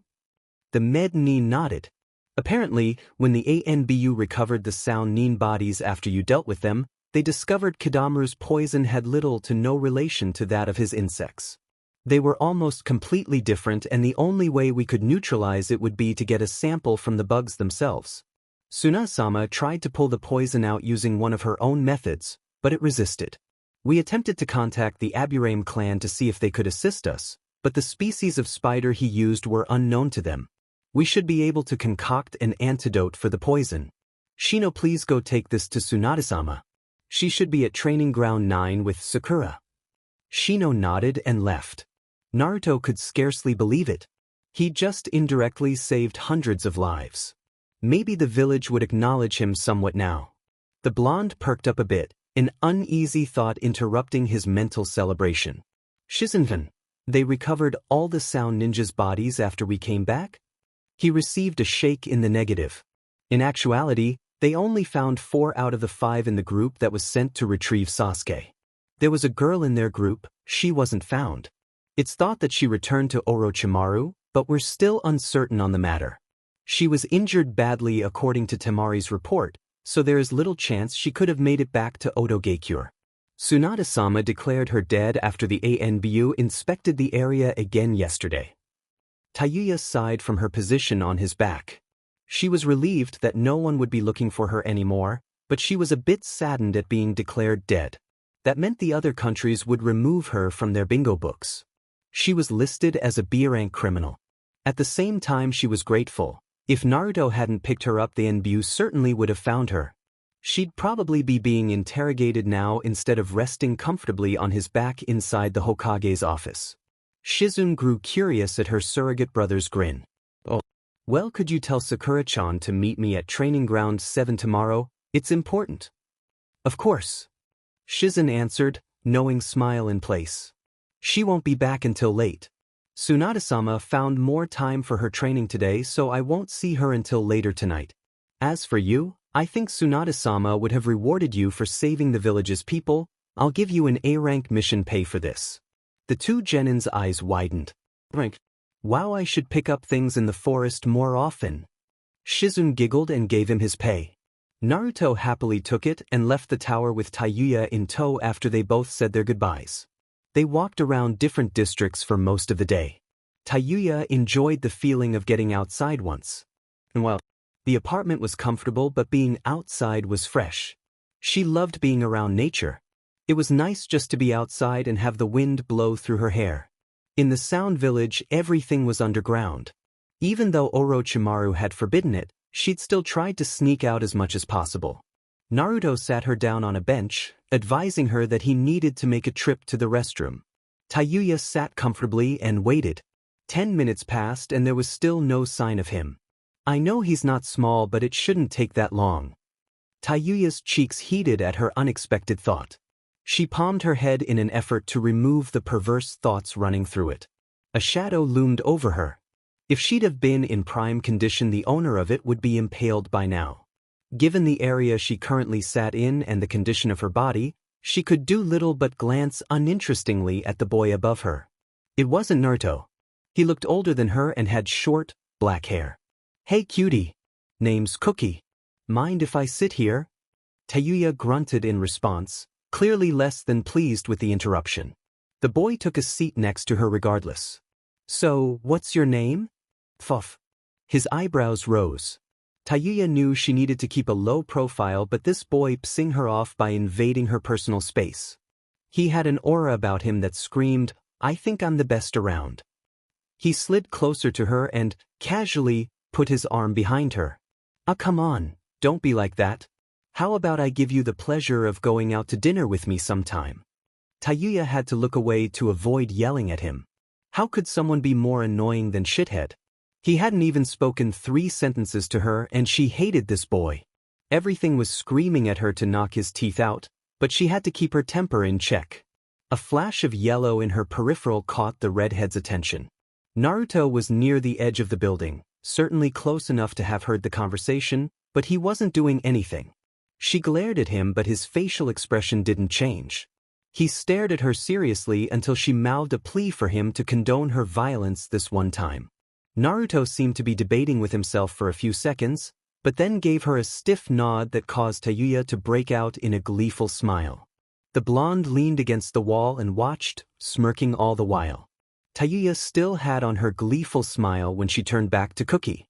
He mistook it for happiness of the possibility to date him. Cookie-kun, was it? Diamond, right. So you decided to take me up on my offer, babe? How about I tear of your D and shove it up you butt? After I castrate you and shove your ball down your throat first, of course. Okay, Cookie-kun? Naruto was rolling with laughter from his place by the corner. The boy had the most hilarious expression on his face. It was a mixture between shock and disgust. He probably regretted approaching her now, seeing that one of his hands had moved to the middle of his pants in a pitiful attempt to protect his package. Cookie-kun. The boy turned his head to see Tayuya's left fist directly en route to his left cheek. The result was a loud crack, which led Naruto to believe she'd broken the poor boy's jaw. He lay in a heap next to the bench where many other civilians threw him pitying glances. Some girls ran to his aid and glared at Tayuya, who just did the usual gesture and turned away. It was at this time a blonde-haired girl with whisker marks strangely similar to Naruto's stood in front of her and turned around. Tayuya hopped on said girl's back, and moments later they were jumping across rooftops towards the Hokage mountain. The redhead prodded his shoulder. You can dispel the henge now, shithead. We're far enough. Naruto nodded and released the illusion. Gomen. If I picked you up as me, the villagers would have blamed what happened on my influence on you. I feel sorry for whoever that was you beat the shit out of. Tayuya smiled. He wasn't the only one influencing other people. His language and behavior hadn't exactly improved from the time they had spent together. Yeah, well, that fuckwad deserved it. Naruto nodded his head in agreement and kept going. After a few minutes, Tayuya spoke up. Why did you let me do it? Naruto didn't say anything for a minute. Tayuya let him take his time to think about it. She wasn't clear why he would let her blow her cover either. He responded after an additional 2 minutes with an unexpected answer. Because you needed to. She rested her head on his shoulder. But still, I could have been taken by ANBU after what I just pulled. Naruto smiled. She hadn't cursed throughout that whole sentence. For what? All I saw was two normal civilians, one being a hormonal teenage boy and the other a sensible girl. The boy pushed his luck and got struck down, literally. Look at it through a villager's eyes. It seemed like a normal, everyday occurrence. Tayuya breathed in his scent. She nuzzled his neck and froze. The blonde had almost lost his concentration and slipped of the mountain wall. She heard him take a deep breath before continuing onward. But how did you know that I'd stop at just punching him? I could have killed that son of a bitch if I wanted to. She hoped he wouldn't bring up her unexpected display of affection. Naruto cleared his throat. True, but you're a smart girl, Tayuya-chan, not to mention beautiful, and you wouldn't make your own situation more complex because of some idiot that tried to hit on you. Tayuya blushed again. He just wouldn't stop with the compliments. Great. There goes that fluttery feeling again. They stopped and Tayuya analyzed the area. She hadn't even been paying attention to her surroundings. Grass consumed all earth around the area. They were so high up on the mountain that the clouds even seemed reachable. The sun blazed on the horizon. It had to be about 5 in the afternoon. The terrain was beautiful. This had to be the Hokage mountain. Naruto waved his hand around. Welcome to my favorite place to go. Yandame's head. The redhead fixed her eyes on the setting sun. She sighed. Why did you bring me here? She grinned. I wanted to show you Tayuya-chan. Not even some of my precious people come visit this place with me. Her wide, cocoa orbs fixed their confused stare onto his. Had she not been facing the blonde, he wouldn't have been able to decipher her inaudible whisper. So why me? Naruto put one hand behind his head, eyes also drawn to the sunset. I don't know. From the moment I met you, I had an odd feeling. I even tried to deny it myself because I knew I had feelings for Sakura-chan, but I think you're special to me somehow. Maybe it's because you're different than any of the other kunoichi I've ever met before. There are so many unique girls in Konoha, so many different kunoichi, but you're different. But you what? Tayuya asked in fear-filled hope. I wanted to surprise you, but I'm not great with secrets. The blonde reached into his inner jumpsuit pocket. Here. Naruto pulled out what looked like a long book. The minute her eyes locked on the cover, she recognized it as a music book. Upon flipping through it, she found many complex songs that even she would have trouble playing. The redhead picked her head up and was about to ask how in the hell she was supposed to play them when her head came face to face with a glass case Naruto held in his hands. She took it with trembling hands, knowing what would be inside. The hand that came up to silence her coming gasp almost caused her to drop the thing. She'd expected a regular wooden flute, silver at best, but what she saw inside far exceeded those standards. She took it out and examined it closely. The flute seemed harder than steel, but smooth and delicate at the same time. It had the standard number of holes needed to play, and it was almost transparent. She knew he wouldn't have given her a glass flute. That would be pointless in battle. She examined it closer and still didn't find her answer. A kunai rushed through the air downward towards her position. Tayuya instinctively brought up her only object, the flute. She expected it to break, but the flute held strong against Naruto's weapon. Diamond. Naruto answered her thoughts. Tayuya choked on her own saliva in shock. Her coughs muffled the blonde's silent chuckling until she composed herself. Drawing it closer to her eyes in disbelief, she found that the blonde wasn't lying. She made a futile effort to snap it in half. Her gaping mouth caused a grin to rise on Naruto's face. He nodded, once again answering her silent query. The redhead fought back tears of gratitude. Take a look at the underside, Tayuya. Naruto could tell she was pleased with her gift. It made him swell with pride. Tayuya wondered how he would one-up the already high-class gift he'd given her. She tilted the flute so that the bottom was eye level and stared. It took a minute due to it being almost sunset, but when she could make it out, a tear actually came to her eye. It was only one, but it was all Naruto needed to make him feel like he'd done something truly important. Along the underside of the flute was her name, engraved in all capital letters, and his next to it. With that one tear, he knew he'd broken down her defenses. Tayuya trusted him, but not on the level he wanted. That was one of the reasons he bought her the flute. The other he hadn't quite figured out. He wasn't infatuated with her like Sakura. No, hers was a different type of attraction. He didn't understand it himself and didn't care to try at the moment. What the blonde knew was he had feelings for this girl. That was certain. He wouldn't walk away from someone he cared for like this. Sakura was important to him, but so was Tayuya. Tayuya's valiant effort in prevented the water in her eyes from being released failed the moment she understood the symbolism of his gift. It was beautiful. No one had given enough of a shit about her to even think about giving her something, especially on this scale. It made her heart flutter when she read the underside. His and her name next to each other. There was something about Naruto Uzumaki. He'd somehow used his annoying and endearing tactics to work his way through her mind and into her heart. Tayuya finally realized her own feelings toward the blonde. She'd been hopelessly infatuated with him since their leaving the hospital.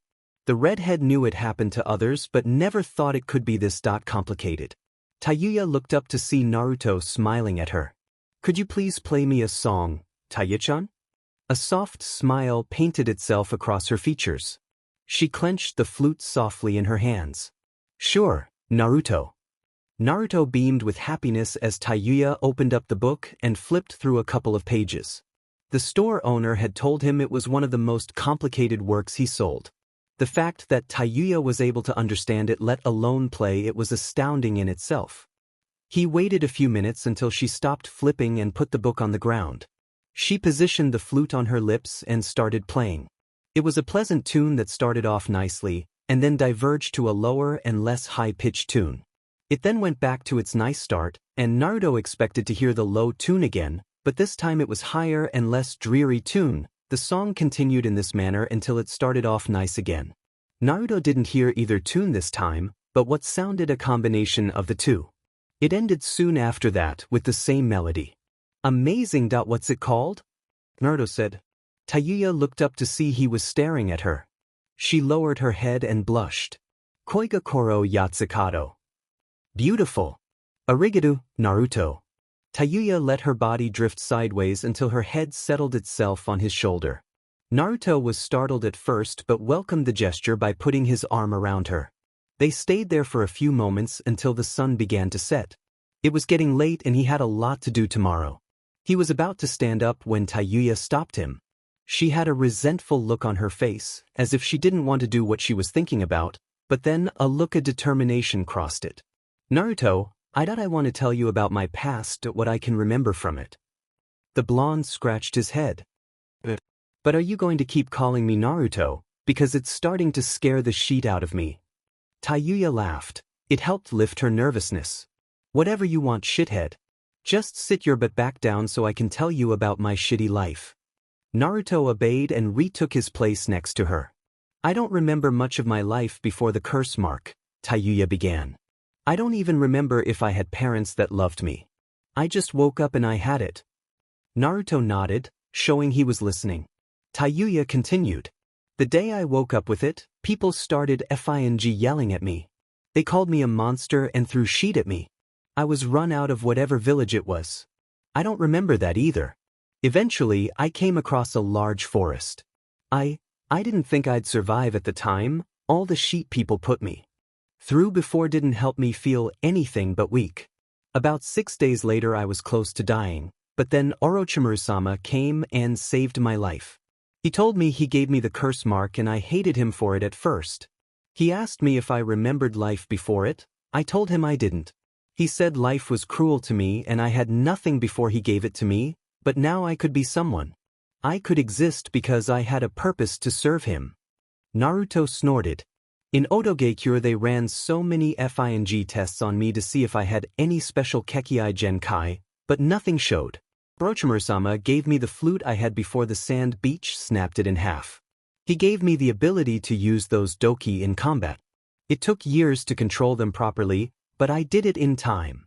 Eventually Orochimaru-sama recommended me to join the Sound 4, where all those BS arts were. I was put on the team but not before I had to pass some test given by them. I was beaten daily for that shitty test, pushed until my legs collapsed under my body, and they didn't even stop after that. They claimed it was at FING test to determine how strong I was, but I knew it was bullshit. They just wanted a punching bag to beat the hell out of. Tayuya grit her teeth. The blonde calmed her with a hand on her shoulder.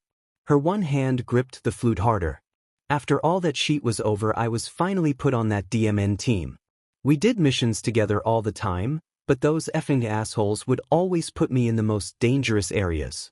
They just wanted me killed, but I didn't give up. I did it all for Orochimaru-sama. Then a few months ago he ordered us to retrieve Sasuke because he needed him. Naruto was about to ask why, but he didn't want to interrupt her. She would tell him about Sasuke in time. You know the rest. We failed and those assholes all died. Fuckwads deserved it though. Tayuya paused. She bit her bottom lip and glanced at the blonde. He gave her a gentle shoulder squeeze. Before we left, Orochimaru-sama told us he needed the Uchiha brat's body for a body transfer jutsu. I'm guessing he wants that dumbass Sharingan the Uchiha has. That's all I know though, shithead.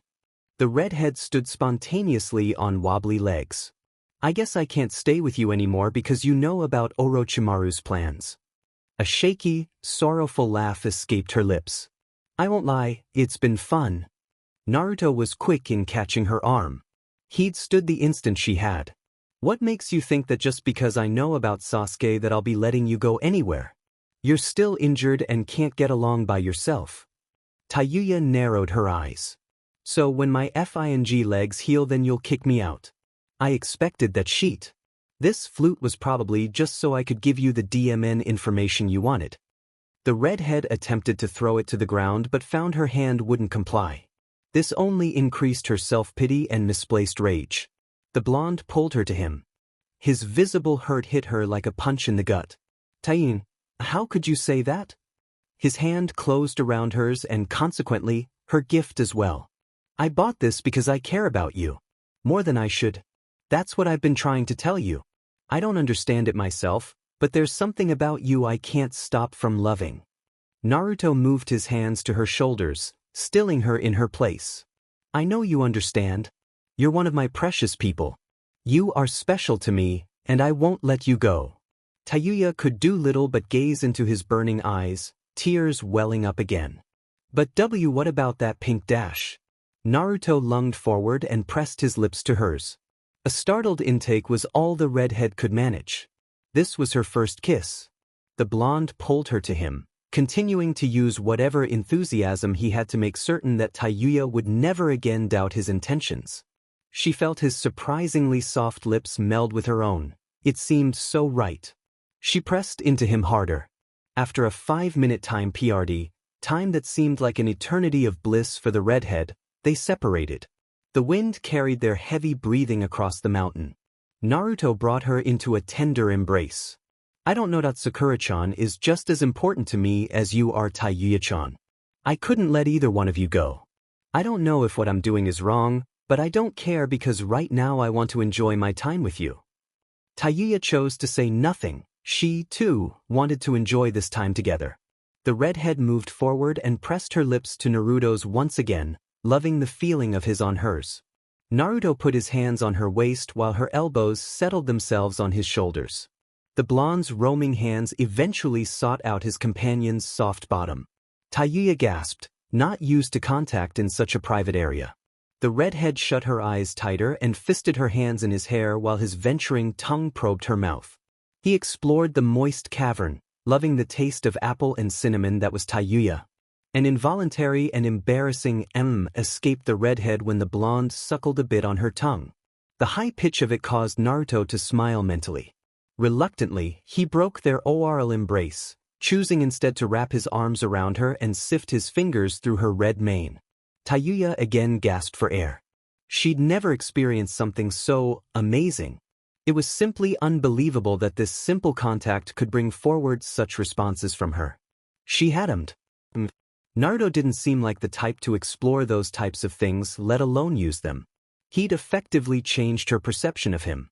The redhead didn't know whether to move or not. The stars still hadn't left her eyes. She felt the blonde lift her up bridal style and soon wind was rushing through her hair. "Let's go back home," he stated softly. "Home," she whispered. So now she was a part of his life now too. Tayuya never had a home to go to. Sure, the many sound bases where she stayed she had slept in, but they didn't have a cozy feeling that his apartment held. Cozy. Tayuya held her head, several images flashed through her head, a fireplace, a rug, 2 unknown people sitting on a red couch, and then they were gone. "Are you okay, Tayuya-chan?" The redhead managed a nod. Tayuya hadn't even realized she was sitting on his bed. Correction, their bed. That thought sent an unfamiliar tingle through her.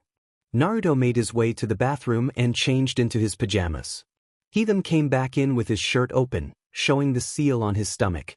Tayuya's questioning and anticipating look caused the blonde's cheeks to tint. It pointed to the seal on his abdomen. "Tayuya-chan, I wasn't completely honest with you earlier. Remember what I told you about this seal on my stomach?" Tayuya nodded. He gulped.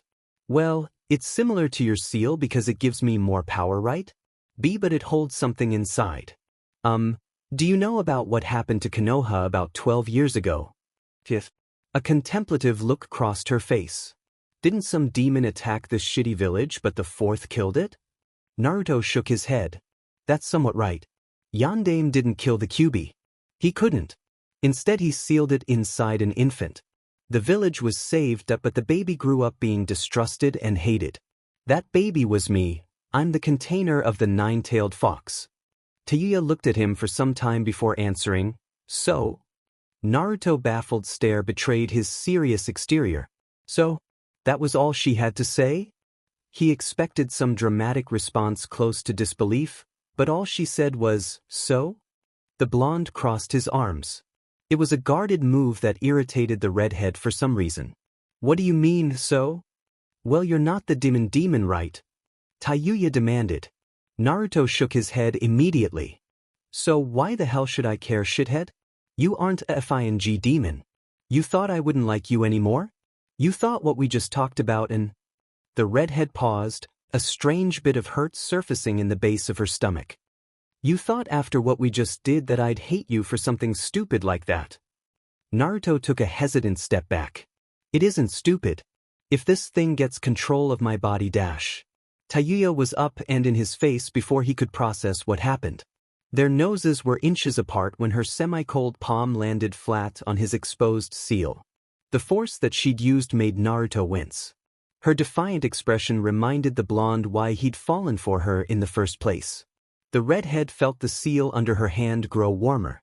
Nevertheless, she never tore her eyes from his. "You made me a promise. I know you remember that." Naruto nodded, speechless. "It hasn't hurt me yet because you haven't let it. Don't you have idiots you call friends in this stupid place?" Another nod. "So, if it hasn't hurt them and it hasn't hurt me, why should I give a f dash?" Naruto continued to remain without a word in his vocabulary. Tayuya grunted, mildly satisfied, and prepared to get into bed. A clumsy tackle from the blonde knocked them both to the mattress, both giggling all the while. They'd moved so they were on their sides, facing each other. Naruto's serious look had faded in favor of a smirk. He stroked the back of her hand. "You're right. Gomen Tayuya-chan. How about we get to bed?" Tayuya smirked in agreement and went over to Naruto's dresser. She'd started to keep her clothes in the bottom too and told him to never go near them. After putting on a white t-shirt and black sweats, she went over and took her place. Naruto came over to the bed after brushing his teeth and slid in behind her. He tried to put his arm around her, but she turned around and faced him. Tayuya gave him one last grateful smile. "Arigato, Naruto." "Hey, that's shithead to you," Naruto said playfully. Tayuya laughed softly, relishing in their contact. He kissed her again. This one was no different from the first. Sparks still shone in her eyes. He liked her bottom lip, and she opened her mouth for his tongue to enter. They laid there kissing for some time until Naruto noticed a rather large bulge start to appear in his pants. Reluctantly, he let Tayuya go and smiled down at her. "Good night, Tayuya-chan." "Good night, shithead," she replied around a yawn. Naruto had to adjust himself so that he wouldn't poke her in the back. He didn't want her to become angry at him for it. When he became comfortable, he placed his arm around her and put his chin in the crook of her neck. In minutes they were both asleep. Tayuya was having sweet dreams of Naruto and he having dreams of the same two angels who brought him happiness the first time. A shadowed figure loomed on a building near the window of Naruto's bedroom. He smiled perversely as he saw the two teenagers kiss and waterfall tears came to his eyes. "He really did use what I taught him. I'm so proud," he said in an unnecessarily enthusiastic voice. "Tsunade would probably love to hear about this." He took off towards the Hokage tower with gusto, long white hair billowing behind him all the while. The Godame was snoring peacefully at her desk. She had a right to be. It was nearly 11 in the evening. A bottle of sake, empty of course, stood by her left hand. She'd fallen asleep on her paperwork again, so more than likely it would be on her face in the morning. Tsunade had left her window half open. It was a habit of hers that Shizune constantly chastised her on, and one that she never seemed too eager to change. This was lucky for the man jumping through Konoha at the time looking for any women's spa, attention clearly elsewhere. Instead of crashing into her window, which was what his usual entrance would be, he barreled into the Godame herself. This resulted in a tangle of limbs which eventually landed said white-haired man in a very compromising position. Tsunade's desk was knocked onto the floor and her along with it. The man was also laid out in the same fashion under her, his face being smothered by her biers. It took him a minute to notice his surroundings, after which he sighed in content and allowed himself to be suffocated by those pillows he loved oh so much. What he had failed to notice was that the Godame was now wide awake and was not happy to see who had interrupted her sleep. She also didn't care for the position he was in under her. "Pervert!" The now perverted white-haired man was sent flying across the room. He hit the wall hard, leaving an indent of his body etched into it. He looked up to see the Godame advancing, fist already packed with chakra. Her face was filled with anger. If he didn't explain himself quickly, the next thing he would see would most definitely be the Shinigami. "Tsunade, wait. It's me." Tsunade had to squint to make out the face in the darkness. Sure enough, it was her old teammate and fellow Sannin. He was wearing his usual outfit, which consisted of a rest vest on top of a brown shirt and fishnet underneath. It was certainly him. No one else would wear such ridiculous clothing, not to mention his shoes. Sometimes she wondered how he balanced in those things. Jiraiya? She inquired uncertainly. The toad Sannin sighed. It was a relief to see that she had recognized. That was, until he noticed her walking forward at a faster rate, both fists surrounded by chakra. This wouldn't be pretty. He idly wondered if Tsunade just didn't like him, or if Kami held some personal enjoyment in causing him pain. She stopped in front of him, both fists at her sides. Jiraiya observed her shaking in an attempt to control herself. The Godame raised one fist. Jiraiya, you'd better have a damn good excuse for this. Said Sannin, cleared his throat, eyes darting elsewhere. Well, you see, I was jumping rooftops towards the tower, but I wasn't really paying attention because, I was looking for well, is that really important? You were about to peep again, weren't you? Tsunade accused, cracking her knuckles. Jiraiya gulped. That's not important. I came because I have some important information about Naruto. Tsunade's demeanor quickly changed. Is it Akatsuki? Jiraiya mentally thanked the boy for being his scapegoat. He stood, grin returning. That's a part of it, but more importantly. Tsunade motioned for him to continue. More importantly what? Jiraiya puffed out his chest and looked up, but soon after he broke down in tears of happiness. He finally used what I taught him. I'm so proud of him, Tsunade. You should have seen him. I never even thought he would be as smooth as his father, and the way he kissed her. It was like he actually knew what he was doing. If I stayed, I'm sure I would have picked up some valuable research, but alas, I knew he would probably want his first time to be personal, and for some reason I respect that, so I left. Tsunade stared blankly at Jiraiya for a moment before slamming a non-chakra-enhanced punch in his stomach, doubling him over. Even without chakra, she was still easily the most powerful kunoichi in Fire Country. The Godame kneeled down and pulled her fellow Sannin to that they were face to face. Her calm yet furious expression sent a spark of fear through him. What the hell do you mean, what I taught him? Are you trying to make the boy into a pervert, Jiraiya? Jiraiya coughed a little before answering, it's not my fault. It was bound to happen anyway. The boy is coming into those years, Tsunade. It's perfectly natural for him to be making out with girls in his bed. I just didn't think it would happen so dash. Tsunade launched another fist at Jiraiya, this one aiming for his face. He narrowly avoided it due to the close range between him and his attacker. That punch would have probably put him out for a few days. He'd noticed it had more chakra than the others. In his bed. Tsunade raged. He's way too young for that. I'm gonna kill him.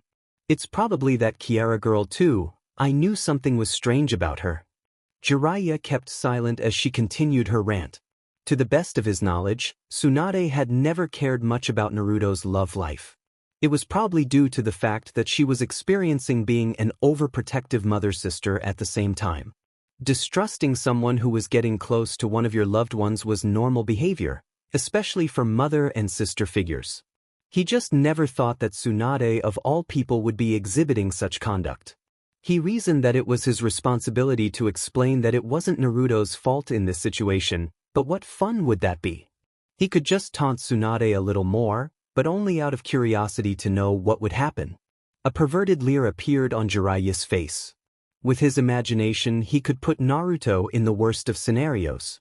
Maybe he would even come up with an idea for a new story. Well, I wouldn't say that. She seemed pretty normal from the way she was miming. Tsunade froze in mid-rant, hands up. I could hear it all the way from outside, probably had something to do with where Naruto had his hand. Jiraiya stopped to glance at the Godame. Her face was blank, devoid of any emotion.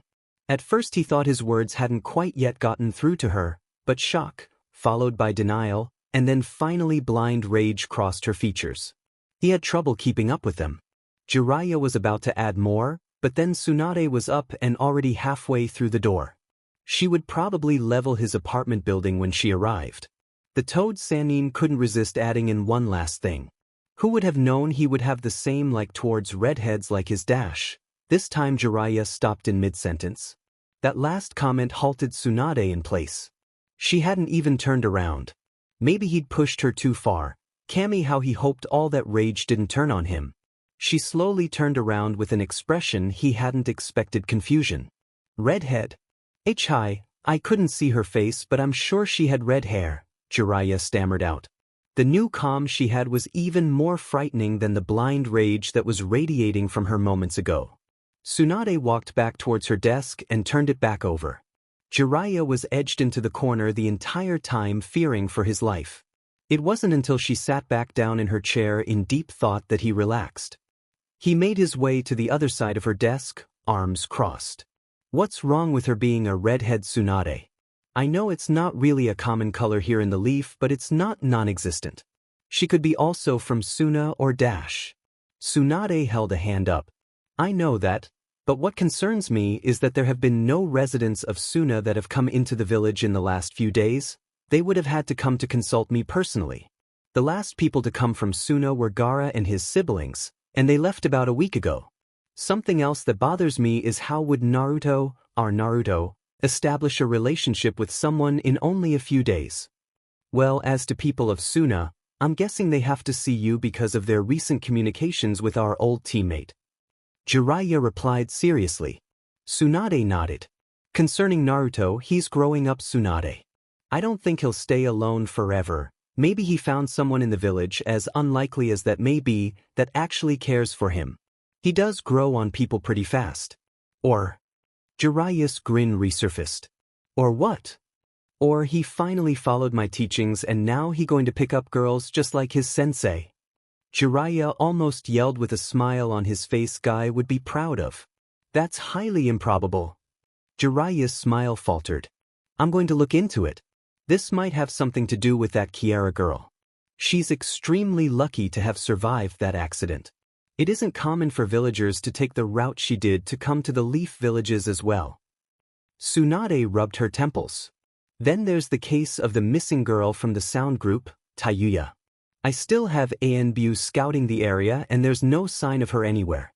No blood trail, ripped clothes, no evidence at all.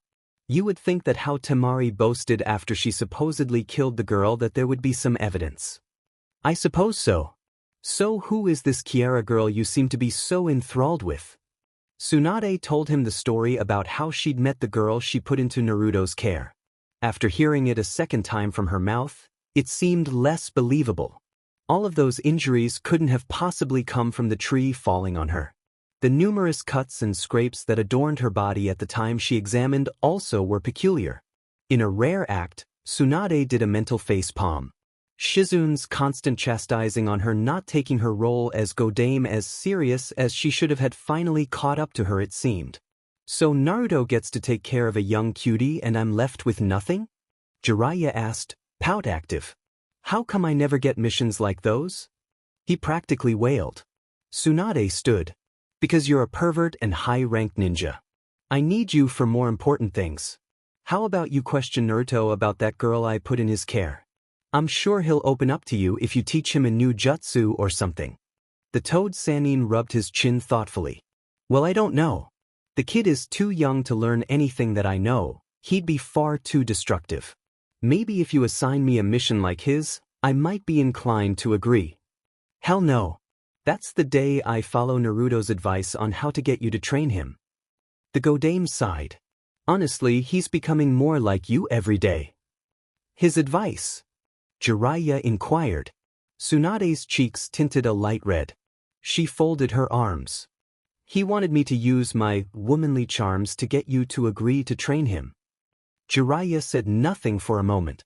He had that perverted expression on his face again, along with visible happiness and pride. His own student had tried to get a woman to be with him. He might just train Naruto if this behavior kept up. If Tsunade had agreed with him. The Godame looked at him for a moment and noticed his nose starting to bleed. Jiraiya hurriedly wiped the residue away before any more could come and dropped his playful nature. The Toad Sannin spoke without so much as a bit of humor in his voice. Well, why didn't you follow his advice? What?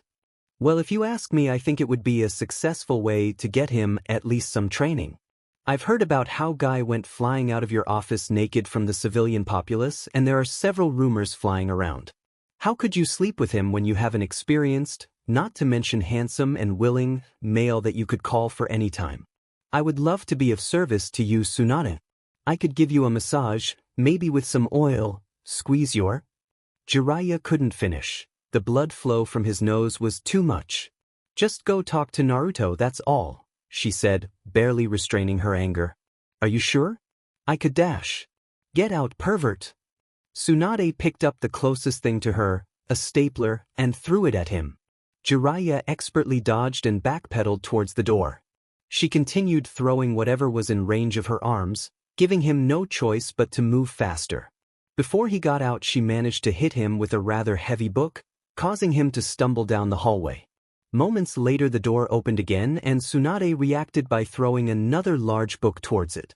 She expected to hear a loud oof, but instead heard a rather girly shriek, followed by a thump that meant the book had hit its target. Tsunade looked up to see Shizune knocked out on the floor, a large bruise already starting to form at the top of her forehead. She stared down at her apprentice, clearly irritated. The reason that people though the Godame was sleeping with possibly the most unique jounin to ever walk the earth was standing right in front of her. It was time for a little revenge. Tsunade grinned mischievously and set to work. Payback was a beach. Naruto woke up to the smell of the girl he was so infatuated with beside him. He had somehow turned over in his sleep and was now on his back, her by his side. He glanced at the clock. It read 9 o'clock, still early. He hadn't told Hinata or Shizune what time he would be at the training ground, so maybe if he got lucky he would be the first one there. Tayuya shifted a little, bringing her mouth closer to his neck. Her soft breathing tickled it, slightly causing him to let out a muffled laugh. He slowly slid out of bed and went to brush his teeth. When he returned, Tayuya was still asleep, so he decided to take a shower. She should be awake by the time he got out. Naruto went to the bathroom and turned on the shower water. It was cold as hell at first, causing him to let out a very non-masculine scream. The water eventually warmed and he hopped back in, hoping Tayuya didn't hear him. He would never hear the end of it if she did. Tayuya bolted up, hearing what sounded like a girl screaming. She scanned the apartment looking for any signs of a woman in distress. Everything looked the same. The only sound was of the shower running. The blonde was probably taking a shower, but that was the direction that the scream came from. Going on assumption alone, Tayuya got up and started walking towards the bathroom. If there was anyone else in that bathroom, he wouldn't, would he? Tayuya was halfway to the bathroom when she fell and hit the floor hard. Her legs weren't that demon bad. A torn-up piece of floorboard jutted out from the others. Either Naruto had recently tried to redo his apartment or he was hiding something. She carefully picked up the loose board and removed it. Underneath laid a long green trunk. It had a lock on it, so she wouldn't be able to open it unless she had the key. It could be broken into easily, but that would be too obvious. The redhead could just look for the key some other time. For now she had to see who was currently taking a shower in their bathroom. Tayuya opened the door slowly so as to avoid the usual creak of the rusting hinges. The shower curtain was up, blocking the blonde from view. The only clothes on the floor were his, prompting the redhead to release the breath she was holding. The sound of water slowly coming to a stop immediately caught her attention. Tayuya averted her eyes and began gradually shutting the door to be respectful of his privacy, but his voice halted her attempt to remain undetected. Titan, what are you doing? Tayuya let out her own un-Tayuya-like squeal at being noticed. Naruto stood by the mirror, staring curiously with a towel around his waist. The water ran down his body slowly. He hadn't had enough time to dry off. The hair was matted around his eyes, which were staring at her with a hint of amusement. He started tapping his foot in mock frustration while Tayuya just stood there with the door still open. If you're not going to explain yourself, then close the door. All the cold air is getting in. Tayuya walked inside and closed the door. She attributed the heavy atmosphere mostly to the steam. She met Naruto's amused face with a defiant glare of her own. He was smirking at her, that same demon confident smirk. She intensified her glare, but it had no effect. It only made him smile. The redhead poked his forehead. What the hell's so funny, shithead? Usually I like to dry off by myself, Tayuya-chan, but you're welcome to watch if you want to. Naruto said, smirk still in place. It was at that time that Tayuya had remembered that he did just get out of the shower and all he was wearing was a towel that kept repeatedly falling off his waistline. How idiotic could she have been to actually walk in the bathroom and close the door? What possessed her to even think of such a ridiculous idea? Tayuya mentally chastised herself. She knew she was changing, but this was beyond stupid. Her face heated. Don't flatter yourself, shithead. Well, I guess I didn't really specify whether to close the door from the inside or out. I guess if you really want to watch. Naruto said, removing his towel slowly. Tayuya forced herself to focus only on his eyes. She moved a finger to the door. Get the F out. The blonde shook his head. I can't do that, Tayuya-chan. I'm the one who's using the bathroom. There was a moment of silence before Tayuya stormed out the steamy bathroom. Annoying water droplets clung to her hair on the way out. Naruto finished drying soon after and came out content with having won their little debate. He didn't win arguments often, but with Tayuya it seemed easier, probably because she would be so flustered now when talking to him. No doubt yesterday was the only NTMT contact she'd ever experienced. Then again, it had only been his second time. We should get to the training ground. We have a lot to explain to Sakura-chan. Tayuya scoffed but stood anyway. Her legs were actually feeling pretty good. She could make it there without him. It would be strange though, not riding along on his back. She could savor it a little more. Just until she felt sure her legs were absolutely healed. There was really no point in risking it. Any further damage was unnecessary. The redhead drew circles on the blanket with one digit.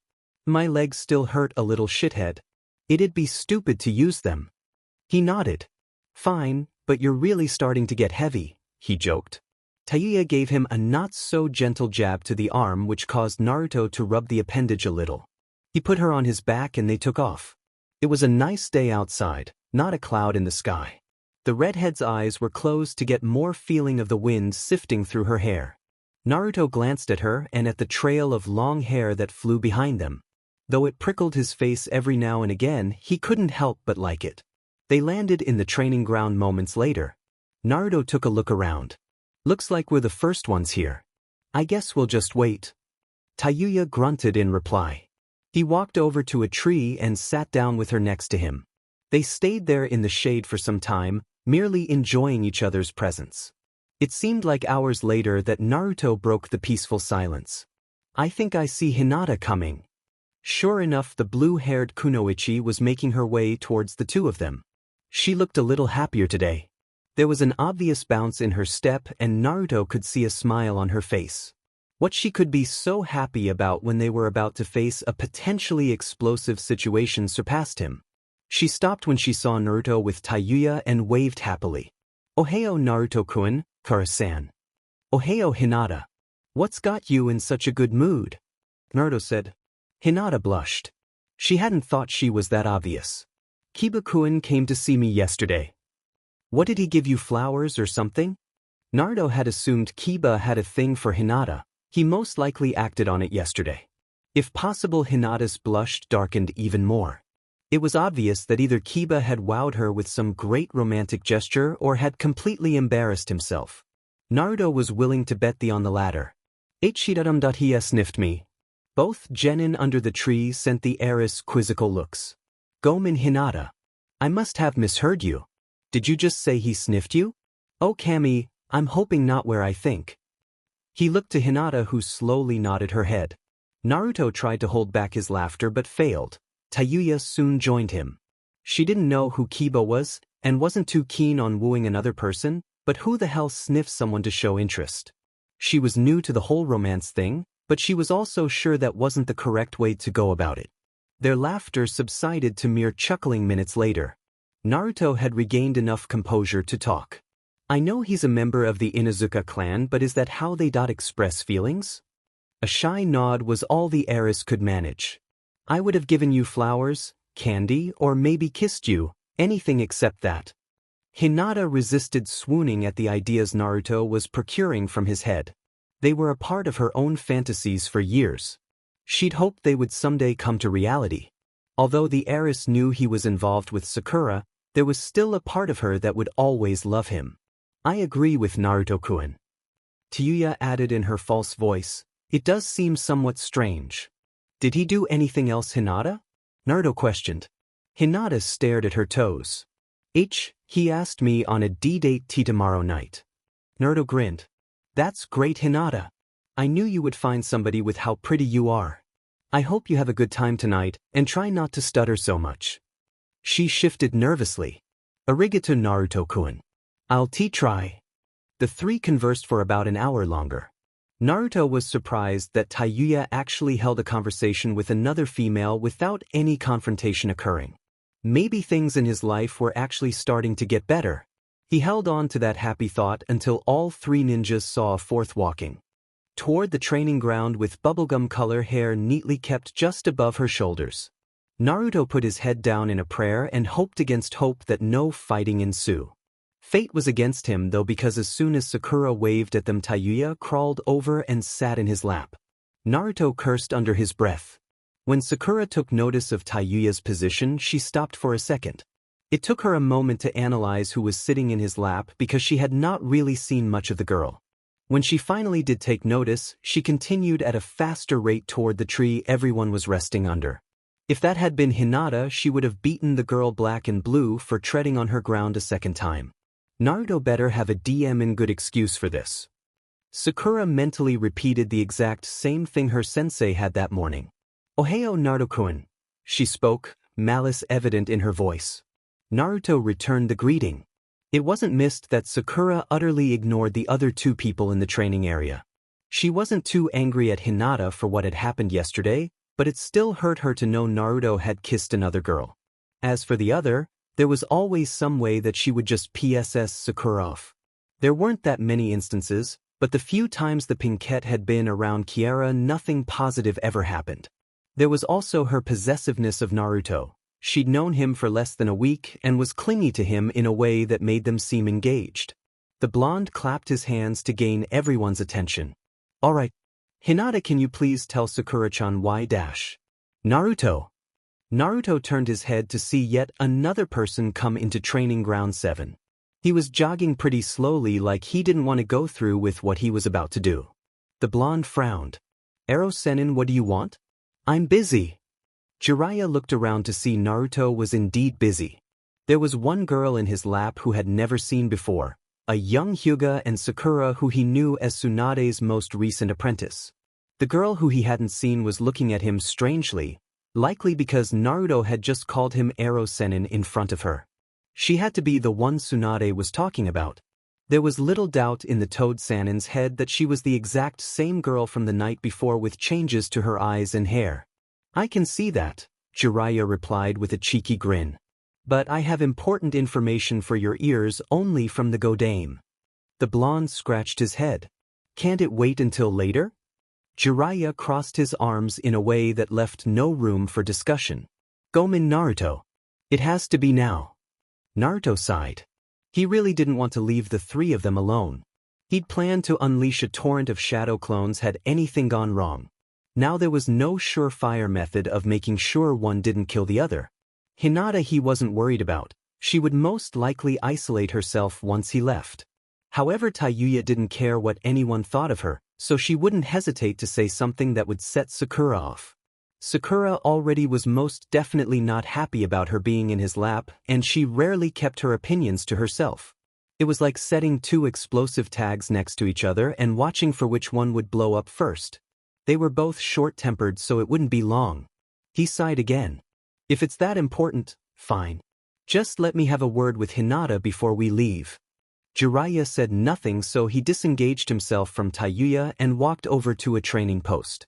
Hinata glanced at Jiraiya before shuffling over to the blonde genin.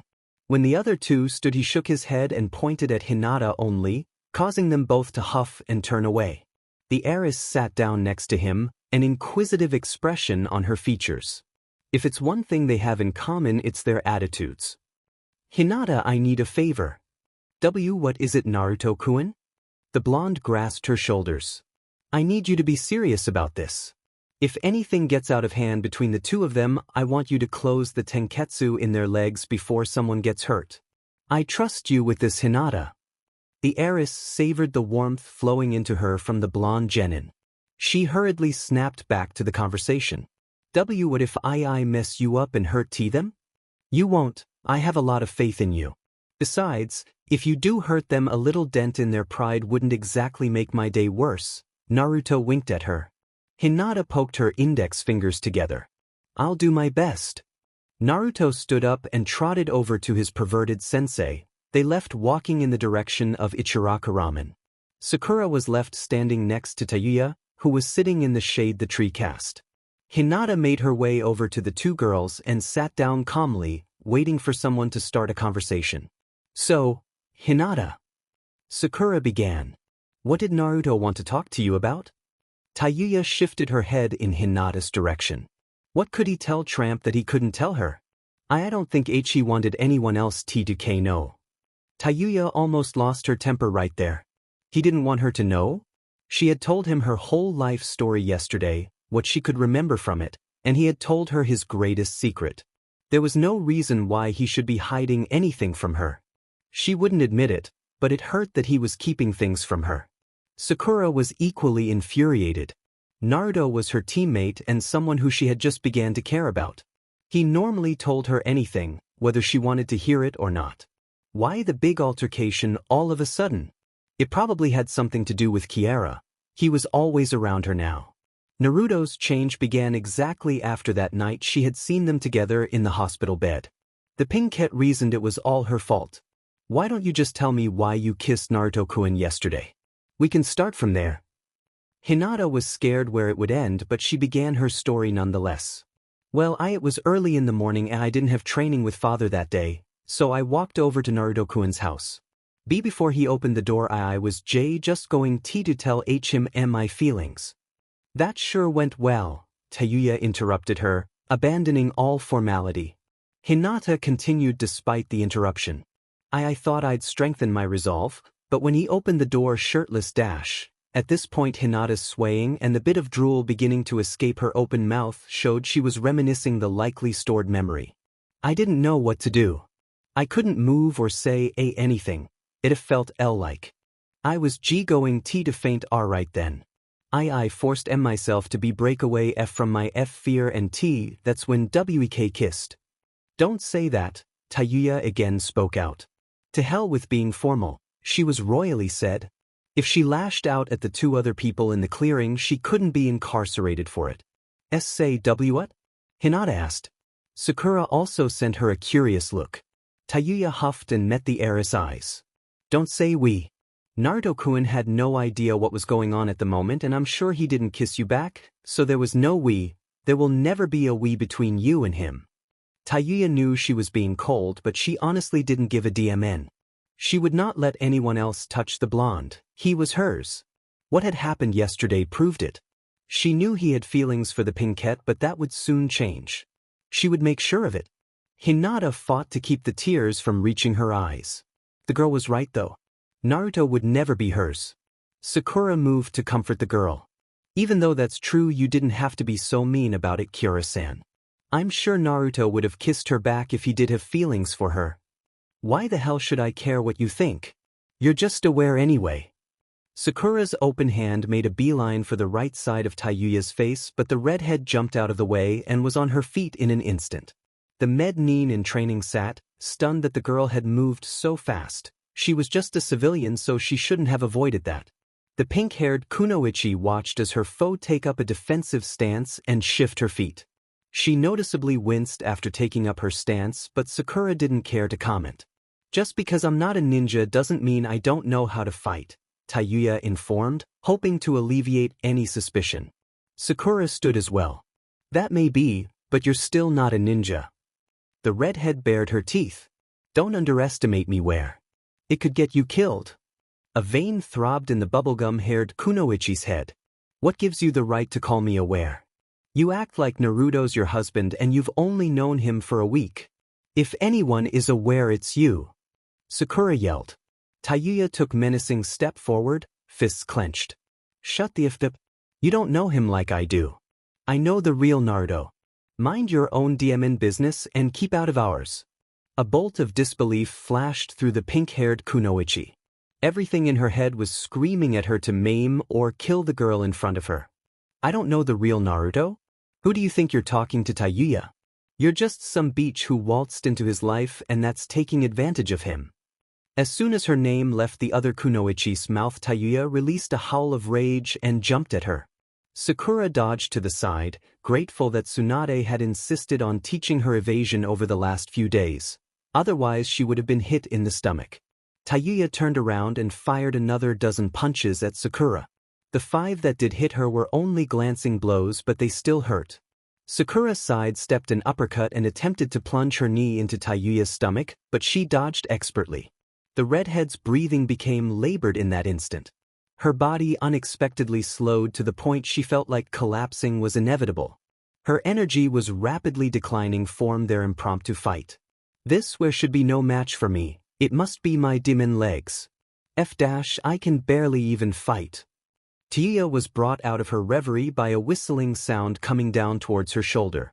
She reached back, retrieved the flute from her pocket, and brought it up to block the oncoming kunai. An echoed clang was heard as the redhead used her battle accessory for the second time. She opened one eye to see Sakura's odd expression. The ex-Oto kunoichi managed a cocky grin. Sure, the weapon was nice, but the thing that made the moment even sweeter was that the underside was facing Sakura, giving her a full view of the names Tayuya and Naruto engraved next to each other. Like it? Tayuya grit out. Her taunting grin surfaced. I did. Sakura didn't move for the next few seconds. That flute, it was beautiful. There must have been some reason why those names were engraved on it, anything but the obvious one that pressed at the back of her mind. She ignored her own reasoning and lunged at Tayuya, intending to at least critically damage the girl. You manipulative beach. The words tore their way through Sakura's throat as she pressed harder into the flute. She was sure most of Konoha had heard her, but she didn't care. The girl in front of her had changed Naruto, her Naruto, and DMN it all if there weren't going to be any consequences. Tayuya's feet dug into the ground. She hadn't the faintest idea where the girl had gained this increase in strength. It had been hard to parry her attacks before, but now it seemed impossible. What the redhead did know was that she was quickly losing this fight. If Shithead came back and saw her corpse, it wouldn't go over well. The were would probably die if that evil power took hold of him through his anger. That wouldn't be a negative thing, but she also being dead wouldn't help her chances with him. Tayuya felt the pressure on the flute drop. Hinata stood behind Sakura, her Byakugan active. Sakura slowly dropped to the ground, landing sideways. She tried to push herself up using her arms but failed because her legs were now useless. Tayuya thanked the girl quietly. If that would have gone on for much longer, she would have been a lump of flesh right now. The were was pretty strong when she got angry. Tayuya would have to file that away for later. Knowing your enemies was necessary in combat and in life. Without warning, Tayuya's legs gave out under her and she fell not too far from Sakura. The heiress was now behind her, veins still surrounding her eyes. She was so lost in her daydream that she hadn't even noticed the girl move. Now her legs were just useless as the day they were broken. She glared up at the tramp, along with Sakura, as she sat back down and deactivated her bloodline. Sakura began struggling again. Hinata, let me up now. You don't know what she's doing to Naruto-kun. I have to kick her butt? Like you could, Tayuya responded. She too was having trouble keeping up a simple henge without the ability to use chakra in her legs. Sakura started shaking in anger but realized she couldn't do anything. She waited patiently until her tenketsu reopened, then Tayuya would get hers. Naruto-kun trusted me with stopping you too if anything G got out of. Chant. I don't want to disappoint him. Hinata replied in the strongest voice she could muster. Tayuya faced the heiress. Let me up, tramp, or else I'll kick your butt too. Hinata got a little scared at this point. Their chakra points would be closed for about another hour, so she could just leave and get Naruto. She was sure he didn't want her to get hurt anyway. The heiress stood and walked in the same direction her crush had minutes earlier. They would probably be at Ichiraku. She wondered how he would handle this situation. He was dealing with 2 very possessive kunoichi. She probably wouldn't come back to Training Ground 7 after she talked to him. It was too dangerous. So what's the message from Bachan? Naruto asked. They had both already ordered and were waiting for the food. Oh, there is no message. Jiraiya said while reaching for his chopsticks. Why did you need to separate me from them? It had to be something important. The food had arrived and Naruto was already almost finished with his first bowl. Well, Tsunade wanted to find out about the girl you're taking care of. Jiraiya's perverse grin put the blonde on edge. Speaking of that, how was she last night? Was she feisty? Dominant? Did she like it? Naruto spit the soup in his mouth all over the front counter. Tsuchi gave him a glare and he quickly reached for some napkins and cleaned up the mess. You were watching us? The white-haired male put his hands up in defense. No, of course not. I just happened to be passing by your window on the way to the Hokage Tower and saw some inappropriate things minors such as yourself should not be exhibiting. I may have stayed for a few seconds, but it wasn't too long. I knew you'd want some personal space. Aren't you happy I didn't watch? Naruto tugged the man's sleeve. There was nothing to watch. We just kissed. That's all that happened. He scoffed. Sure it is. On another topic, they still haven't found that Tayuya girl from the Sound 5. Jiraiya took note of Naruto's flinch at the end of his sentence. If we were to find her, it would be a lot easier to find Sasuke. She could have information on where he's staying. Well, I guess we have to cut our losses and just try another way then, Naruto replied, sampling his next bowl. Jiraiya knew the blonde would never give up such a chance to find his former teammate. He'd usually be impulsive and go out searching on his own. He was definitely hiding something. Jiraiya hadn't been able to get a too good look at Kiara, and had only seen Tayuya in a bingo book. However, it was enough for him to see they were very similar. Either they were related or Naruto needed help on his henge. Naruto, you and Kiara need to come see Tsunade and me tonight at the tower. If what's happening is what I think it is, we need to talk. Something this serious dash. I don't care, Naruto interrupted. Kura-chan is one of my precious people. If you attempt to hurt her tonight because of where she's from, of who she has served in the past, I will defend her. He used a tone Jiraiya hadn't heard from him before. It sent a shiver down his spine. There had to be some of the Kyuubi's influence on those words. He clapped the blonde on the back. Protect her then. We still need to talk. We'll be expecting you at 10. The toad Sannin stood and partially opened the flap. He stared back at the blonde. I've also recently found some information on the curse mark. It uses its power to draw on the chakra of the person who controls it. Without it being sealed, it would most likely kill whoever was disconnected from the person who gave the curse mark originally. If you really care, you should come tonight. Jiraiya jumped out of the stand, leaving Naruto with the bill. The blonde cursed quietly and got up to leave. He knew that someone would find out eventually about Tayuya, but he didn't think it would be so soon. He would be in quite a bit of trouble tonight. The thought of having to fight two Sannin in order to keep her safe did intimidate him, but he wasn't scared. He told Tayuya he would protect her, and he never went back on his word. After paying, he opened the flaps to leave and walked head first into Hinata. They were both dazed for a moment until the heiress regained her bearings. She stuttered out an apology. He rubbed his head. It's all right, Hinata. Why are you here? Kara and Sakura started fighting and Ai closed the tenketsu in their L legs like you T told me to. They both started Y yelling at me, so I L left to F find you. Naruto knew this would happen. He was happy he asked Hinata to keep an eye on things. If it weren't for her, he would probably be short one precious person right now. Thanks for helping out, Hinata. Good luck on your date with Kiba tomorrow night. Hinata fiddled with her jacket. Thank you, Naruto-kun, but I'd much rather be with you. The blonde sighed. And sometimes I wished I picked a shy cutie like you, Hinata, but we have to live with our decisions. They laughed softly. Hinata had helped him settle into some kind of calm. It was going to be hell on earth when he got back to the 7th training ground. He would try to explain what was happening between them all, but even he didn't really know. Naruto now knew why some people, most of the male figures in his life, actually weren't in relationships. They were so DM and difficult. I should get back home, Naruto-kun. It's getting late. Hi. I should probably get back to the training ground before they get up and kill each other. Hinata nodded and they both headed opposite ways. Naruto took his time getting back. He was in no hurry to confront the two angry kunoichi. However, they would get their motor skills back any moment, so he quickened his pace a little. Not too fast but enough to get there in time. Tayuya and Sakura lay in the clearing, completely immobile. Sakura was waiting patiently for her legs to start reacting, but Tayuya was an entirely different story. She kept clawing the ground in a useless attempt to get away. The most she had covered in the last 10 minutes was about 5 feet.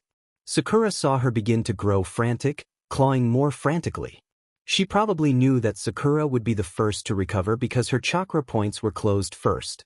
It would be a window of opportunity that would only last a few seconds, but the pinkette would take advantage of every single one. The feeling was returning to her legs. Sakura attempted to stand up. She shakily got to her feet and awkwardly walked over to Tayuya. The kunai was nowhere to be found. Hinata had likely taken it with her. Since Sakura had no other weapons, she would settle for her own tools. She stopped in front of Tayuya. The redhead wore a defiant and slightly frightened look when she met her foe's eyes. Sakura felt a bit of remorse for wanting to strike her. She didn't know who Tayuya was or where she came from, but for the things she said, she was overdue for a long, merciless beating. She reared her right fist back and launched it, fully intending to put the girl in a more haggard condition than she was already in. Before she could make contact, her punch was intercepted by an open hand, courteous of Naruto. He looked at her disapprovingly, as if he was ashamed of her for what she was about to do. Sakura felt like she was in right though. Naruto hadn't heard the awful things Tayuya had said earlier. "Sakura-an, what are you doing?" The pinkette gradually relaxed her arm. "I thought I was going to hit Tayuya." Naruto flinched. She just used the girl's real name in front of him. Tayuya was also probably wondering how she knew. "How do you know who she is?" Naruto asked seriously.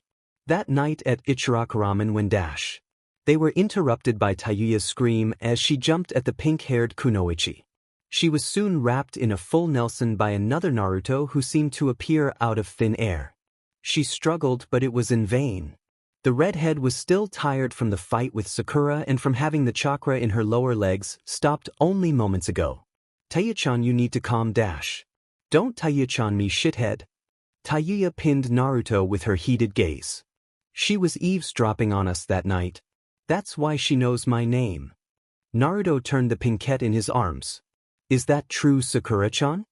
Sakura fidgeted a bit. Being in the blonde's arms had calmed and unnerved her. I was just worried about you." Naruto sighed. At least she didn't know who Tayuya really was. That would really be disastrous. He knew she still had feelings for Sasuke, so if she had known, then Naruto wouldn't be able to hold her back. She was still in a fangirl type of mindset, so the person who had helped kidnap her precious Sasuke-kun would be permanently branded evil in her book. "You worry too much, Sakura-chan," he spoke with a smile. "Tayuya-chan, we're all just going to sit down and discuss what happened." "Hell no. If you think Tayuya." Naruto positioned the pinkette so she was facing the other kunoichi. "She knows who you are. Wouldn't it be smart to talk her out of telling anyone?" The redhead had no retort. He was right again. If he could just talk the wear out of ratting her out, then she could still live. It was a terribly difficult choice between dying and beating the kunoichi in front of her to a bloody pulp, but she didn't want to hurt Naruto because of her death. That would be selfish. "Sakura-chan, Tayuya is from Otogekure." Sakura's mouth opened in surprise. "I found her in the forest after she had been injured and brought her back here. Just because she's from that village doesn't mean she is out to kill us. She's actually nice when you get to know her." Tayuya grunted. Naruto took a deep breath. "I'm going to tell Bachan and Ero Sennin about her tonight, so don't worry. It'll be fine." The redhead looked at him in surprise. Was he serious? Sakura glanced at the other kunoichi. "I'll try not to worry, but be careful. She doesn't look all that trustworthy to me." The flute flashed in Sakura's mind, causing a grim expression to surface on her features. She turned away from the blonde. "What do you think Tsunade-sensei and Jiraiya-sama will say about this?" "I doubt you'll get off easy." Mortification fell over the redhead. Who did you say? Naruto placed his fist in his hand. "Oh, that's right. I never did tell you their real names." The old hag that looked in her mid-30s at the Hokage Tower was Tsunade. As for the other, he's an even older pervert who's pretty good with jutsu and seals. "That's Jiraiya." Tayuya's throat went dry. The T2 legendary Sannin? Orochimaru's old teammates. Naruto nodded. The same too. They aren't really all that bad. Ero Sennin is a pervert and Bachan drinks a lot, but they can be really nice people if you get to know them. I'm sure they'll be even nicer to you because you're one of my precious people. That would explain the aura of power she'd felt from the Hokage the day before. She'd heard that Tsunade was the strongest woman in the 5 shinobi countries. She could level a building with one punch. People told rumors that she was advanced in earth-type jutsu, but that was technically incorrect. She just possessed the power to create earthquakes with only her bare hands. Then there was the Sannin Jiraiya. He most likely knew more jutsu than the Sharingan ninja Hatake Kakashi. He was also known as the Toad Sannin, the only man who held the Toad contract with him at all times. He knew many S-ranked jutsu and employed them effortlessly. The thought of meeting 2 people as strong as Orochimaru was intimidating to say the least. One of your precious people? Sakura questioned worriedly. Naruto shuffled nervously. Sakura-chan, I've liked you ever since the academy, but I also like Tayuya-chan in the same way. I mean, it's a different way, but still sort of the same. It's probably wrong for me to feel this, but it doesn't seem like it. I mean, it doesn't seem right really, but I don't feel like I'm cheating or being unfair. I really like both of you. I don't want to choose though. That would wrong to whoever was left out. I can't do that to 2 of my most precious people. Sakura sighed deeply and placed her hands on her hips. You can't be with both of us, Naruto-kun. Naruto's eyes drooped. Why not? I know you both don't like each other, but couldn't we work something out? Tayuya immediately shook her head. I doubt it, shithead. I'm not willing to share and neither is the where over there. Sakura glared at her but nodded in agreement. Well, couldn't we try? I don't want to lose any of you. I love you both too much. Naruto flushed bright red. Admitting his probable love for the 2 wasn't his plan. This would normally be nothing to be ashamed about, but for some reason he was embarrassed. Both girls also had matching red hues on their faces, although Tayuya was better at hiding hers than Sakura. The 2 kunoichi watched each other for some time, fidgeting anxiously all the while, before both shared a joint sigh. In that case, Sakura started, I may be willing to share if I can sleep over at your apartment tonight, Naruto-kun. No. Tayuya's calm had returned because of the Bunshin's gentle hold. That's our time. You can have him any other time but then. Tayuya answered for him. Sakura glared at her. It's only for tonight. I'm not asking for anything big, just one night sleeping with Naruto-kun. I just want to be sure. After that you can have your nights back with him. I don't know, Naruto began. Sakura's face fell. I don't mind sleeping with you, Sakura-chan, but I don't want to leave Tayuya-chan alone. It gets really cold at night. Fine, the pinkette relented. She can sleep in the bed too, but she has to keep her distance. Tayuya huffed, which Naruto took as an affirmative. He smiled widely, happy that the 2 had at least accepted this strange thing they would call a relationship. It would be awkward, but he had confidence it could work out. That was unless fate decided to be in but about it and once again give him trouble. For the moment though he was content. He was involved with the 2 girls he'd professed his love to, and hopefully nothing would tear them apart. It was around 9:30 when they all departed from the training ground.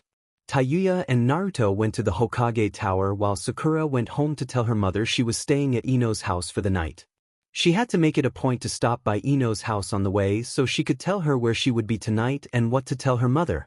She arrived at Ino's house and knocked on the door. A very irritable blonde kunoichi opened the door. She'd most likely been sleeping. Ino, could you do me a favor? What's is it, Sakura? Ino sleepily droned. Sakura placed her hands together. If my mom calls, please tell her I'm over here. I'm staying at Naruto-kun's house tonight. Ino instantly awakened. What did you say? I'm sleeping at Naruto-kun's dash. Sakura, it's way too soon for that. What are you thinking going over there to sleep with that boy? You're too young. Don't you want to wait until dash? Sakura poked her long-time rival. I'm just sleeping over there, Ino. Nothing else is going to happen. The blonde kunoichi waved a finger. That's what you say now, but it's an entirely different matter when you're all alone. How would you know? Sakura questioning irritably. Ino quieted for a minute. Fine. I'll tell your mom you're over here. She slammed the door in Sakura's face. The Pinkette left after that, wondering who Ino had been all alone with and what it had led it to. She quickly went home to tell her mother and get some pajamas for tonight. It would be strange, but she would get through it. This was her only chance to be with Naruto before she had to share, and she was taking it. No. What the hell do you mean no? She's an enemy ninja. We need to interrogate her. Naruto folded his arms. And I said no, Bachan. Tayuya-chan is one of my precious people. I'm not letting her go through that. I saw what Ibiki had on his skull during the Chunin exams, he informed her. Tsunade's brow twitched. There's no way in hell I'm letting you do that to her. Naruto, she might be withholding valuable information. Jiraiya tried to reason with him. No, she's not. She's already told me everything. I know I can trust her, Naruto stated stubbornly. It doesn't matter if you can trust her. Jiraiya countered. She might not want to do you harm but could still want to hurt the village. The council also won't let her do anything without an interrogation, Naruto. It has to be done. Bachan, I care too much about her to let her get hurt. Naruto addressed his motherly figure. Jiraiya palmed his face. He had a feeling the Godame would crumble. Haven't you ever cared about someone so much you would do anything for them? Tsunade knew exactly what he was talking about. Images of Dan and Nawaki flashed through her mind, and now she felt guilty. Damn that brat. He always found a way to get around her defenses. The entire time, no one paid any attention to the girl seated comfortably on the chair beside Naruto. Normally Tayuya would make a ruckus at not being acknowledged, but being in the presence of two people who could be as powerful as Orochimaru tamed her tongue. Fine. Naruto, you will accompany Tayuya to her interrogation. Jiraiya sighed. Naruto opened his mouth, but Tsunade kept going. Which will have someone there I completely trust to oversee it. Naruto was already mentally drained, so he agreed. What about Tayuya-chan's curse mark? It needs to be sealed. Jiraiya will take care of that tomorrow after the interrogation. Be here at 9 tomorrow morning. If you're even a second late, I will call NBU to retrieve you. Naruto nodded head and turned to leave. Tayuya hopped on his back. The Godame's voice stopped both genin in their tracks. Tayuya, she addressed the former sound kunoichi. If you do anything to hurt Naruto, I will personally handle your execution. I may not seem like the type to kill on a whim, but if you even think of doing anything harmful towards him, I'll pound you into the ground until you cease to be anything but dust. Remember that. Tayuya gulped along with Naruto and nodded her head. Hi Hokage-sama. They exited the office. Once the doors had closed, Jiraiya let out another deep sigh and leaned against the far wall. Like a child running to his mother. Tsunade's brows furrowed. What was that? Jiraiya smirked. Oh, nothing, Okachan. Tayuya jumped when the sound of glass breaking filled the air. Tsunade's desk had flown from her window with what looked like the toad Sannin standing on top of it. She and Naruto could see the wide grin he was sporting as the piece of furniture continued to rise into the air. The blonde shook his head and continued the run to their apartment. They walked inside the dimly lit room. Naruto had no time to flip the light switch before Tayuya tackled him onto the bed. He chuckled as she held him tight. He didn't blame her. Going on assumption alone, sharing someone in a relationship would be difficult. There were bound to be obstacles, but they could all overcome them. He had the least weight on his shoulders though. Tayuya probably thought he would leave her after Sakura had come into the picture. Constantly fighting for someone's affection wasn't an easy task. Promise me something, shithead, she all but ordered. What, Tayuya-chan? The redhead nuzzled closer. As long as we're in this shitty thing you call a relationship, promise me I won't be second best. I want to have anything the wear gets. Naruto chuckled. I promise, Tayuya-chan, but that goes for Sakura-chan too. I can't give you more than her. Tayuya seemed content with that and moved forward to kiss him. Naruto met her halfway and they enjoyed a gentle kiss. It soon changed into something else and Tayuya began to kiss him harder. She kissed him hungrily, as if she didn't want him to leave her. Naruto returned the gesture and climbed on top of her, and they began a furious makeout session that Naruto was sure would leave him bruised lips after, though he didn't care. He needed to show the redhead that he wasn't going anywhere, that he'd always be there for her. A knock on the door interrupted their embrace. He slid off Tayuya, but not before giving her a playful nip on the ear. Naruto made his way to the door and opened it to reveal a very happy Sakura. "Hi Naruto-kun. See, can I come in?" Naruto moved to the side to allow her entrance. Sakura walked in and saw Tayuya lying on the bed in a mass of tangled covers. She quelled her anger and turned back towards Naruto, who wasn't prepared for the full-on lip lock that followed. It was a clumsy kiss at first, but Naruto gained his bearings and returned the kiss with what experience he had. Tongues were exchanged and Sakura ummed loudly throughout, partly because Naruto had a good technique and partly because she wanted to show Tayuya that she wasn't the only one who could kiss the blonde. Their kiss ended soon and Sakura went to the bathroom to change. Naruto felt a jab in his arm and looked down to see Tayuya with a less than pleased expression on her face. "What the hell was that?" The blonde shrugged. "I made a promise, right, Tayuya-chan?" Tayuya huffed and turned away. She wasn't too angry considering her and Naruto had a much better time. Tonight she would let it slide, but tomorrow he would be all hers. Sakura returned from the bathroom wearing a white nightie that stopped just above her knees. Naruto turned his head away and went to lie down. If Tayuya had caught him staring, he would have gotten another not-so-gentle jab. Tayuya lay on the far side of the bed and Naruto lay on his back not too far from her. Sakura slid in too, her arm draped across his chest. She looked at his face and he smiled at her. Sakura closed her eyes and was asleep in seconds. Tayuya sat on the other side of the bed, brooding. This was the first and only night she would hopefully be without Naruto. Her comfort was gone. It wouldn't be easy to get to sleep without him. Tayuya gasped loudly when she felt a hand squeeze her rear.